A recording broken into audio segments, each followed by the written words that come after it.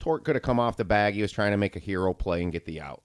Drops the ball at first. It squirts by him. Mm-hmm. And he just casually goes after it. And I'm literally going in. I have coached third base in Little League. And I'm like, O'Neill should go. Cruz. Yeah. All of a sudden, they show the screen, and it happens. I'm like, that's Little League baseball. It was bad. And look, Parker Meadows made a bad play. That's a physical play with the sun, and that happens. I get all that. Well, and for the Parker Meadows one too, that was O'Neill at the plate as well. O'Neill Cruz. O'Neill Cruz. Sorry, I was going first name with him. I know you and him. And when you listen to all the various broadcasts, that ball came off the bat at 114 miles an hour, and he is dead center in the sun with the sun in his eyes. Right. And it wasn't like it was a long fly ball. It was a line drive, and it got on him, and he just couldn't see it. Yeah, it happens. Physical error. That's sports, right? Yes. But man, come on, they just AJ Hinch is going to join us at 8:35. And I'm going to ask him, We haven't had to have one of these interviews or conversations in a long time. Give us something to be positive about. But look, obviously, what's Riley Green again? I mean, 3 strikeouts. He got a hit, but he got 3 strikeouts. I want to know, was there a, purposeful game plan for Riley Green this offseason so he'd hit more home runs, but he'd strike out more? Great question. I think that would be a one to ask AJ. Yes, and right. I don't get worked up a lot about any one game in the span of 162. And sometimes I get grumpy about something that happened. Mm-hmm. Taking out Tarek Skubal with 85 pitches when he's rolling. Okay, whatever. I get it. It's very minute. What I get upset about, just as a fan or as somebody who, watches, kids play baseball, when there is a lack of effort or awareness. Right. And both of those happened on that play with Spencer Torkelson. Right. And that's what drives me crazy. Conversely, and we'll give him credit, awareness saved the Tigers more runs because Javi Baez made 2 really good plays where he's just thinking and being heads up. The thinking, being heads up, and executing. Yeah. I mean, the first inning? Runners on second and third, 1 out, and he gets the short hop, throws it right home, and it was so natural for him to do. Mm-hmm. It was an absolute strike to Jake Rogers. Yeah. Because we weren't getting any strikes from the outfield to Jake Rogers. There was a lot of throws that were off the mark. And maybe if they were on the mark, they might still have been safe. Let me ask you this one. How do you slide home? I was my next question. How do you slide home and miss home plate? Especially the way he slid. Right. I mean, you're basically doing a snow angel. Yes. Making sure you cover the plate. Yes. Those two... And it's exacerbated because this team, before the break, after the break, has just not played well. No. And it's frustrating when it comes to a point or it comes to a head, and it's effort, it's awareness, and it's a long season. And I wondered this question, like a young season with young players. Are you bound to have a stretch like this? Maybe that's the question I ask AJ. Well, I think teams have losing streaks like this. What's confounding to me, and like you said, we'll talk to AJ, is it seems a few little exceptions here and there, but every part of this team is going down the old, the pooper just at once. Yeah. I mean, the starting pitching has been bad. The relief pitching for most of this has been bad lately. It's the last few games, except for Hernandez, have been okay. The strikeouts, the hitting, everything at once. Yeah. That to me is what's confounding. All right. Our telephone number is 248-539-9797. Coming up next, he's in camp, but he's basically doing exactly what John Jansen is doing. What, Sitting on my butt. Yeah, 97 won the ticket. Hey, America's favorite place to watch football, basketball, baseball, hockey, doesn't matter. It's at Stadium Swim. It's located at Circa Resort and Casino. Catch all the biggest games and moments at a viewing experience built for sports fans. Chill in one of the 6 pools on 3 different levels for a perfect view. No matter where you are, you could be in the pool, swimming laps, poolside, in a cabana, and the Cabana Boy's going to be there at the end of August. Don't miss it. You got a great view of their massive 40-foot-tall high-definition screen located at Circa Resort and Casino. It's in downtown Las Vegas, and it's right there on Fremont Street. Stadium Swim. Book your spot today at circalasvegas.com.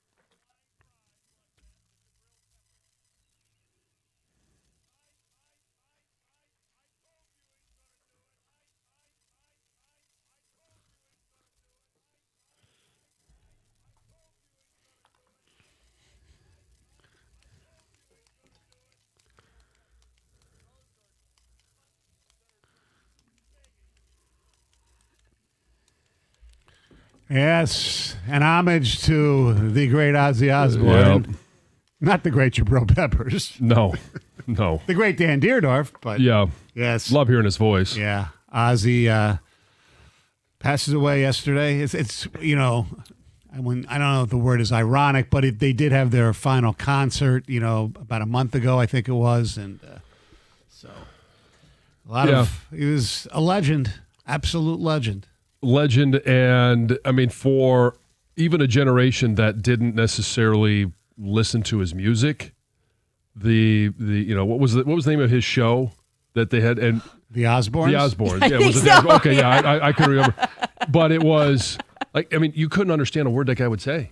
And one of the highlights that they were showing yesterday that came up on my social media feed was him at Wrigley Field doing the, Take me out to the ball game. I'm like, what is this guy? Like, does he just not, is he humming along? Is this what you do when you don't know the words? Like, I do this in my truck. And I don't know if knew the words and we just couldn't understand them. Yeah, so obviously thoughts and prayers for all the Ozzy Osbourne fans and family. He definitely was a rock and roll legend. Yep. All right. Alex Anzalone was at training camp yesterday, showed up, decided he didn't want to play. Now, they said it was a hamstring. Right. Who knows whether that's true or not. To me, it's irrelevant because of what Anzalone had to say. Look, he's on the last year of his contract. Everybody wants to get paid. He's making a decent living, I would say. They all are. Yes, exactly. I mean, his cap hit this year would be like $7 million. It's voidable at the end of the year. He'll be 31 years old when the season starts. Mm-hmm. Alex Anzalone is a valuable member of this team. He's a good player. He's not a great player. I don't think he's going to be in any Pro Bowls. Well, actually, there is no Pro Bowl anymore, but you know what I'm saying. Correct, yes. And he fits what Dan Campbell's built here. And him not being here it's kind of basically the first little, hiccup of the quote-unquote Lion culture, so to speak. So after his teammates were practicing, Anzalone, on why he even decided to show up.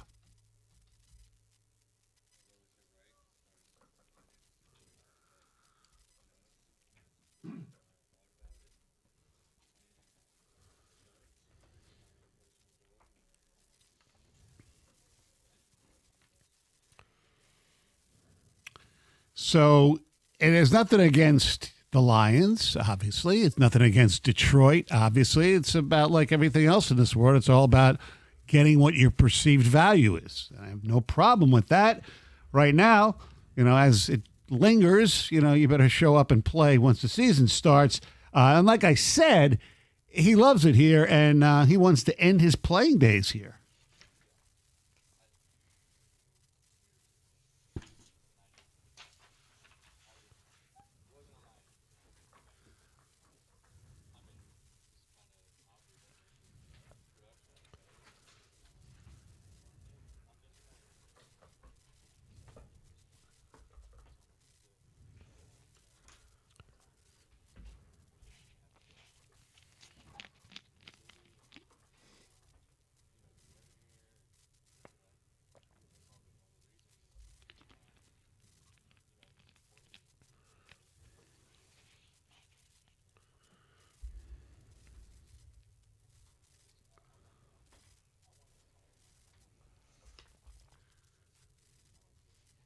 He doesn't want to go anywhere else and come back and sign that bogus one-day contract and retire a Lion. I saw a lot of those yesterday. I don't know if they're going to necessarily be one-day contracts, right. But yeah, Phillip Rivers wants to retire a Charger. Who else? That was a Colt, wasn't he? A Colt? Yeah, he was a Colt at the very end. Yeah. I mean, I don't get a lot of those, but I mean, if Alex Anzalone wants to retire a Lion, the two sides are going to have to work together. He's still got many years. I say many years, probably 3 to 4 years of being a productive player. Correct. And I think there is going to be a way for them to work it so that he should make more money. I think he's making $6 million a year, and some of the linebackers that I would compare him to at this time are right around $8-9 million. So I do think there is a way for them to find another $3 million per year to give him. Now, it's going to come down to how much is guaranteed. Well, they're saving it for that big edge rusher they're going to get. Yes, there may be a few still on the market. I know. But they have the cap space. They have not yet signed Zadarius Smith. Correct. They have a cap space to do both. Yes, Sign they do. him and up Alex Anzalone. Right. Look, I think they are, and Brad Holmes has said they're always worried about, Injuries? Yeah, well, that, and they're also worried about the cap space down the road. I mean, that's when he spoke at the owners' meeting. Remember, he's got the mortgage you got to pay, and Right. the But college loans and all that stuff. He was trying to make an analogy of. Right. But at $6 million a year. It'll get done. He's not Yes. going to sit out the season. No, but there's two different injuries that you can come up with that are somewhat hard to disprove, let's just say. Hamstring's one of them? Hamstring is one of them, and lower back issue. Okay. And so those are two. When guys wanted to just not be in camp or not practice during camp, they would say they had a stiff lower back or their hamstrings were tight. Okay. I got it. All to prove. right. It's time for news, and here's Heather. Well, Stoney, you mentioned this news. Ozzy Osbourne passed away on Tuesday at 76 years old. His death comes after a years-long battle with Parkinson's disease, which I actually didn't know he had. I didn't follow him that closely, but it sounds like that was a public thing. And it comes just weeks after he did his farewell concert. 2.5 weeks ago, he did that.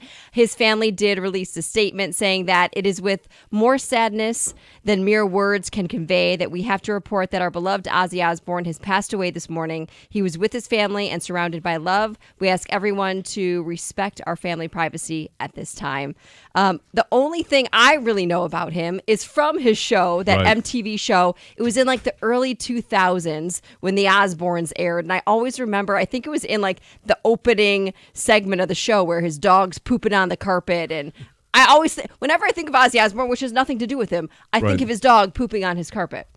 What did he say? Yeah, that's it. You got it right. He said that.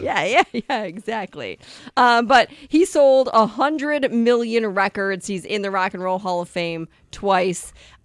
His health really took a turn for the worse in 2003. He was in this ATV accident, broke tons of bones, collarbones, 8 ribs, a neck vertebrae. He re-hurt his neck again after he fell years later, but he was also diagnosed with Parkinson's disease following that fall. In an interview he did in 2023, he said that, the last few years of his life, the 5 years have been Tough. pretty tough. So sad news for sure. Thoughts and prayers. Yeah, without a doubt. The bat signal will light up the sky How this cool is week in this? Detroit. Pretty cool to celebrate the Detroit Symphony Orchestra's Batman 1989 concert. So you can go and check it out. People can visit, take photos outside of the Fisher Theater. That's where the signal is going to be lit from 8 p.m. to midnight through or until Friday, because that's when the big concert is. And they're going to party like it's 1989. 89.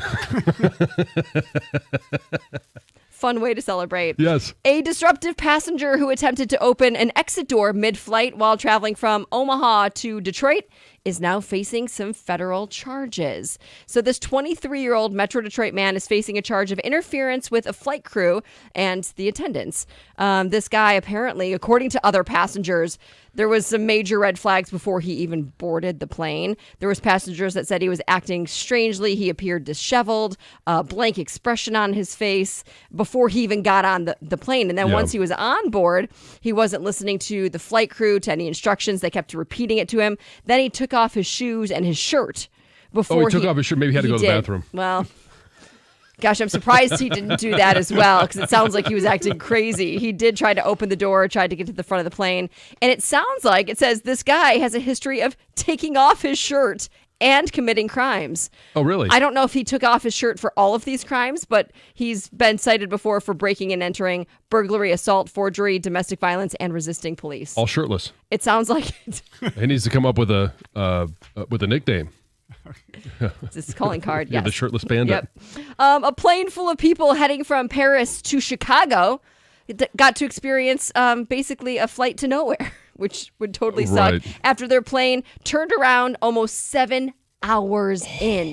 They flew 7 hours, got And- nowhere, and turned back around, right to go back to where they started. Sources say that this flight was denied landing clearance at Chicago O'Hare Airport, which prompted the crew to say, hey, all right, We'll let's go back. Yeah. Well, why wouldn't they try to find another airport that's closer? Why Well, weren't they if- given clearance? Well, I mean, I saw this as well, and I don't know. Yeah. They didn't give a reason for the not allowing them to land. But if you don't not allowed to land in Chicago, why would they allow you to land anywhere else? I don't know. Other than where you came from. Air France later said that it was a decision made for operational reasons. So nobody has really stated Yeah. exactly What does that why. mean? Yeah. But how bad would that suck? You're on a Oh. plane for 14 Oh, my hours just God. to end up Where you started. Anger. Wayne State University police have arrested a man in connection with an alleged sexual assault of a student last weekend. We discussed this. This assault happened after the student allowed an unknown man into her apartment so he could use the bathroom. Yeah. I don't want to blame her, but No, what are you but thinking? yeah, exactly. Yeah. But anyway, once this guy was inside her apartment, he lured her into the bathroom, said that he had a knife, was threatening her, was attempting to sexually assault her. Thankfully, he didn't. This girl was able to kind of de-escalate the situation. She was physically assaulted, but the guy left on foot, hadn't been found until Monday. He was arrested on campus, and according to, authorities at the university, they say he has no affiliation with the school. But he was right there on campus again, which is, I'm glad they found him. Glad they got him. Yeah. Yeah. Absolutely. All right. Our telephone number is 248-539-9797. Don't forget AJ Hinch at 8:35. Tigers do play this afternoon, and they played last night. And we will get into the nitty-gritty of what that was coming up next. 97 won the ticket.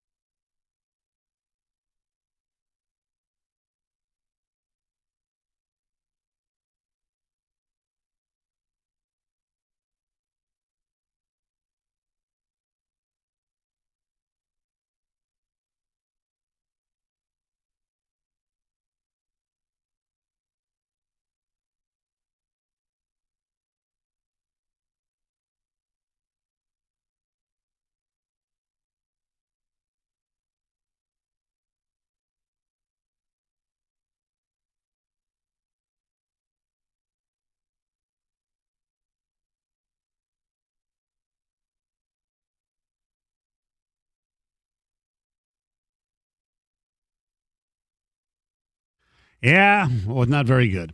8-5, we'll get into it shortly. But we were talking about Alex Anzalone is, I guess you could call it a hold-in. He's showing up, but he's not practicing, whether he has a legitimate hamstring or not.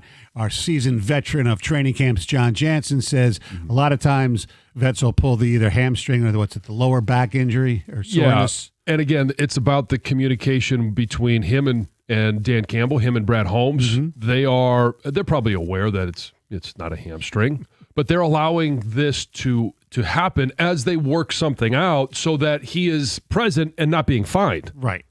Here's my question. I don't think it's a big deal, especially since they're starting a week earlier because of the Hall of Fame game. And you can say this about anything. Obviously, what's going on in Dallas and Cincinnati is absurd, but why wasn't this worked out? Because you know it's going to get done. And you think it's going to get done. Why wasn't it worked out 2 weeks ago, a month ago? I mean, that's like never, each side tries to one-up each other. It's just, it's going to get done. Get it done. Yeah, I don't know why everything has to wait to the last minute. It's like talking about Scott Harrison and trade deadline. Like when you need another team to participate. Right. Okay, but both of these things are in-house. Right. Why does it take so long? And it doesn't matter right now because he's not playing in the Hall of Fame game. Right. It's okay. Taylor Decker on the injured list. All right, fine. It's a way for them to get an extra body in camp and check out some other offensive lineman or other position, whoever's in camp. They know he's going to be back after the Hall of Fame game, so it's not a big deal. But to your point, why wasn't this ironed out before? Right. 248-539-9797. Let's go to Macomb. Kevin, you're on 97, won the ticket. Hey, Stoney, and John. Stoney, it's always good to hear your voice. Thank you. Yeah, so the way I look at it is I'm a season ticket holder, and Anzalone, it's been kind of a roller coaster with him. I didn't really care for him, but then he won me over. But you look at Brad Holmes. Brad Holmes has to be probably one of the most loyal GMs to his players in the entire league, if not out of all sports. Anzalone's getting older. He's definitely got injury concerns, and I get that he wants to get paid, but at the same time, it's like you got a GM who wants to keep his own, but then you got Anzalone who wanted to get paid more. And I think, $6 or $7 million he was making per year. And the way I see it, it's shrewd, but it's a business at the end of the day. I feel that, if he wants, I don't know how much more he wants to get paid, but if it's a lot, then he can take the Jamal Williams route and see how that goes in the free agency market. Because, I just personally, we drafted Jack Campbell 2 years ago, and he's going to be the heir apparent to the middle linebacker position. I don't. Well, if he's older, Kev, if he wants, and thanks for the call. If he wants, John made the comparison of Derek Barnes. So Derek Barnes' contract that he just signed, he's getting $8 a year. Right. His base is $7.5 a year, right? And his base this year is only $1 million, but whatever. Right. Yeah. So, it's the bonus. All that. So you're talking about $1 million difference basically for what Anzalone is making now to what Derek Barnes is making. Right? Cap hit. Yeah. Right. But if it's probably only a couple of $1 million. And I hate saying that. It's only a couple of $1 million because it's monopoly money when it comes to what we think they do. But it's that. It's also if his injuries were shoulder, if they were joint related, I would have much bigger issue of trying to extend him than last year was a broken arm. Right? It's a broken bone. It's going to happen. And he came back sooner and probably played earlier than anybody else would have. Mm-hmm. There is value in that, in knowing that a guy is going to be there day in, day out. I always talk about availability. And I know broken bone, he wasn't available, but he was back before most guys would even consider playing for their team. And the context was, hey, wanted to win a Super Bowl last year, wanted to be a part of that, didn't want to miss out. All of that's part of it. I just think that there is a way to structure, and maybe this is why it's not done, because it can be a wording. I always say words matter. Wording, language in contracts always matter. How many years? How does the team protect itself? How do they also give Alex Anzalone some protections as well? It's a give and take. It's going to get done. Of He'll course get a it's little gonna bit get more done money. because the Lions realize they need him, and Alex Anzalone wants to be paid. He wants a job. All right, 248-539-9797. The Tigers last night, to say it was a disgrace might be polite. You might look at the game if you didn't see it and say, 8-5. They were in the game. Yeah, they were in the game. They were down 5-0, and it was 5-3 with Jake Rogers, of all people, in a 3-run homer. Jones hit a 2-run homer later. So they scored 5 runs on 2 home runs by guys who probably will not be playing every day during the playoffs. Mm-hmm. I almost said if, but I'm still going to say I still think they're going to get in. I said I almost. You're not backing off the division's guaranteed? No, I'm not backing it off. Although the way Cleveland's playing, so that's part of the point here. You know, since Costa and I endorsed it, so I'm not going to just say it's on him. Since we buried the Guardians after they were swept by the Tigers in Cleveland, the Tigers have gone 3-8, and Cleveland's gone 10-2. And that double-digit lead at that time was, I think, right about like 14 or 15 games. 13 and a half, I believe. The lead at one time was 15 games. Right, and now it's down to 9. The other teams were closer. Yeah. It's now down to 9. And there have been some games where, baseball is 162 games. Better teams than the Tigers even though they technically had the best record in baseball, go through streaks. You go through losing streaks. You go through winning streaks. But it's the way that these streaks are happening, this streak in particular, that is disconcerting to me. They're getting breakdowns from pretty much every position group. Mm-hmm. Offense, defense, starting pitching, relief pitching. And when they make mental mistakes, that even makes it even worse. So I don't know if you watched the game last night, but they were down 2-0 in the bottom of the 3rd inning. And, why don't you just listen to this?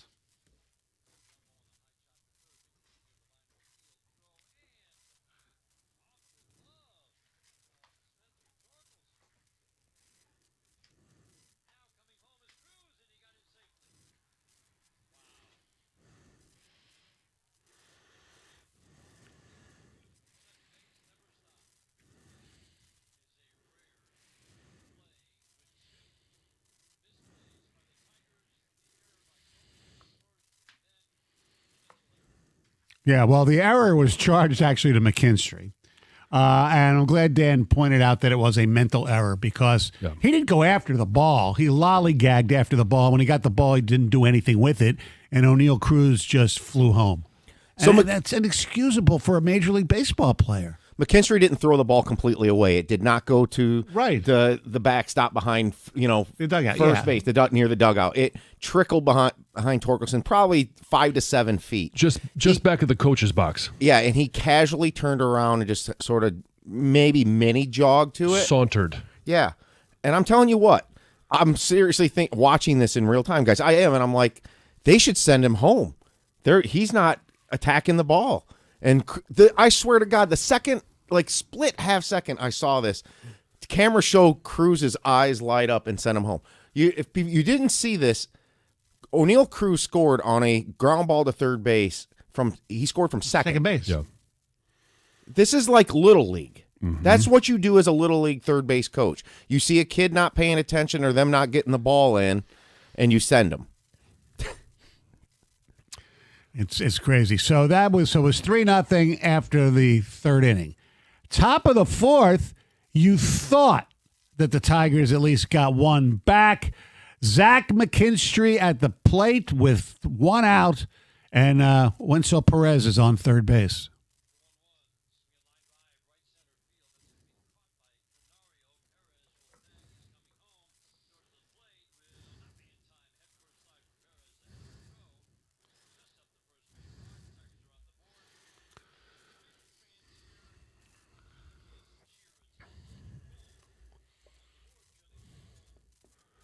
And they decided to Challenge. review it. Yes, challenge it, review it. And they found out that Wenzel Perez did not touch home. Did not touch home. And on a head-first slide Yeah. with his arms like apart, like almost snow angel-like. Yeah, missed it by a couple inches. Yeah. And it's just another mental error. You know what I thought of when I was watching this? I'm sure you've seen the movie The Natural. Yeah. When they've got that psychologist in the locker room, losing is a disease. And I mean, every time this happens, I can't stop it from happening in my mind. And it snowballs. One thing leads to another. And that's why I always tell kids when Gov brings up it's a little league play, hustle solves a lot of things. Right. Because non-hustle or non-awareness or not doing the little details is contagious. If you don't do it in the first inning, it just seems to snowball the rest of the game. Show a little hustle, show a little awareness, and that will also be contagious. Well, I'm glad you brought up the word contagious because that's what's happening. You know, most of this season, this winning has been contagious. Now the losing, and they're finding different ways to lose. Here's AJ Hinch after the game.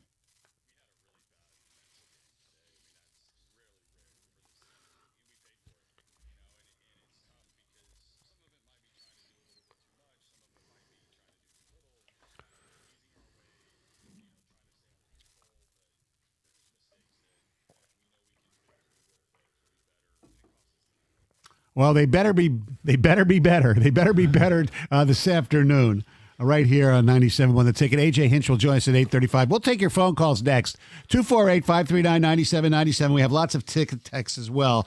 What the hell's the matter with this baseball team? And also another position group that is rearing its ugly head. 97.1 The Ticket. Hey, at First Merchants Bank, they believe that real value comes from building strong communities and even stronger relationships. With their new branch opening in the Fitzgerald neighborhood of Detroit, First Merchants Bank is excited to offer a banking experience that's welcoming, attentive, and dependable.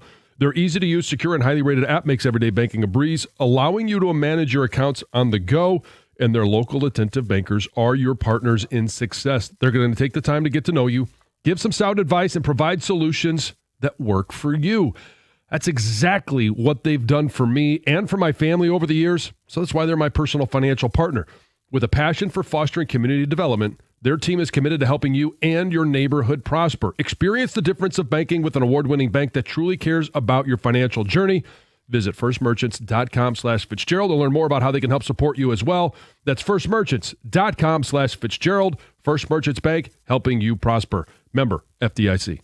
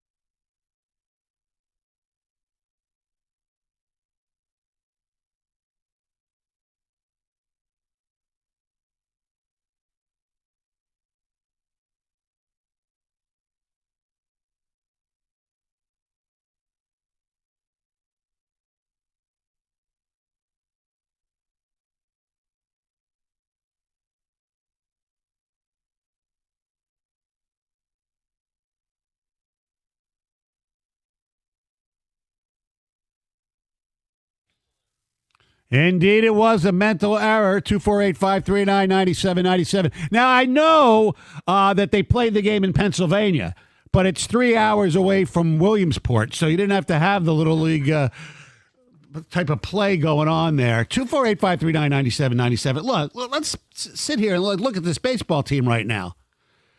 And I know it was all cute and all that stuff. Because I said it too. Baseball, it's streaky, things like that. Every team goes through this. Even great teams have lengthy losing streaks. But they're playing like crap. It's not just that they're losing games. I mean, you can just go on and on. The starting pitching. Look, Scuba was great the other night, but even at the start of this losing streak in Seattle, against Seattle Comerica Park, he didn't even have a good game. Yeah. I mean, right now the best starting pitcher lately has been Olsen, aside from, Scuba's start against Texas. Yes. Okay, I get all that. All right, Olsen's been good. Flaherty, we discussed yesterday. He has not been very good. Casey Mize, remember we did, buy, hold, sell, whatever. The reclamation projects, Torkelson, Baez, and Mize. Everybody, Mize was number one on a lot of people's list. He's looked like dog crap the last 2 games. I mean, you look at his line, 10 hits. Baez makes those great plays. It would have even been worse. Yeah. I mean, he was awful. Riley Green, great. He got a hit. He also struck out 3 more times. Meadows, he got a hit. He made a bad play in the outfield. That happens. Okay, I'm not going to go crazy about Parker Meadows last night.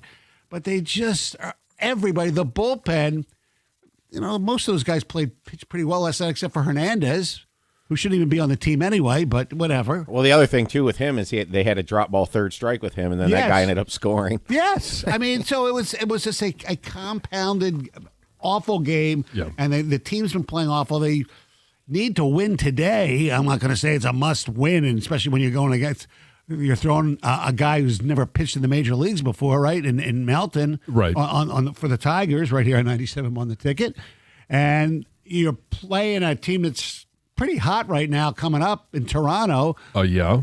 And that's a 4-game series. Yes. Yeah. So, I mean, they got to get their crap together. We'll talk to AJ at 8:35. But, I'm a little surprised, and I know it's not 7 o'clock yet. Get your asses. I mean, do you care about this team right now? I mean, I don't know.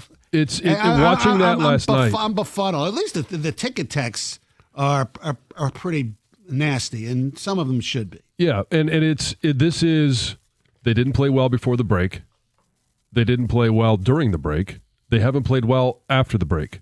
And then that performance last night where if Spencer Torkelson makes the play, hustles a little bit, and O'Neal Cruz doesn't score, do they win the game? I have no idea. No. If Wenzel Perez touches the plate and gets the run that was owed to him or due to him if he just completes the play, do they win the game? Have no idea.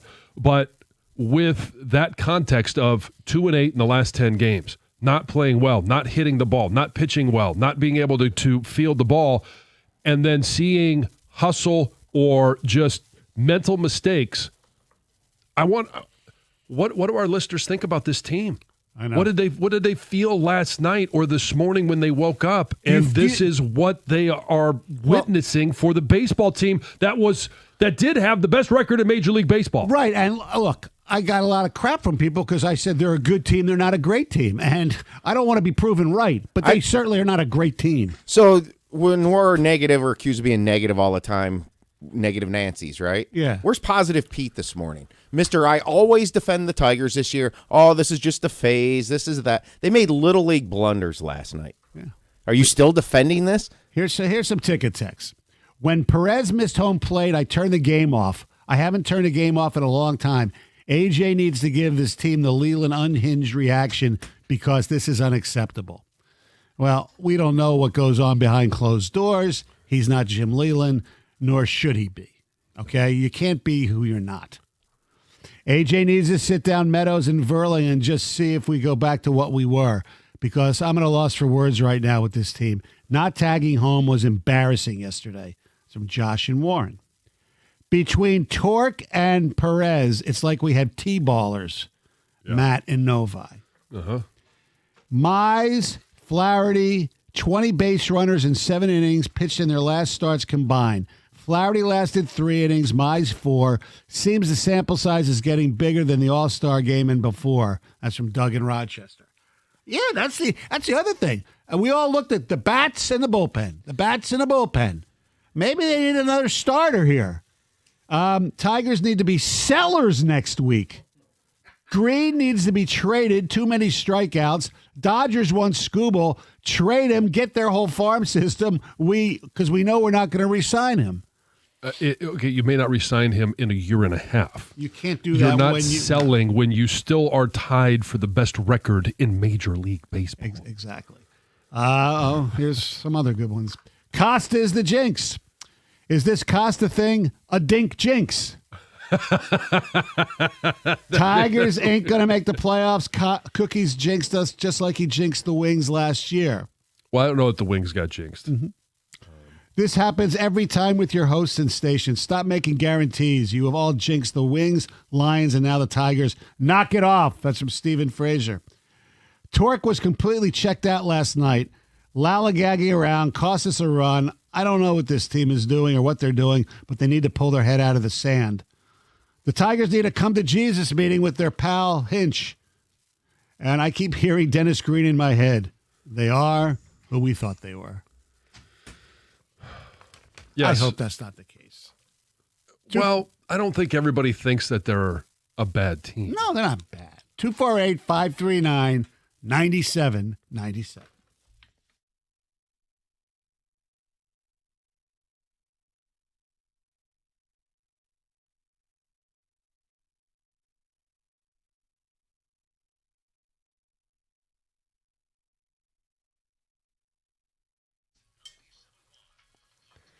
Brought to you by Moran Buick GMC. The Tigers defense coughed up 3 errors. Wenzel Perez missed home plate on what would have been a safe slide, and Casey Mize lasted just 4 innings while giving up 5 runs. Those are a few of the factors that led to an 8-5 defeat at the hand of the Pirates.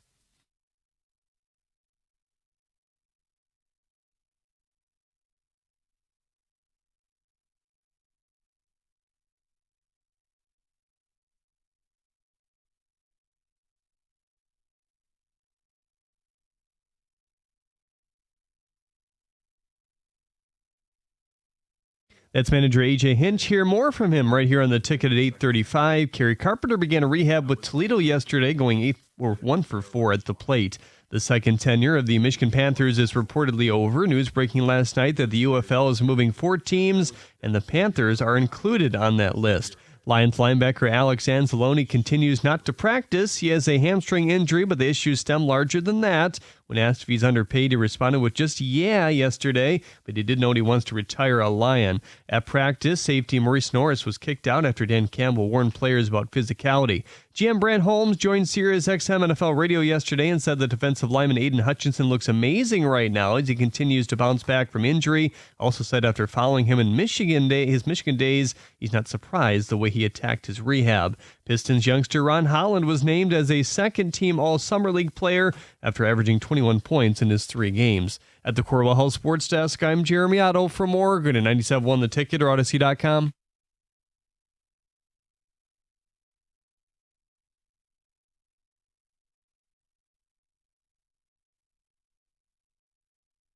Thank you very much, Jeremy. 248-539-9797. Some more ticket text on the Tigers, and you should be pissed. Not just that they're in this losing skid here. It's just that they're playing bad baseball. And last night was the microcosm with the mental error by Torkelson, by Perez not touching the plate when he slid home, a dropped ball on a third strike. Just really bad fundamental baseball that you can't happen. All right, here's some ticket texts. Right now, the Tigers are the worst team in baseball. I won't go that far. There is one singular player in this 26-team roster that is actually playing good. The other 25 are bad at this moment. I'm really worried that this team is pulling a Minnesota Twins from last year. The division lead is down to 9, and I don't see them stopping the bleeding. Well, the stoppage may come next week at the trade deadline, and it better. This looks like last year's team prior to August. So which team are they? Fraud. That's from Sam from Dearborn. The Tigers are toast. The first 3 months was a mirage. They'll be lucky to hold on to the division, and if they do, they're getting bounced in the first round. See, I don't think you can say that because you don't know what the roster is going to look like yet after next week. Well, what this slump is doing is jeopardizing getting a 1 or 2 seed and having to play that 3-game series, which is just dangerous for even a team like the Dodgers, People were saying the last few days, maybe a blessing in disguise that the warts are showing so that they can make trades. Well, maybe this is for this young team still who's been dealing with success for about 162 games now over last season, that AJ needed this last night to happen in order to kind of he's the psychology guy, right? Right. I think maybe prior to last night, he's mostly thinking this is a baseball slump. But more happened last night with those mistakes. I mean, I would equate the torque play. It's not Orlovsky, but it ain't that far away from it. You've completely lost track of what's happening in the game. Yeah. I mean, to just think that a base runner isn't going to be paying attention and you're just going to walk over to the baseball and slowly pick it up, and then by the time you recognize that he's going home, now you've got to get your body in position to throw the ball. You got to throw the ball. You got to get home. And if you don't throw an absolute strike, even if he did, I don't think he gets O'Neal Cruz coming home from third. Like it just all of it was an embarrassment. Look, they're a good team. I'm not going to go completely throw away what I've seen, but I never thought they were great. They're good enough to win the damn division, and I know Cleveland's playing well, and we're playing awful. You know what Cleveland did? Cleveland had an awful game when they hit rock bottom against the Tigers. Yeah. That McKinstry, stealing home on the ball that barely got away. That was an awful loss for them. But they responded. Yes, and it's kind of what the Tigers, that's up to them what they do from here. Right. It's going to be interesting to see how Cleveland's front office responds, because everybody's talking about them, selling Cade Smith and Clase, and I even saw Kwan's name listed. If you're Cleveland, but, who knows what they're going to do. It's crazy to see everyone slumping at the same time. Do you think that Kerry Carpenter being up in the lineup is a bigger difference than we thought? I know he wasn't having the best season ever, but it seems like a middle-of-the-order bat that is missing is trickling down. Against righties, yeah, but... If this roster, this lineup, hinges on Kerry Carpenter being healthy, like that's the one that dismantles everything? No, it shouldn't. No, I don't think so. Here's what happened before the All-Star break. Is we saw they would go on 3-game losing streaks, but they would always respond. Right. This one is longer. It's more painful, especially with the way that they played last night. But I do expect the bats to respond. I expect this team to respond like we saw at the beginning of the season. Let's go to Bob. You're at 97.1 The Ticket. What's up, Bob? Hey, good morning. Good morning. How about the 8 doubles last night? Yeah. almost 25 hits against the Pirates in 2 games. But this goes back to a handful of games ago when Parker Meadows went to his left and the ball went over his head with no sun in his eyes. This goes to the game after when Vierling gets a one-hopper to him in shallow left field and throws like a triple dribbler to the catcher on a guy tagging up on third. I mean, and then 2 games ago, I think, or 3, Colt Keith pinch hit, and McKinstry is on base with 2 outs. He didn't take his bat off the shoulders. It was 2 strikes right down the middle with no movement on the ball. Ball goes into the dirt on the third pitch, and he looked at one right down the middle and just walks away. This is a continuation of like 10 games ago. It's interesting. You mentioned that. I've been noticing, now granted, I don't watch a lot of other teams closely. They've been they've been freezing on pitches on with 2 strikes where they just balls are right down the middle of the plate and they're expecting something else and there's a fastball and they just don't even swing. Yeah. Wasn't Scott Harris supposed to teach or preach this protect the plate thing? Sweeney the other night, 2 strikes on him. It's almost right down. He's just standing there. I'm like, swing the damn bat. I totally agree with you. Yeah. I mean, look at the worst hitting team in baseball is tearing us apart. And now we got some young kid, young man coming up today. I mean, what do you expect's going to happen? I don't know, man. Lawrence McCutcheon's going to get a grand slam, all 36 years of them. I mean, this is a joke. Yeah. Well, it's Andrew. Lawrence played for the Rams, but that's okay. Yeah. I say that today's a game where you need to score a few Yes. runs in the first inning. Yeah. Get Melton the lead. No doubt. Yeah, that is obviously anytime you have a young pitcher, that's the recipe. The funniest thing about the Paris thing was that was their first run of the series, and then it was taken off. Yeah. They're playing Against that team. Okay, I know they played Skeens the night before. Right. He only pitched 6 innings. Yeah. They're playing the Pirates, a team that got swept by the White Sox over the weekend, right? Yeah, so you Yes. couldn't say, oh, they've freshened up since the All-Star break. Yeah. They're the worst hitting team in baseball, and your starters have given you 4 and 3 innings. Way to go. Yeah. That's why what you put about needing a starter. Yes. I know Rico's been big on that. I mean, this is the argument that they do need one the last 2 days. Yes. Yeah, Well, and I mean, correct me if I'm wrong, but since the break, they've scored a grand total of 8 runs, and that is through 5 games. yeah. It's You're not going to win many. So you have the argument, Alex, well, you know what? Great. You need bullpen arms. You need starting. But if you can't score, it's not going to make a difference. Yeah. I get all that.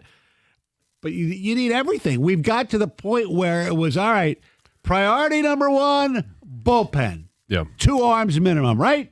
Everybody agree? Yeah, it would be nice to get a right-handed bat. Okay. Now all of a sudden the bat becomes looks like maybe more of a priority because of what you just said, John. 8 runs in, 5 5 games. Okay. Yeah. Now their starting pitching seems to be falling apart a little bit. It's been a rough 10 games. Yeah. And they need to respond like they have earlier in the season. And I do think that they will. And I don't think it's just simply getting Kerry Carpenter back. That will help. There's no question about it.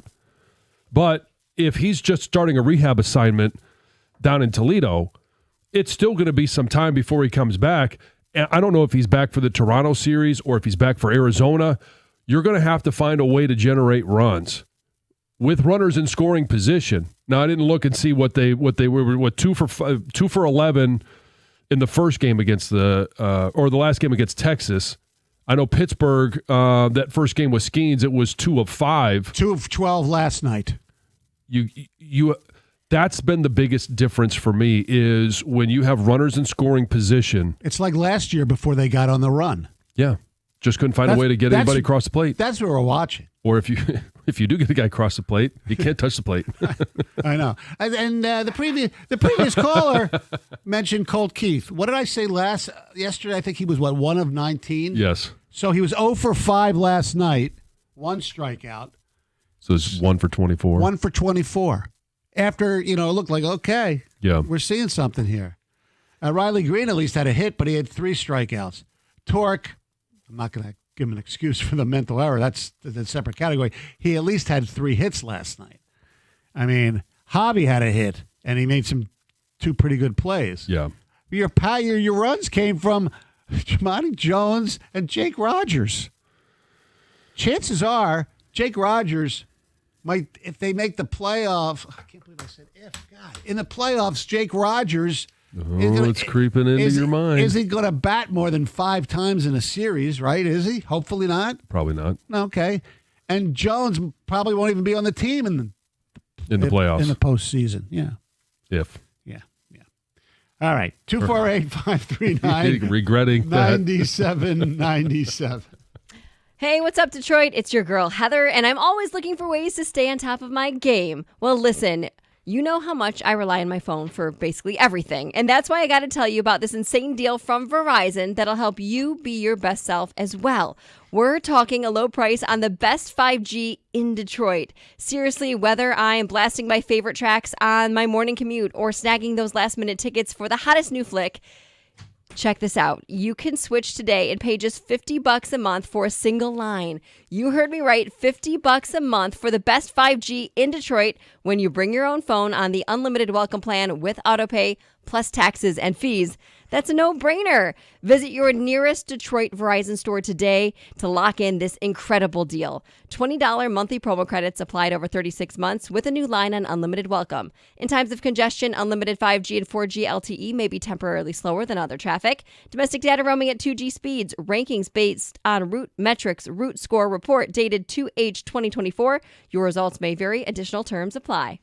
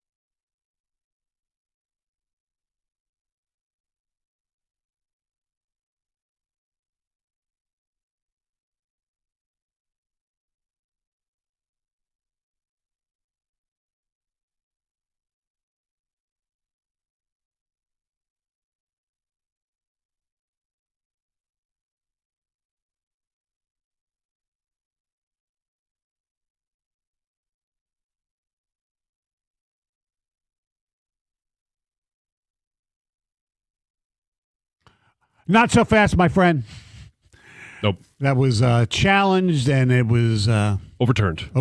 That Wencel Perez never touched the plate with a head-first slide. Spread snow angel-like, almost. Yes. Just reach out a little bit further and touch the plate. Not very good, yes. The Tigers it's not going good for the Detroit Tigers right now. And hopefully this afternoon they'll be able to turn it around. AJ will join us around 8:35 from Pittsburgh. And we're just trying to figure out. We're going to ask. Look, we know streaks happen in baseball. Yeah. But every position group is going through a rough time right now. Let's go to Murray in Oak Park. What's up, Murray? Fellas, how y'all doing? Good, thank you, Murray. Great. It's a number of things. First of all, they didn't get enough in return for the Verlander trade. They should have got a starting pitcher out of that. Really? Wait, hold on. 2017? Is that what? No, is that what it was, or 15? I don't even remember. It's been so long. They should have got. They should have got more. Well, Okay, all right. I'll parse everything you're going to say. Okay. First of all, when they made the trade, everybody in baseball thought it was a good haul. Okay, because Franklin Perez was considered a really good pitcher. Jake Rogers was an up and coming catcher. They still have Jake Rogers. Daz Cameron never became anything. Obviously, Houston wasn't going to, part with Kyle Tucker, unfortunately. So you're right. They didn't get enough, but that was partly because Franklin Perez couldn't stay healthy. Next.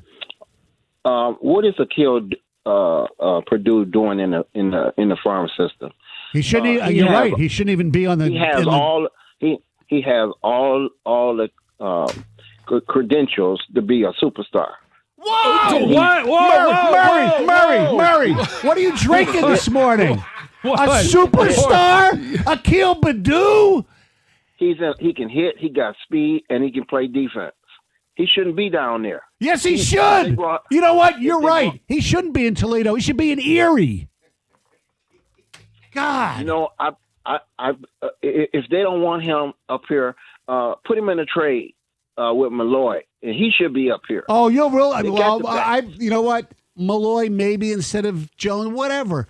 What do you think, Murray, you could get for a package of Akil Purdue and Jay Hen? What do you think you could get? Maybe a relief pitcher, a good one. Really? For two minor leaguers, you're going to get a good major league relief pitcher? They got talent, both of them. Oh, Lord. Then why has Purdue?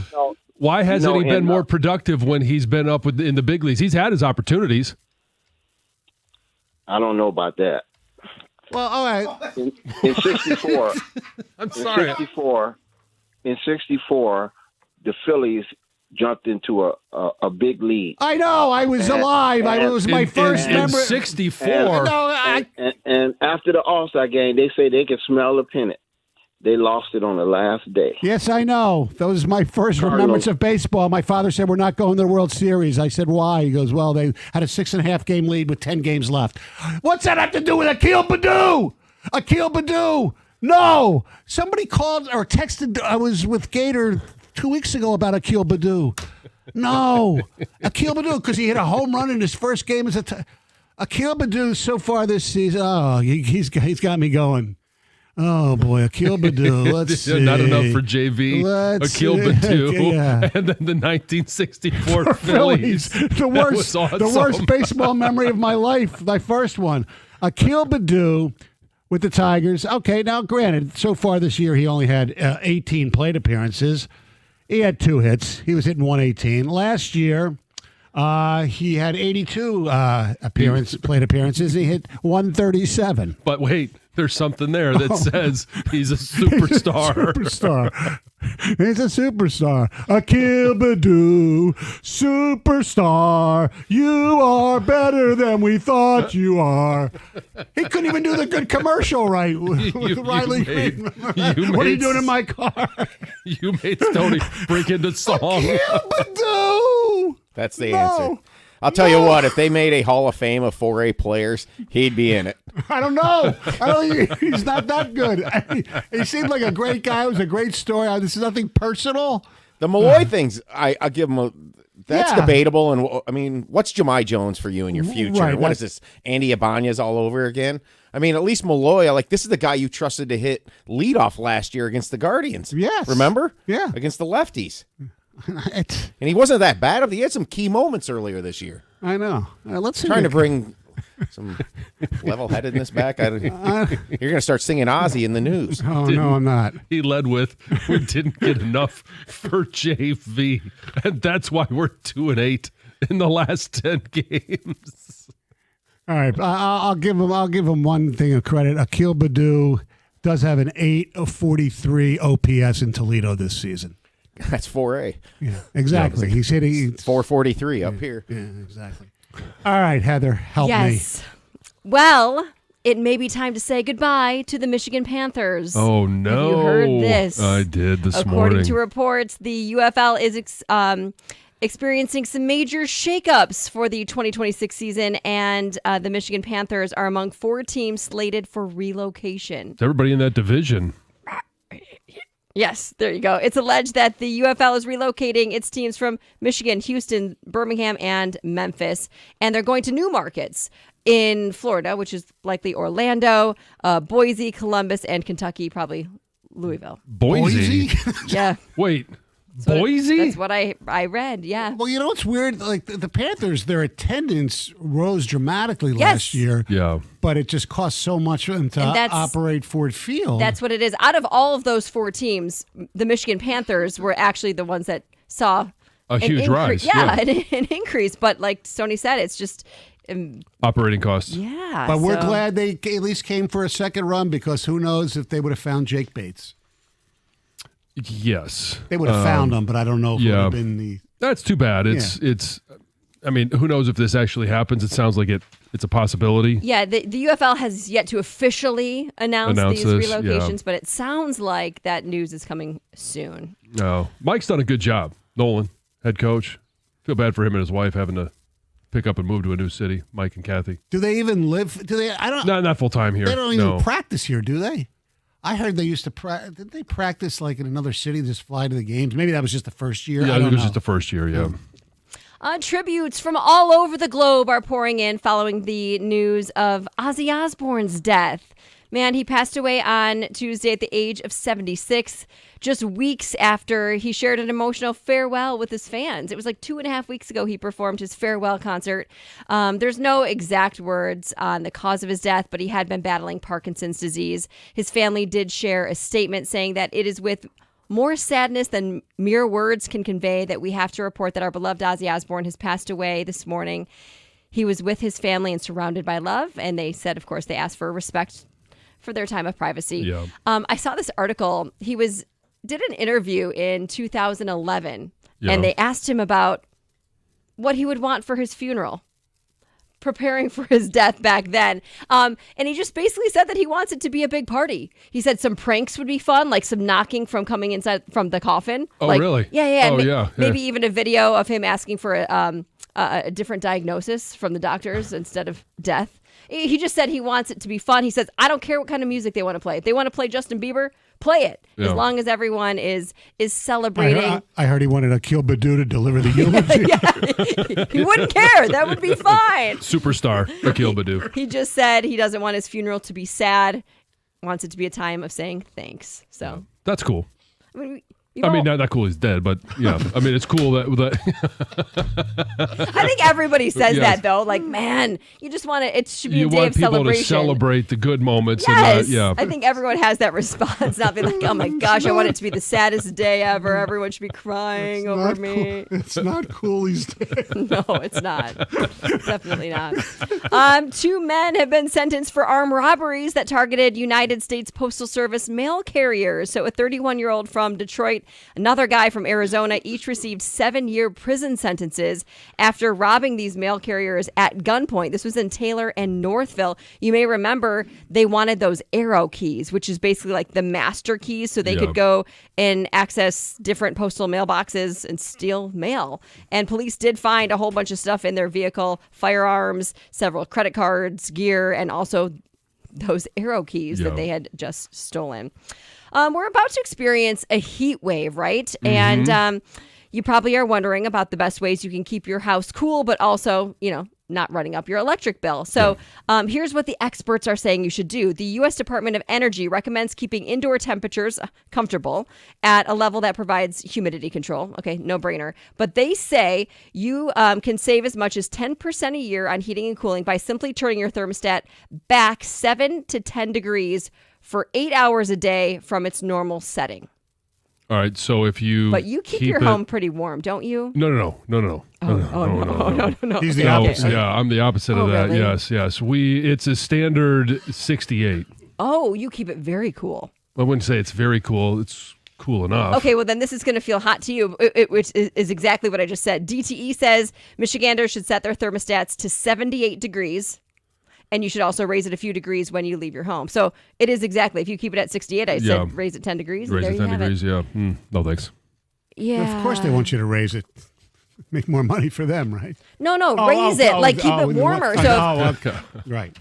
Not raise it to keep it cooler, but if you keep it... I was thinking of the winter, actually. Yes. So also other tips, use your microwave instead of your oven. Yes, or cook outside. Yes, cook use outside. Use a crock yeah. pot. Use your curtains. Use your blinds. Don't do laundry in the midday when it's the hottest. Yeah. Wait till it's a little cooler. The dryer. Yep. Take showers that are cooler in temperature and very quick showers. Quick, cool showers. All right. That's good tips. Thank you very much, Heather. Our telephone number is 248-539-9797. Oh, we have some good texts I want to read. I'm here to tell you about 25 years of my eyesight. That's right. My eyesight has been really good for, the last 6 years of my life. Maybe that Akil Padu guy should go get his eyesight. Yeah, exactly. Well, anyway. Let me start this again. You threw me off there, but that's okay. Yeah. Hey, we're playing the Pirates, right? Bring them up. Wear the pirate patch. Exactly. Yeah. Yes, brought to you by Dr. Yaldo. For the last 25 years, no Detroit eye surgeon has performed more life-changing procedures than Dr. Yaldo, and I'm one of his 50,000-plus patients who have benefited from his custom LASIK or bifocal lens implants. Glasses, contact lenses, reading glasses do an okay job. But you know the problem that goes with them. Your prescription might change, your lenses get scratched, your contacts are an annoyance every day, and you can have 10 pair of reading glasses, because I know I used to have them, and you still can't find them. You can never find them when you need them. Well, I got bifocal lens implants from Dr. Yaldo 6 years ago, and my 20/20 vision up close and far away will remain unchanged for the rest of my life. Let Dr. Yaldo set you free from glasses, contacts, and readers. He's got great treatments for you, new technology. It's great. It's easy. Go to YaldoEyeCenter.com to sign up for a free evaluation.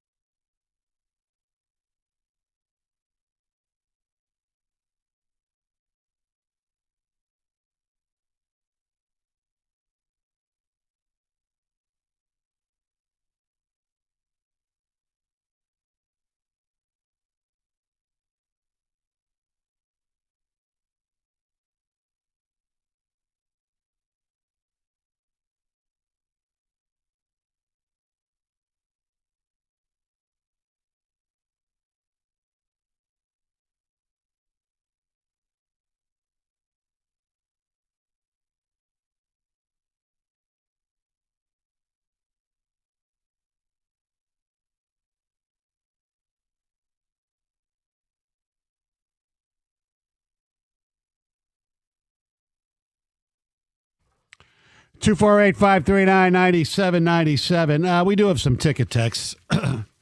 Thanks to caller Murray. We got some feedback on Twitch as well. I love when the call screener lets people like this on the air. Stop smoking the weed. RC in Downriver. Yeah. Can I get a clip of Mike screaming, Akil Badu? I guess, yes, he used to do that. Badu, DFA by Tigers, and no one picked him up. Superstar my ass. Yeah. Was this guy a plant for some humor on the show?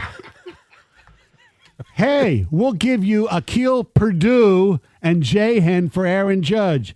Purdue has all the skills it takes to be a superstar. Yes.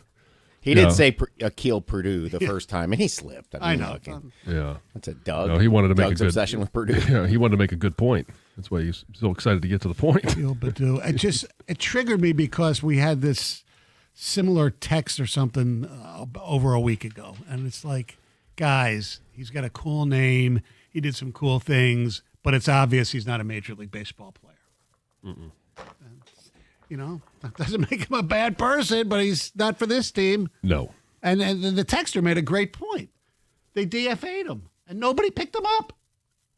It's hard. They're very fortunate that the superstar like that is yeah. still a part of the organization. And to package him with with Jahan. with Jahan. Yeah. I mean, that sounds really brilliant. good reliever. Get Bautista. Yeah, exactly. Yeah. By the way, or Bednar. I mean, like, just come back home with him. Well, by the way, it's interesting. Jeff Passan of ESPN has a new column today and talks about the trading deadline and like teams going big. Yankees all in, Cubs all in, Toronto all in, Philly all in, Seattle all in, Colorado all out, White Sox all out. So it goes on and on and on. And we get to our beloved Detroit Tigers. And here's what it has to say about the Detroit Tigers. It says, okay, teams looking to capitalize. Detroit Tigers adding, but not all in. Biggest need, relief pitcher, starting pitcher. Best fit, we saw him last night, David Bednar of the Pirates. Here's what I have to say. The latest. The Tigers have been among the 2 or 3 best teams in Major League Baseball all season, and if they had an area of distinct weakness, they could dip into an excellent farm system to address it. They don't, though, which leaves them in a position to pick and choose their upgrades. While depth starters on the list, a swing and miss relief pitcher is at top, and Bednar offers 3 well above average pitches. Any of the Cleveland, Minnesota arms would make Detroit better, but intra-division trades often come with an upcharge owed to the concern of losing games at the hands of someone who once wore your uniform. The Tigers pulled off the rare trick of trading players at the deadline and still making the playoffs last season. This season, in the first in which the Tigers' hope will be an extended run of excellence with manager AJ Hinch in a groove, writing the lineup every day. Skubal making his case for the best pitcher in baseball, and the whole of the Tigers better than the sum of the parts. Detroit doesn't need to do much to be favored for its first pennant since 2012.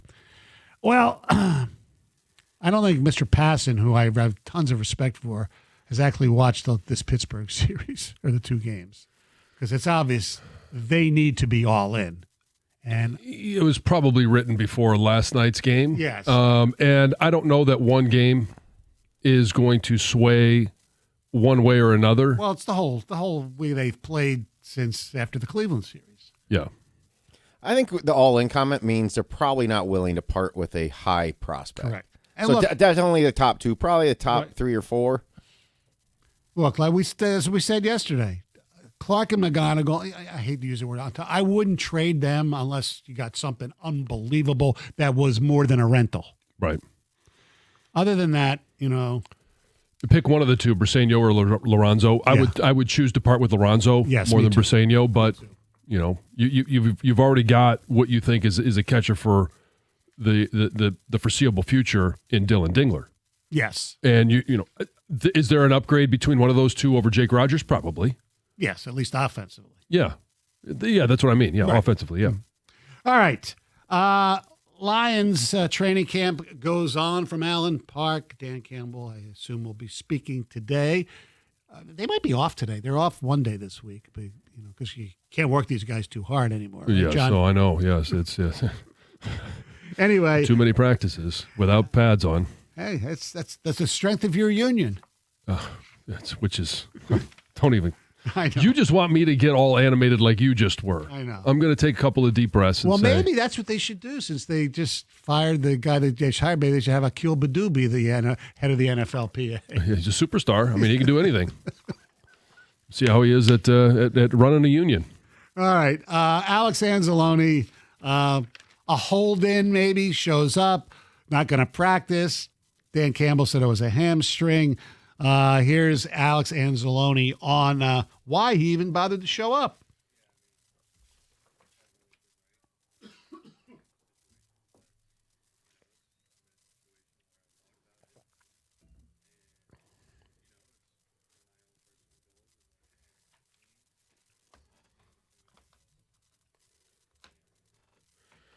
So, Wait, to say what that means is I didn't want to pay the fines. yeah. I mean, Right. in the context of financial reasons. Right, like yeah. Terry McLaurin in Washington is paying fines. Right. Yeah. He just and Trey Hendrickson is paying fines, and he just didn't want to have to deal with the fine issue of sitting out and not showing up. You know what's going to be interesting? Because correct me if I'm wrong, and I've been wrong many a time, a lot of the times when these guys sit out and they get fined, the team does a little wink, wink, nod, nod with the fine a lot of times, right? It's worked into whatever the new deal is. Yes. Right. So it's no big deal, basically. It'd be interesting to see if Cincinnati has that same approach to Trey Hendrickson when he does, if he even does show up. Yeah. They'll probably make him write them a check, actually. Yeah, they may. There's some weirdness going on in Cincinnati, and I somewhat understand a little bit more after listening to their owner talk about the Shamar Stewart situation, their first round draft pick. But in terms of Trey Hendrickson, that's one that I don't understand. Me neither. So Alex Anzalone also, and fans like all this stuff, and I understand it, because we get all butthurt if people don't like our hometown or whatever. But Alex Anzalone, he loves it here.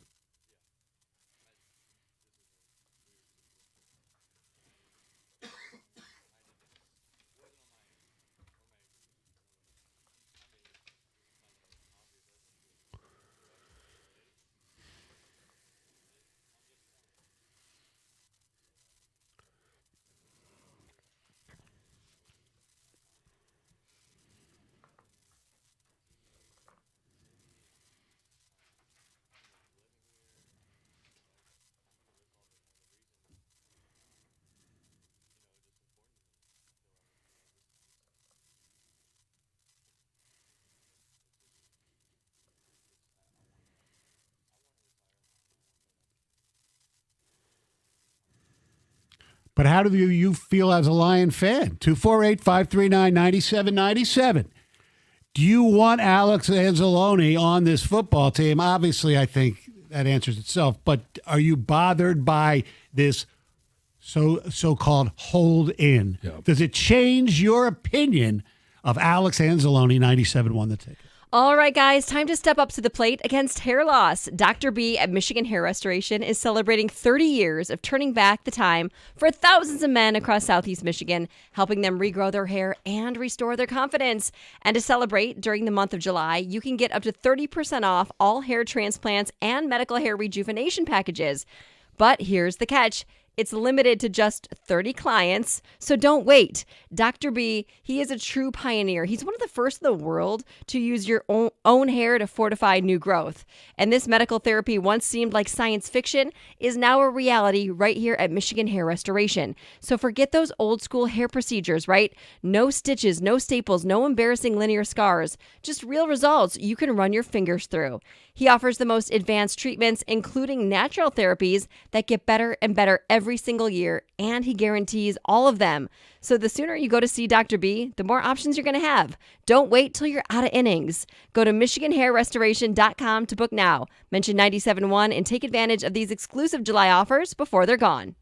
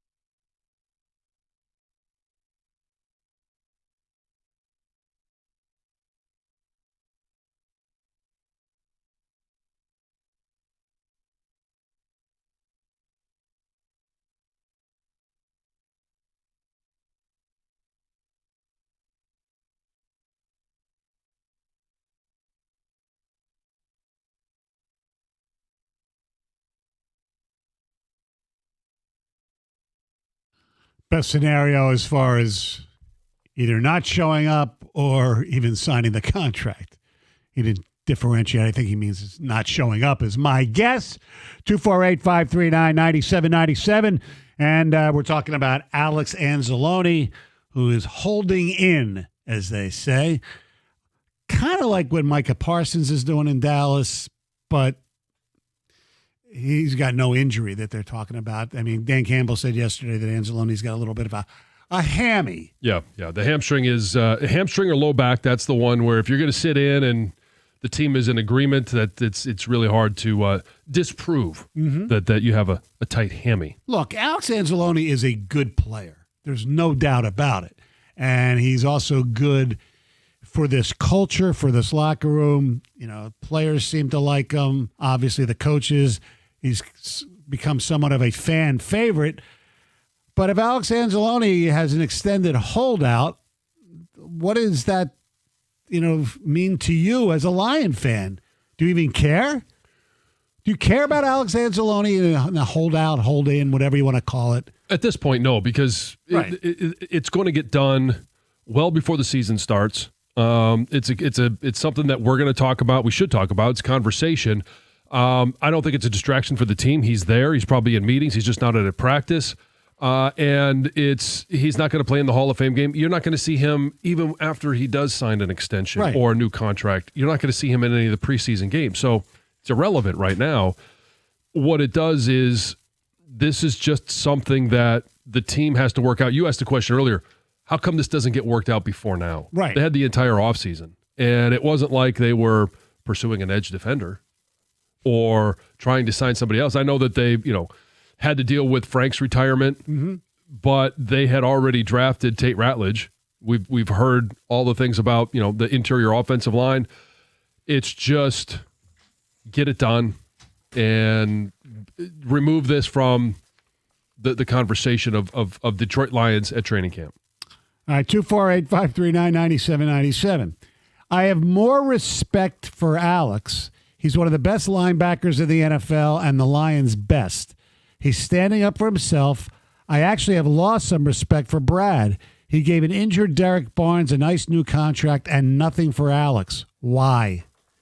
That's from John in Oakland. Because Brad drafted Barnes. That's why. Well, he also brought in Alex. Yes. I know. I'm a little bit of a joke there. It's his guys, Levi. Well, Derek Holmes was somewhat injured. He loves injured guys. Maybe that has I don't know.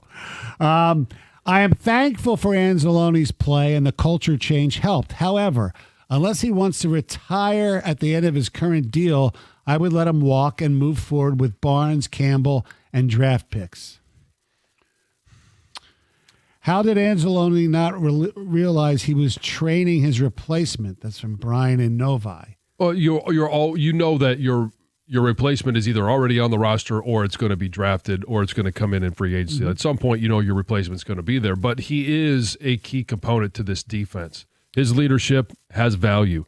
His play has value. His ability to play with injury or come back and play with an injury that nobody else would has value. The Lions love signing and re-signing hurt players. So why all of a sudden are we waiting to give Alex a deal? One of the guys definitely worthy of it. Well, it's going to get done. I believe it'll get done. I mean, right now he's, per year he's making 6.1. I think he is a guy that is probably going to end up with a deal that is about 9 a year. But the question to the fans is, what do you want to see happen with Alex Anzalone? Do you want him to see him sign for 2 years, 3 years? What are you okay with $9 million a year? Derek Barnes is getting $8 a year. Is he better? Is he provide more value to this team than Derek Barnes? Probably at this point he does. Well, I would think so, and yes. I would think going into next year he does as well. The Lions should trade for Akil Purdue to replace Alex Anzalone. Superstars could do anything. That's exactly right. Multiple sport guys. By the way, speaking of Derek Barnes.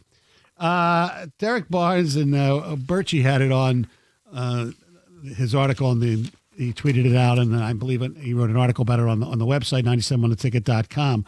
Derek Barnes happy to get back into camp because he's been playing a lot of golf and has not exactly mastered it. Yeah.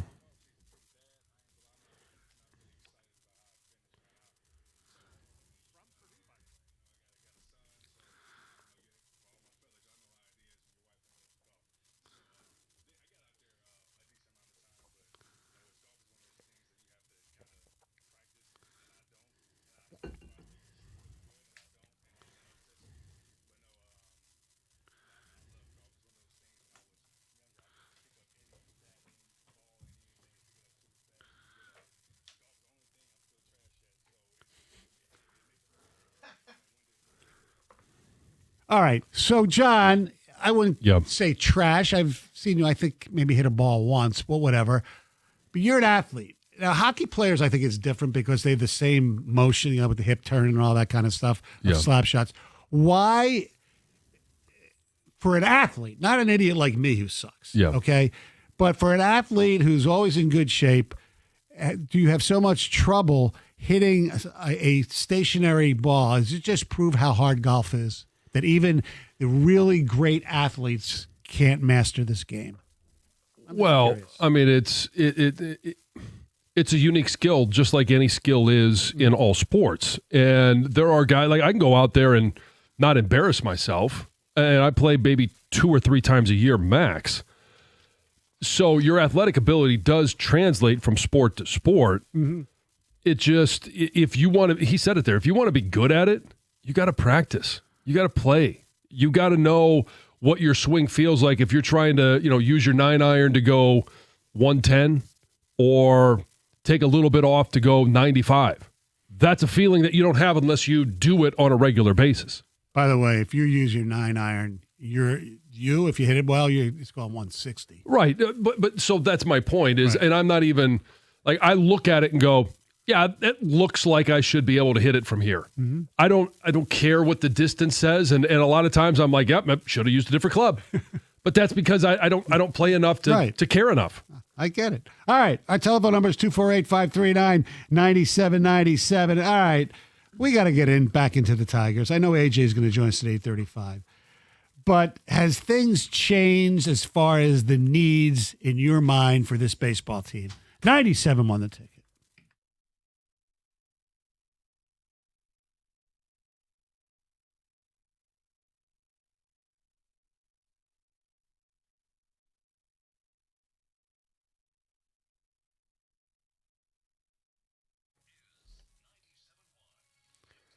Brought to you by Weingarts. The Tigers lost to the Pirates in what was a could have been gone wrong, did go wrong type of scenario. They committed 3 errors and an 8-5 loss to Pittsburgh overall. It looked like Wenzel Perez had scored the game's first run in the 4th to make it 3-1 on a sac fly by Zach McKinstry. But upon further review, Perez did not touch home plate on a slide, and the run was wiped off the board. Despite all that, this kept them in the game late.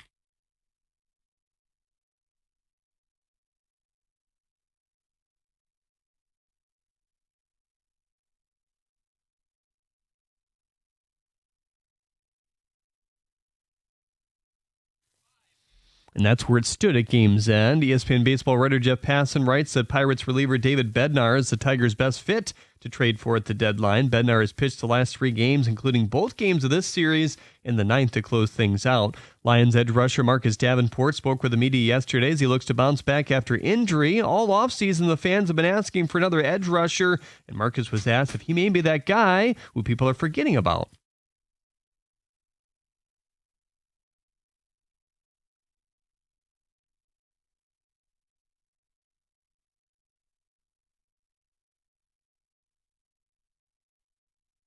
Alex Anzalone is still not practicing. He did speak with the media and said he would prefer to retire a Lion, and is surprised his new deal isn't done yet. At the Corwell Health Sports Desk, I'm Jeremy Otto. For more, go to 97.1 The Ticket or Odyssey.com.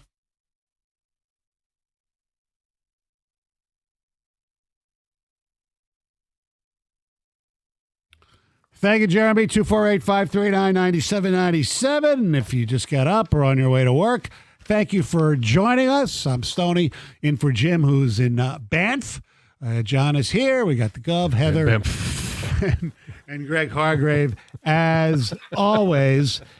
And last night, while I was having dinner with my daughter and her boyfriend, the Tigers game was going on, and I was following the game on the phone and getting text messages from these guys and another one of my friends, and I DVR'd the game, so I went back and watched a lot of it. And what restaurant were you at where they weren't showing the Tiger game? Called Eddie's Gourmet, which is it's kind of a divey place on Greenfield Road in Oak Park. Because we went to someplace else, but there was like a 35, 40-minute wait. So I was like, let's try this other place that I've been to once, usually for lunch. But they have these great thing. They're called Hawaiian fries that I can't describe them. They're great. Hawaiian fries, like you cheese. can't describe them. Well, they're fries, but with the cheesy on them with some kind of like spices and things like that. They're unbelievable. So cheese fries with Hawaiian spice. Basically, but it's a little different because they take Sounds longer like to make or whatever. They're really good. And I just had basically a salad stuff. They have everything there. And the Hawaiian fries. And the Hawaiian fries, of course. Okay. That's the only reason I went there. If they didn't have Hawaiian fries, I probably wouldn't have gone there. Okay. Anyway. Yeah. So unlike the Canadian fries. With poutine and No, it's different. It's unique. Okay. Trust me, it's unique. I might not be able to describe it very well. Oh no, I think we got there. All right. Anyway, so I'm getting texts from this guy, and you guys on a group text. Oh, it looks like Little League and all this. I said, God, and I'm following the game, and I see that the Pirates scored on an error, but I didn't see what the error was until I got home. Yes. And I saw that the Tigers baited. I remember I said, well, they scored a run, so it's 3-1. And then when I refreshed my phone, it said 3-0. Uh-huh. So, They took a run off the board. They took a run off the board. What How the hell does that happened? happen? So I saw. And let's deal with some of this, the plays, first of all. The play that I want to discuss first is the mental mistake by Spencer Torkelson. It was just absolutely ridiculous. You had, a guy on second base, O'Neill Cruz. It's a ground ball to third. McKinstry makes the play, throws it over, bad throw. Here's Dan Dickerson with the rest.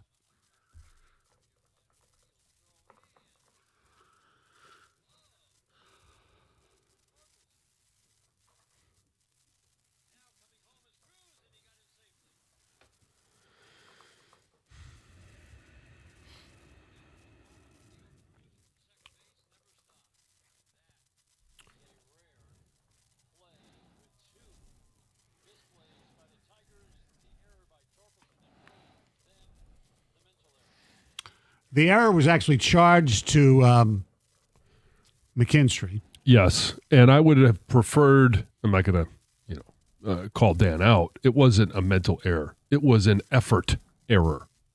Yeah, in real time, you almost couldn't believe it. Like that's why I text you, Stoney. I was besides myself when I watched this. Routine ground ball to McKinstry. Fields it. Didn't make the best of throws. It was off the bags. Torkelson stretches to try to get it. Right. McKinstry did look back Cruz. So Cruz didn't advance hardly at all to third base. Ball trickles by Torkelson 5 to 7 feet, and he just slowly turns around and maybe does a mini jog to the ball. And I am sitting there right there in real time, and all of a sudden I become Little League third base coach, and I'm like, let's go. FanDuel shows O'Neill Cruz starting to go down the third base line. And his eyes light up like he's 10. And he goes. He scored on a ground ball to third base. It didn't get down the first base line, the throw and all that. Looked back and still scores from second base. Yes, that is Little League mistakes. And then later in the game, when the Tigers trailing 3-0, it looked like they got their first run.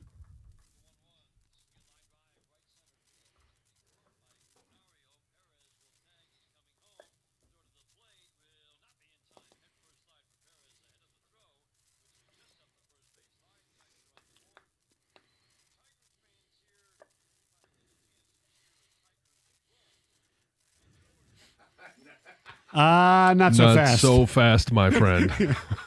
Yes, they challenged, and it was discovered that Wenzel Perez, even though he had a head-first slide, looked like it was all over the plate. It really wasn't. He never touched the plate. What? Yeah.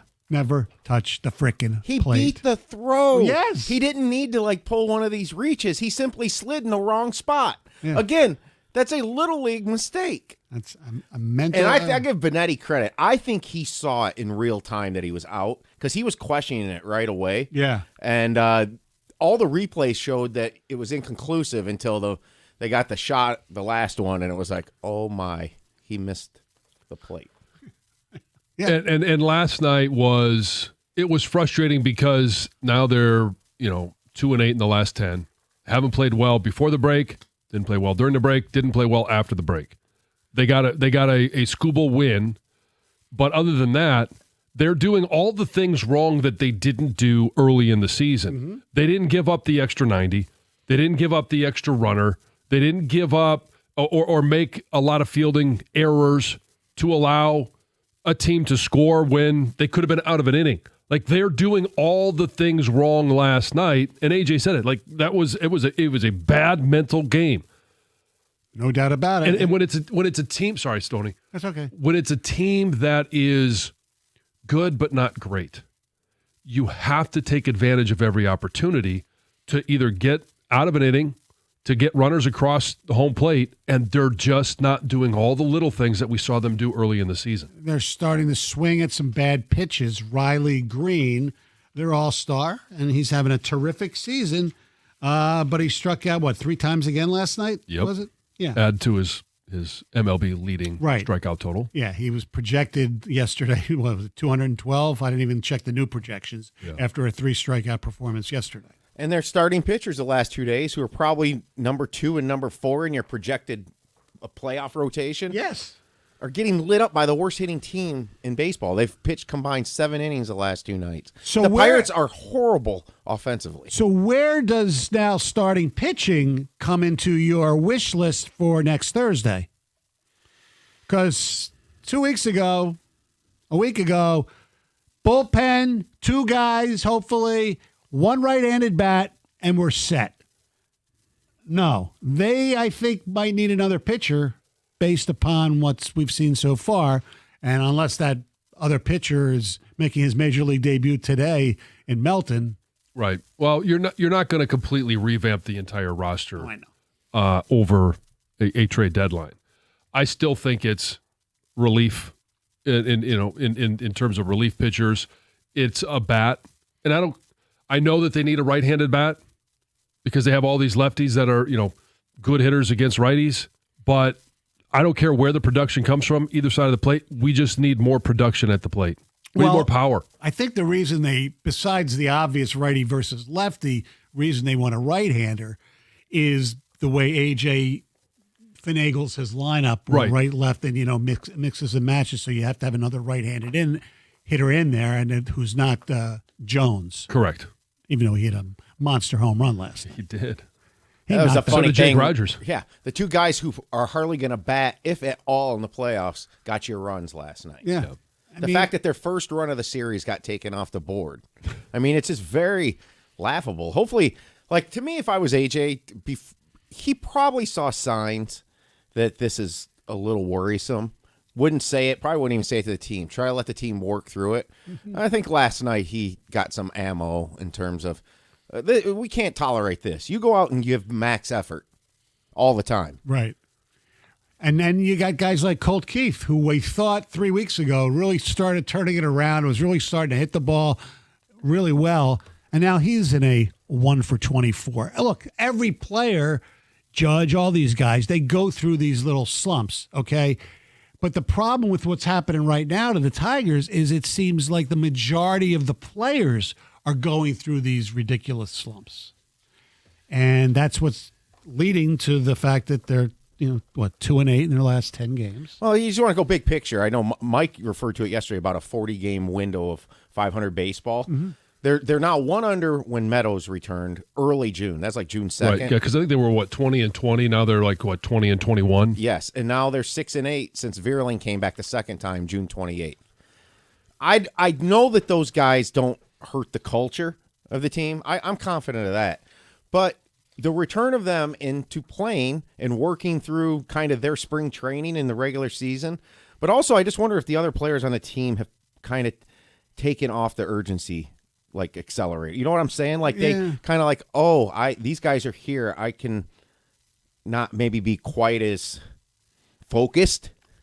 I mean, John, that's a question for you almost in terms of like professional athletes. Do they do that when guys return? Do everybody else kind of take a breath? You know, I know you don't want to, but No, I don't know that they necessarily take a breath, and especially at this level where you know it's going to take a certain amount of at-bats for a guy generally to get going. Like it's not like bringing back a superstar where you just expect them to hit the ground running and hey, bats are bats. But because the other thing is when they bring a guy up, what are they doing? They're sending somebody down. And so that gives you a heightened awareness that, hey, you know what, if I'm not producing, and we've seen it. Parker Meadows last year went down. Spencer Torkelson went down. You know, and we talked about the superstar Akil Baddoo. He's been up and down. Like there are signs where when a guy comes up and is expected to perform, there's also somebody that goes down, and you don't want that to be you. So there should be a push to make sure that that's not going to be you. Right, because a lot of these guys have been sent down, have not come back up. Hello, Right. Andy Ibanez. Our telephone number is 248-539-9797. AJ Hinch joins us at 8:35. Hey, summer is heating up, and there's nothing more refreshing than an ice-cold Surfside iced tea and vodka or Surfside lemonade and vodka to break the heat. Made with real brewed tea and real vodka, Surfside is only 100 calories, 2 grams of sugar, and 0 bubbles. That's right, no carbonation, so it's easy to sip and enjoy no matter what your plans are this weekend. Look for the can with the sunset stripes, sold at bars, restaurants, and stores near you. Must be 21. Please drink responsibly.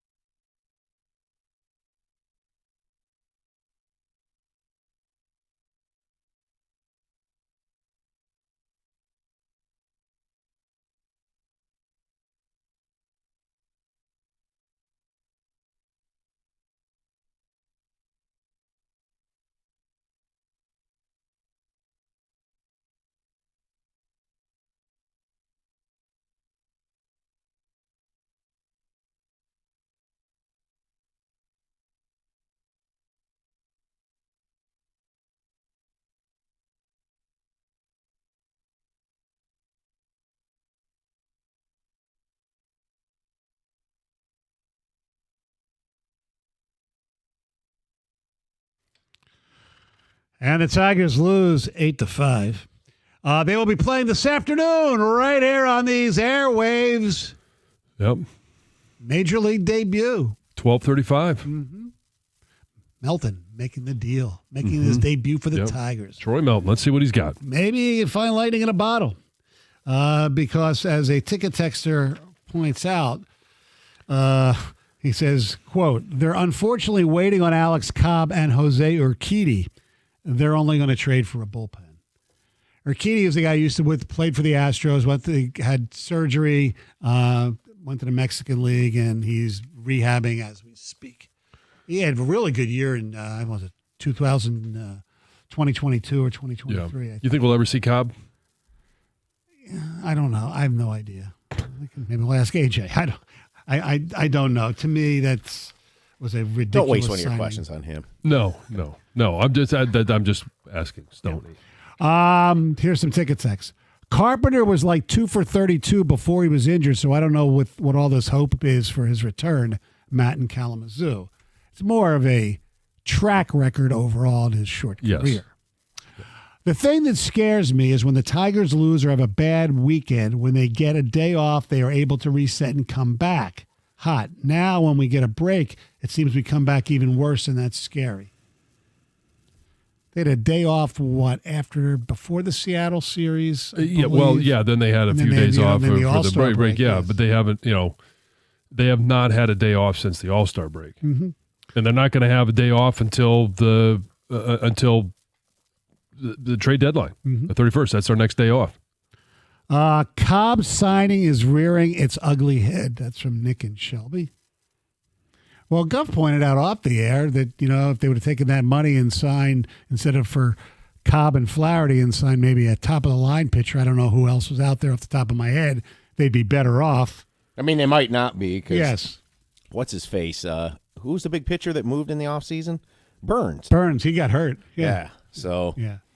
Double-edged sword with that stuff. I was just looking. Yeah. The Tigers sent out a medical update yesterday. Yeah, I saw 8 of the 9 guys on the list are pitchers. Only Kerry Carpenter. Right. You got names that are obviously like Jackson Jobe, and you're not getting anything soon. No. But a lot of the guys are in, like Alex Lane sounds like he might be pretty close. Yes, because he was real close, then had another setback, and now he's back in Toledo. Guys, the Tigers right now are a hard watch. I had to turn the game off. My buddies and me have started our own betting game over-under on Riley Green's strikeouts. Right now, he seems to go to the plate looking defeated. I don't know if I'd go that far yet as far as looking defeated. He does seem to love the fastball at his eyes. Yeah, I just when the Tigers are at the plate right now, it doesn't feel like anybody's up there with a whole lot of confidence. Mm-hmm. I wouldn't say defeated. It just doesn't feel like there's a lot of confidence at the plate. Yes. Our telephone number is 248-539-9797. AJ Hinch will join us live from Pittsburgh at 8:35. Right now, live from Southfield is Heather Park. Well, a man who spent 11 years in jail for a crime he did not commit is now suing the city of Detroit and its police and fire departments over the conviction. So back in 2009, this man, Dwayne Williams, was accused of setting a house on fire that killed 2 people. Several years later, he was charged with 2 counts of felony murder, as well as a ton of other charges as well. And he was found guilty. So he was sentenced to life in prison without the possibility of parole. Well, in 2024, thanks to some new evidence, he had his conviction, vacated. Overturned. Yeah, vacated. And now he and his attorney are seeking a jury trial and more than $100 million in damages from the city of Detroit, as well as its police and fire departments. That's a long time. It's a long, any time in jail for a crime you didn't commit is too long. Yeah, but 11 years is a very long time. The UFL is getting blown up. According to reports, the league is experiencing a major shakeup for the 2026 season, and the Michigan Panthers are among 4 teams that are slated for relocation. That's a bummer. It is a bummer, especially because of those 4 teams, Michigan is the only one that actually saw growth. Yeah, out of increase. All of them. Yeah, yep. And fan attendance. But it's alleged that the UFL is relocating its teams from Michigan, Houston, Birmingham, and Memphis. And it sounds like they're going to some new markets in Florida, likely Orlando, Boise, Columbus, and Kentucky. Nothing says professional football like Boise. Yeah. Yep. Yeah. Are they going to use the blue turf? I don't know. That's right. They probably should. I mean, that is their professional team. Yeah. Listen to this story, you guys. There's a fire department in Maryland that's in some pretty big trouble after they allegedly flooded a baseball field after a ball damaged a pickup truck that was parked by the station. So the Silver Spring Tacoma Thunderbolts, they're a summer baseball team. They play on a field that's right next door to the fire station. Yeah.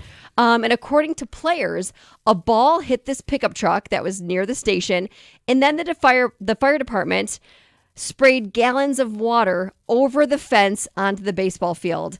And the team has kind of been documenting what's been going on social media, calling everything a clown show. They say center field is just flooded, a pond. Yeah. They've had to cancel several games, relocate their playoff game due to this flooding. They've actually filed a police report. And several days later, after the initial incident, the fire department did issue an apology to the players, the team, fans, basically anybody impacted by the flooding. But they do say the incident does remain under investigation. Well, so, I mean, this is a foul ball. Yes, hit, exactly. Or That's even what it if sounds like. Yeah. Or if they're sitting there hitting home run derby trying to hit the fire department, like different context there, but it doesn't sound like this is something that was intentional. And I could see, the fire department wanted to play a little joke and just spray a little bit, fine. But the fact that it to flood the field, gallons and gallons of water to flood the field it was more like of a retaliation, is what it definitely was. Not like a this is funny. Let's spray you with some water. Not like that.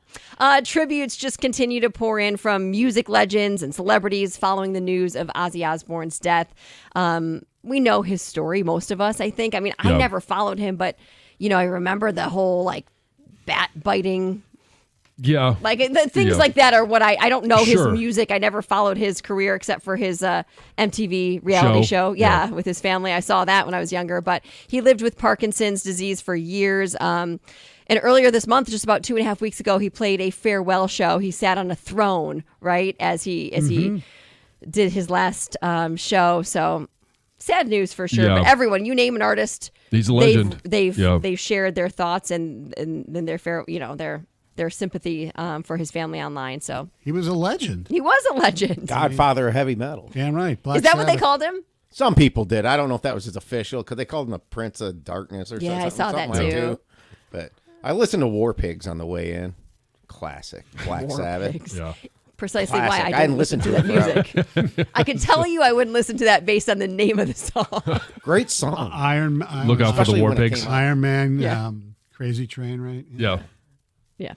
Let's see. This is the ultimate Florida story I found, you guys. There's a 38-year-old guy in Florida who is now facing charges after troopers say he took his riding lawnmower on a busy highway while intoxicated. Oh, boy. Yes. So the Florida Highway Patrol started getting calls last Friday morning about this guy riding on his lawnmower, erratically weaving in and out of traffic as best he could, right? So when officers arrived and they found this guy, he instantly showed several signs of impairment, and he did refuse a field sobriety test, but was arrested right then and there. Hey, you got to get from point A to point B. Yeah, this is kind of cool, sort of, I think. Maybe. I'd have to see how it works. There is a group of tech guys in Amsterdam that just created a new gadget, I guess you could say, called Dream Recorder, that will turn your dreams into videos. And I've always said, gosh, wouldn't it be amazing if I could go back and rewatch my dreams? But that's not exactly how this works, right? Because they're not connecting anything to your brain waves. What you have to do is you have to wake up and remember your dream and then describe what it was, and it will turn your description into a video, sort of. It's not even a really great video from what I saw. It looks kind of like an alarm clock ish size, and it does have a screen on the front of it, and it shows colorful low def clips of your dream. Wow. That you can watch back. I wonder how accurate it is for those that do remember their dreams, and then they wake up and they're like, yeah, it's not it at all. It says it can store a week's worth of dreams, and it's meant for reflecting on the meaning of your dreams as they echo into waking life. Wow. So do you want this for the dreams with Jim? I don't. I knew that once I didn't realize it when I saw the story, but now that I read it out loud, of course, I don't want it to play back all of my dreams, but it could. Thank you very Will you much. show it to Colin? Yeah, he can watch it. Yeah.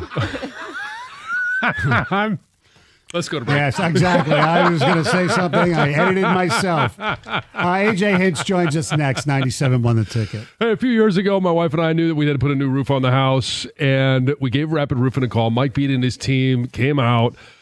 They did a full inspection on the roof, set the drone up. They went up on the roof, told us exactly what needed to happen, and they didn't put us through a high-pressure sales event saying, well, if you sign with us today, we're going to give you X number of dollars off. If we leave, that deal goes away. No, it wasn't high pressure. They also offer flexible financing.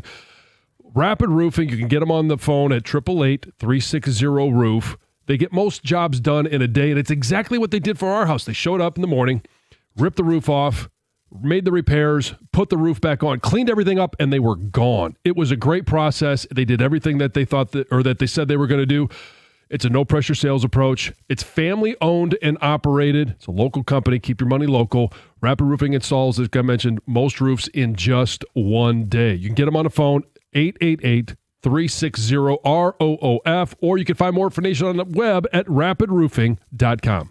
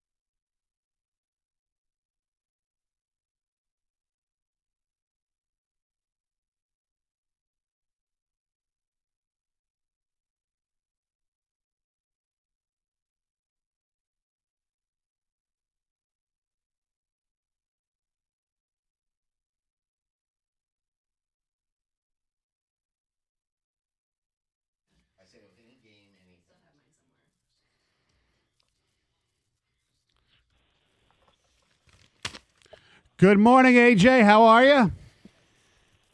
How do you think I am? I know. Well, I'm just trying to. All right. Well, because I was going to say your main job today is trying to calm the panic in this city right now, because people and fans and some of us are kind of freaking out a little bit.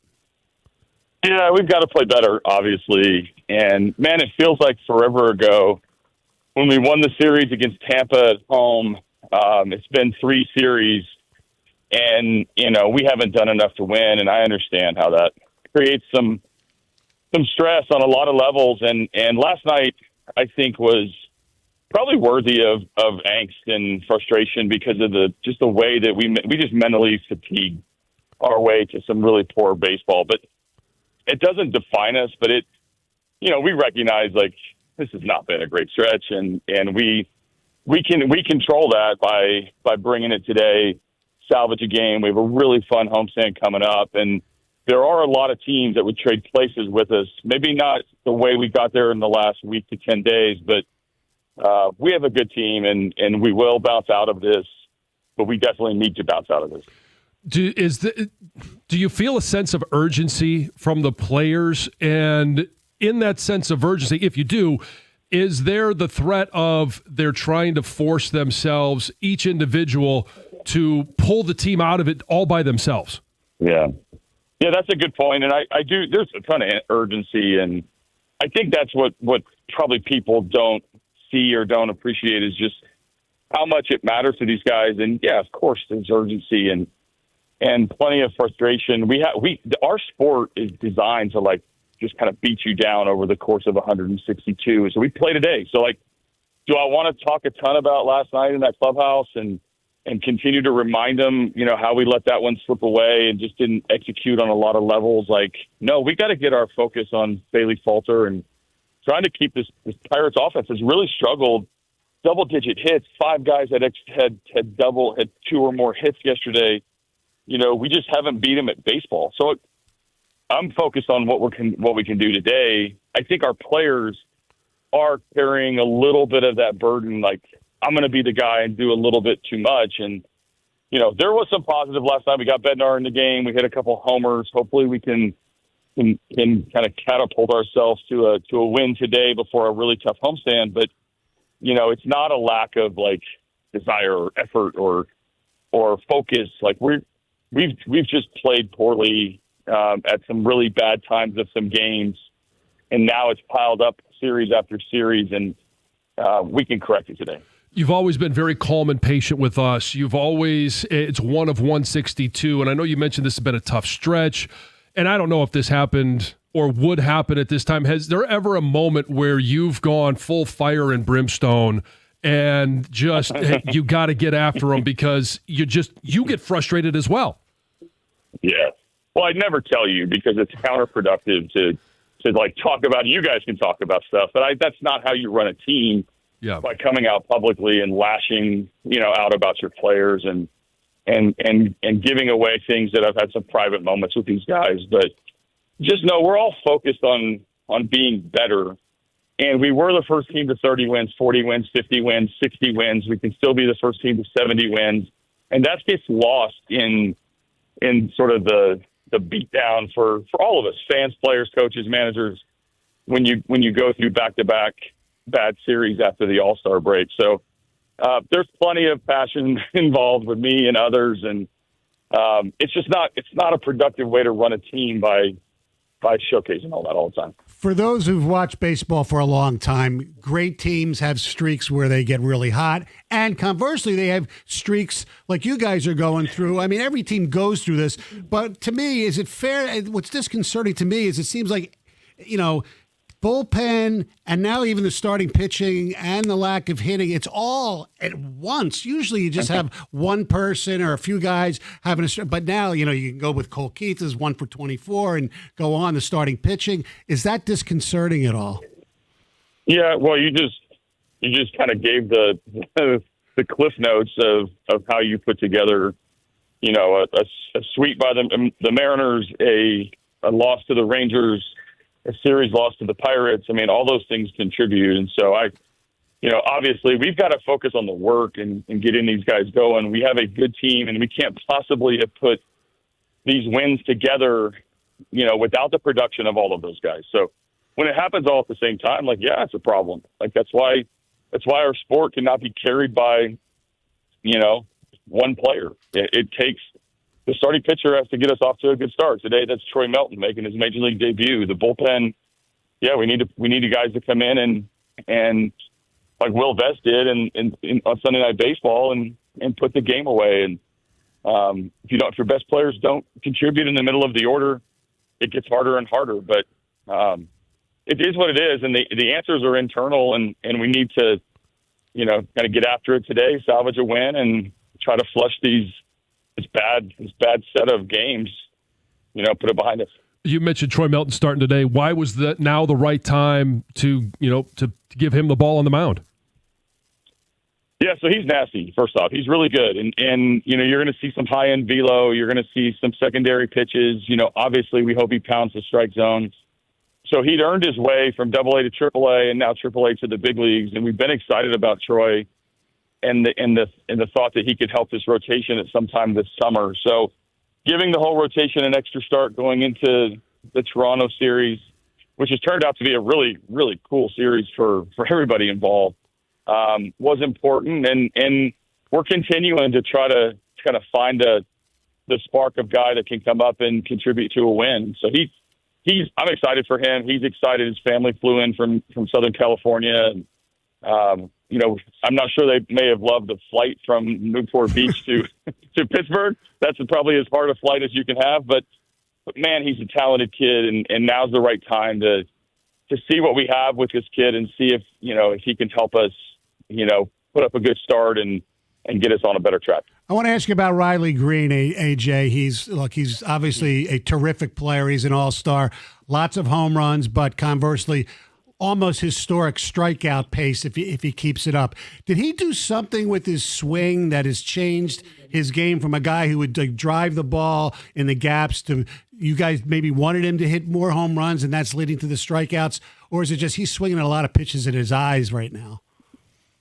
Yeah, he's trying to do too much. He's like the definition of the guy who's trying to he's in the middle of our order. He's a featured player. He's an all-star. He hears about it. He wants to be the guy. And we want him to be a complete hitter. We would never tell him, hey, just sell out for home runs. He does swing hard. He swings often. He has swung and missed a lot. He's off today. Probably the mental reset needed for him after a really hectic last week of the All-Star game, and then he hasn't really gotten off to a great start in this post All-Star break. So I think the swinging at too many pitches, that is kind of signals to me that he's just trying to do too much and ignite this offense. He hit a homer on a first pitch fastball when we were down in Texas. I thought that might maybe get him better. But when we see Riley Green good, it's not the sellout pull homer. Those are majestic and cool, and we're reminded how good he is. He's up to 25, 26 homers already, and it's more of a complete hitter who's getting hits along the way as well. We're 8 days away from the deadline. How tough is it as a manager to, talk to your players? I know some teams, they want their front office, their ownership to go, we're close, go for it, let's do it. And others, they want to be here. Yeah. And they know that they may be gone. Yeah, I mean, it is what it is. And I think we have our hands full on a lot of things that we need to deal with that don't involve the trade deadline. We know it's there. Everybody knows it. They get asked about it every day. Media, we try not to talk about it a ton because it's out of our control in the field. We do want the front office to look into the different things, and they're going to. They're going to do their part, try to make this team better. We need to make this team better on the field, and the execution issues are front and center more than the headlines and rumors and curiosity. I don't want that to bleed into these players wondering if they're going to be a part of it. That's a hard task this time of year with the volume of attention that the deadline brings, but it's the fastest way to be bad. We're seeing a story that right-hander AJ Pettit has been promoted to Toledo. Is he going to be a guy you're going to bring up soon? I don't know. I mean, he's anytime you get promoted in the minor leagues, that's good. You want to be going that way. You don't want to be going the other way that often. So we saw him in spring. He's done everything he can in Double-A. Now he's going to get promoted. Big physical kid. I think he got in his first Triple-A game last night. So, a lot of times these are development topics that guys can. There's opportunity to be had across the whole organization, and we saw a lot of promotions around the Futures game and All-Star game with some of the top prospects. You're going to see arms start to move and give these kids some challenges, but it's not always directly tied to what's going on in the big leagues. But when you get to AAA, you're a phone call away. All right. AJ, thanks a lot. We appreciate it. Good luck this afternoon. You got it. Take care. It's going to be okay. All right. Thank you. That's AJ Hinch, 97.1 The Ticket. Hey, you guys, it's Heather. And if you're like me, you like knowing what to expect, especially when it comes to your phone bill. Well, Verizon's got some big news for your peace of mind. For the first time ever, they're locking in low prices for 3 years. That's right, 3 years guaranteed with my plan. So if you're thinking about making the switch to Verizon, this is for you. You can get a single line for a low price of just $50 a month when you switch and bring your phone on unlimited welcome with autopay plus taxes and fees. And again, that price is locked in for 3 whole years. Because at Verizon, they've got your back, now and in the future. So go ahead, take one thing off your worry list. Visit your local Verizon store in Detroit and ask about their 3-year price guarantee today. $20 monthly promo credits applied over 36 months with a new line on unlimited welcome. In times of congestion, unlimited 5G and 4G LTE may be temporarily slower than other traffic. Domestic data roaming at 2G speeds. Price guarantee applies to then current base monthly rate. Additional terms and conditions apply.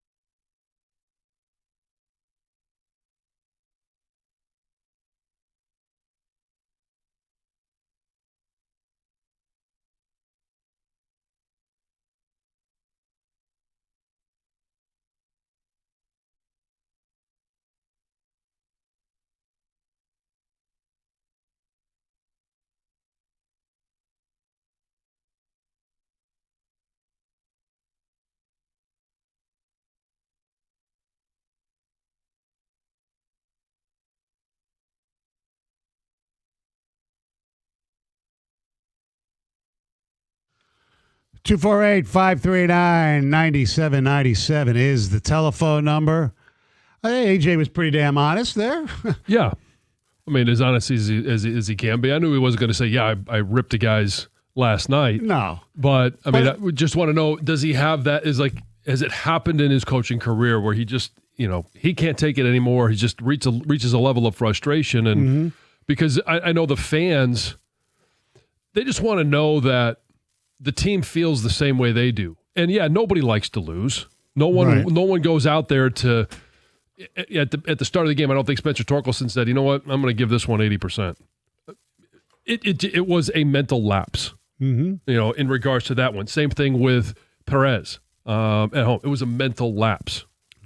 And Riley Green, I thought was a great question about that, and he said, yeah, he's going to have the day off today, a chance to mentally reset. They're going straight from the All-Star break all the way till the 31st. Right. At some point, especially in a series like this or in a stretch like this, you're going to have to take a step back and just get that mental reset.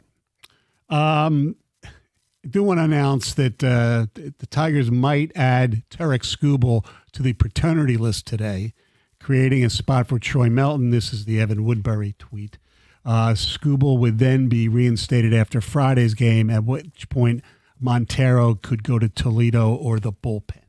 Okay. Because right now, as we mentioned, the starting rotation for the Jays series is Olsen on Thursday, Montero Friday, Skubal Saturday, and Flaherty versus Scherzer. It's an amazing matchup between the pitcher that Gov can't stand the most versus one of his favorites of all time. Flaherty versus Scherzer. All right, there's other pitchers I dislike ahead of. I know. Buck Farmer, he's not coming back soon. He's my guy. I know. Yeah. My head is he no still in longer the here. league? I don't He think was with so. the Reds. Yeah, I know. No, I think he's done finally. Do you guys trust me to throw something at you completely spontaneously on the air? This happened during the AJ Hinch interview. And it's not you guys. It's something I just observed. Okay. So I'm watching ESPN get up, and they're got Heather Dinich and Paul Feinbaum on talking about SEC Media Days. And in the first second I looked at Paul Feinbaum, he colors his bozo ring. He's not on there anymore, Sony, okay? This happened during the AJ Hinch interview. Who colors their bozo ring? Bozo. Wait. Did I miss something here? Paul Feinbaum. Yeah. You know what he looks like, right? First off, he has the most inexcusable hairstyle possible. Yeah, just big cut ears. it off. Yeah. No, I mean, you don't. Who decides to have just hair? Oh, he the cut bozo the ring. bozo. Okay, I thought. Jeez, Okay, I got you now. I thought it was the actual ring. The bozo. I don't have the same. It's darker. Yeah, I don't necessarily recognize the bald guy lingo. Right. You're not. And so when you said the bozo ring, I was not ready for the bozo. So ring. you choose to go with the worst hairstyle in mankind, right, Heather? The bozo ring, and then you dye it. Who dyes their bozo ring? You guys, I mean, just people have a big attachment to their hair. Well, okay, what's worse, the bozo He should shave ring? it all, but I get it. The bozo ring or like the Gene Katie? If yours grew, would that be how it would grow No, in? because I got this little like patch here. I almost have like I could have a tail in the front if I let it just grow out. See, why can't he just be like? You know what? You guys are missing the point here. It's not about I know. who. I know. I never heard of I don't know that anybody gets that upset about it other than other bald dudes. Honestly, who would take the time to color just a half a head of hair? Especially the bozo ring style. I'm sure he's not the only one. Yeah, I All right, if you have a bozo ring, give us a buzz. Do you color your hair? Heather does. Yes. Heather does hairstyling on the side sometimes. Have you ever done a bozo ring? I've never. Ma'am, please trim this, and then I'd like you to color it black. She works with bozos, but she is. It's true. No, I've never seen it. No, I don't know anybody in real life, like personally, that has. Yeah. I've never heard it called a bozo ring either. Yeah, that's why I didn't catch on to what he was talking about. I'm like, never. did I miss something? Okay, yes. so what's worse, the bozo ring or the comb over? Comb over. Yeah, I think so too. 100%. Why are you keeping little strands of hair on your head I know. to brush over Exactly. to make it look like you're not bald when clearly we all know you're bald? Right. Just shave it off. How about real old guy, like I'm old, but I mean real old guy with the ponytail. Have you seen that look? Of course. Oh, the I've seen that bozo look. ring that they grow out and pull into a ponytail? Sometimes, yes. Yeah. Or it goes line, and it's like, Well, you really don't want to give it up at that point.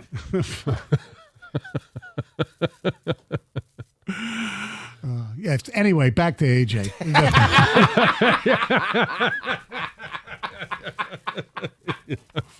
Yeah, back to the performance we saw last night, which I guess you could. That's a clown show.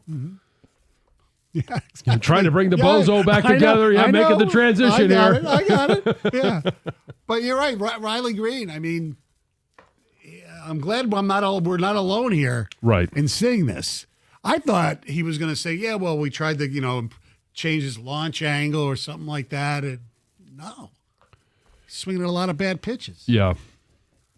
He has been swinging at bad pitches, and it kind of feels like what AJ was talking about. Like, he is the guy that there's pressure on him to bring them out of this slump, to get some big swings, to get some big contact, get on base, be the all-star that he's been for the last 2 years. Yeah, Because it's Skubal on the mound, and at the plate it should be Riley Green. right. Those are you guys. Yeah, and he won't have that opportunity today. I think it's a much needed day off for him. Mm-hmm. Maybe he can get that mental reset and then come back against Toronto and be that guy. It's so hard though to sit there when the team's struggling. And look, he's part of it. But when you need something and your all-star's not playing today, that's hard to take too sometimes as a fan. Yeah, I mean, it's always hard to take as a fan. Right. I mean, it's frustrating, and that's why I asked the question about just his reaction. And I didn't think he was going to say, "Yeah, I chewed him out last night," but most of the time, fans I think that's why everybody identifies with Dan Campbell so well, because he wears his emotions on his sleeve. Well, plus we got that text today about AJ needs to do a Jim Leland. Right, and it's every sport is a little bit different in how you're going to deal with it, because in football, all right, you can go off on guys, and you're not going to say it publicly most of the time, but you get 7 days before the next game. Mm-hmm. You go off on the team last night, you're back at it today, and there's just a different psychology, and there's a different relationship that he has with his players than other managers have with their players. Correct. Yeah. All right, 248-539-9797. Here's Jeremy Otto.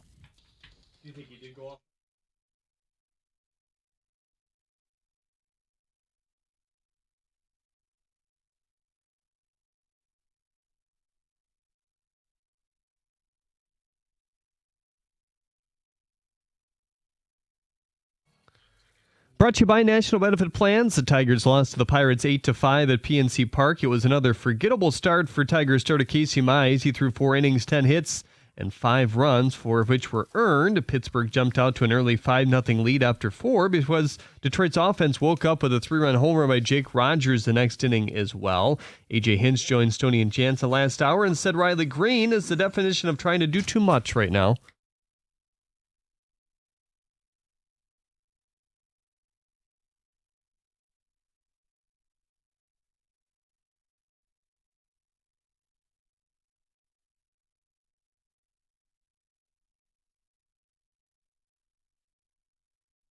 Well, some good news. Outfielder Kerry Carpenter began a rehab with the Mud Hens yesterday. He went 1 for 4 with a strikeout. According to Evan Woodbury, Tarek Skubal may be going on the paternity list today, which would open up a spot to bring up Troy Melton. Skubal would likely get reinstated Friday for his start on Saturday. Lions linebacker Alex Anzalone broke his silence for the first time yesterday, said he's underpaid and is surprised his new contract is not done yet in terms of why he chose to report while still not practicing.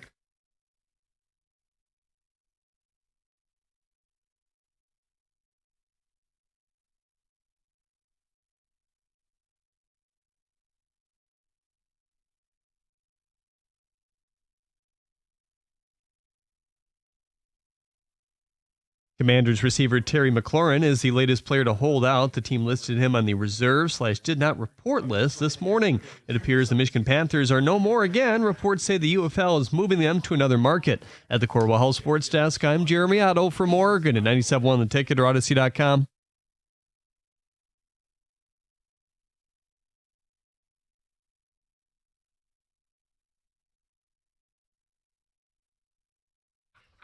Thank you, Jeremy. 248-539-9797.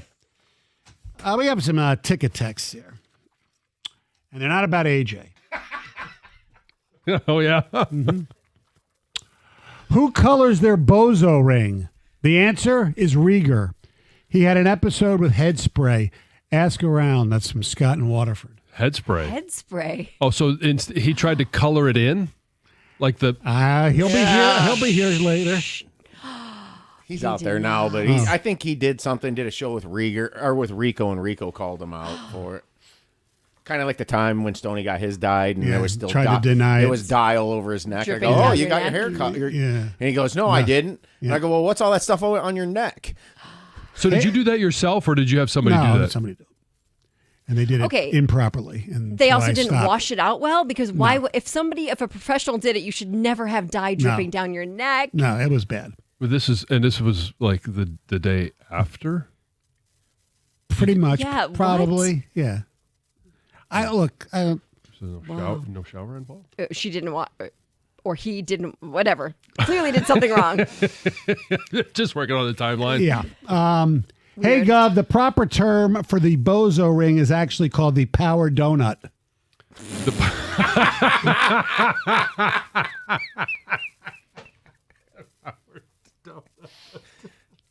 I thought that was used for hemorrhoids. Oh, gosh.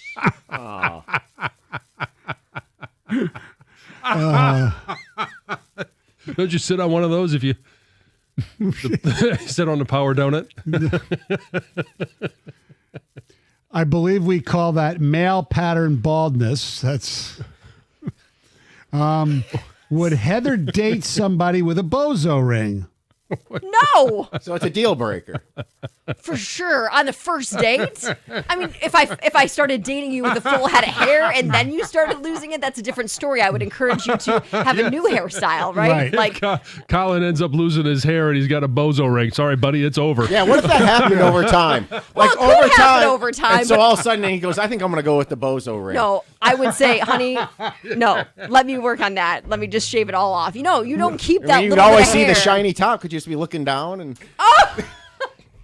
Well, he's lucky because he's married to somebody who's done hair, so you Yes. could make him, look better if he had to possibly need a bozo ring. Or as this person says, guys, it's not a bozo ring, it's the George Jefferson. shows you how outdated it is. Yeah.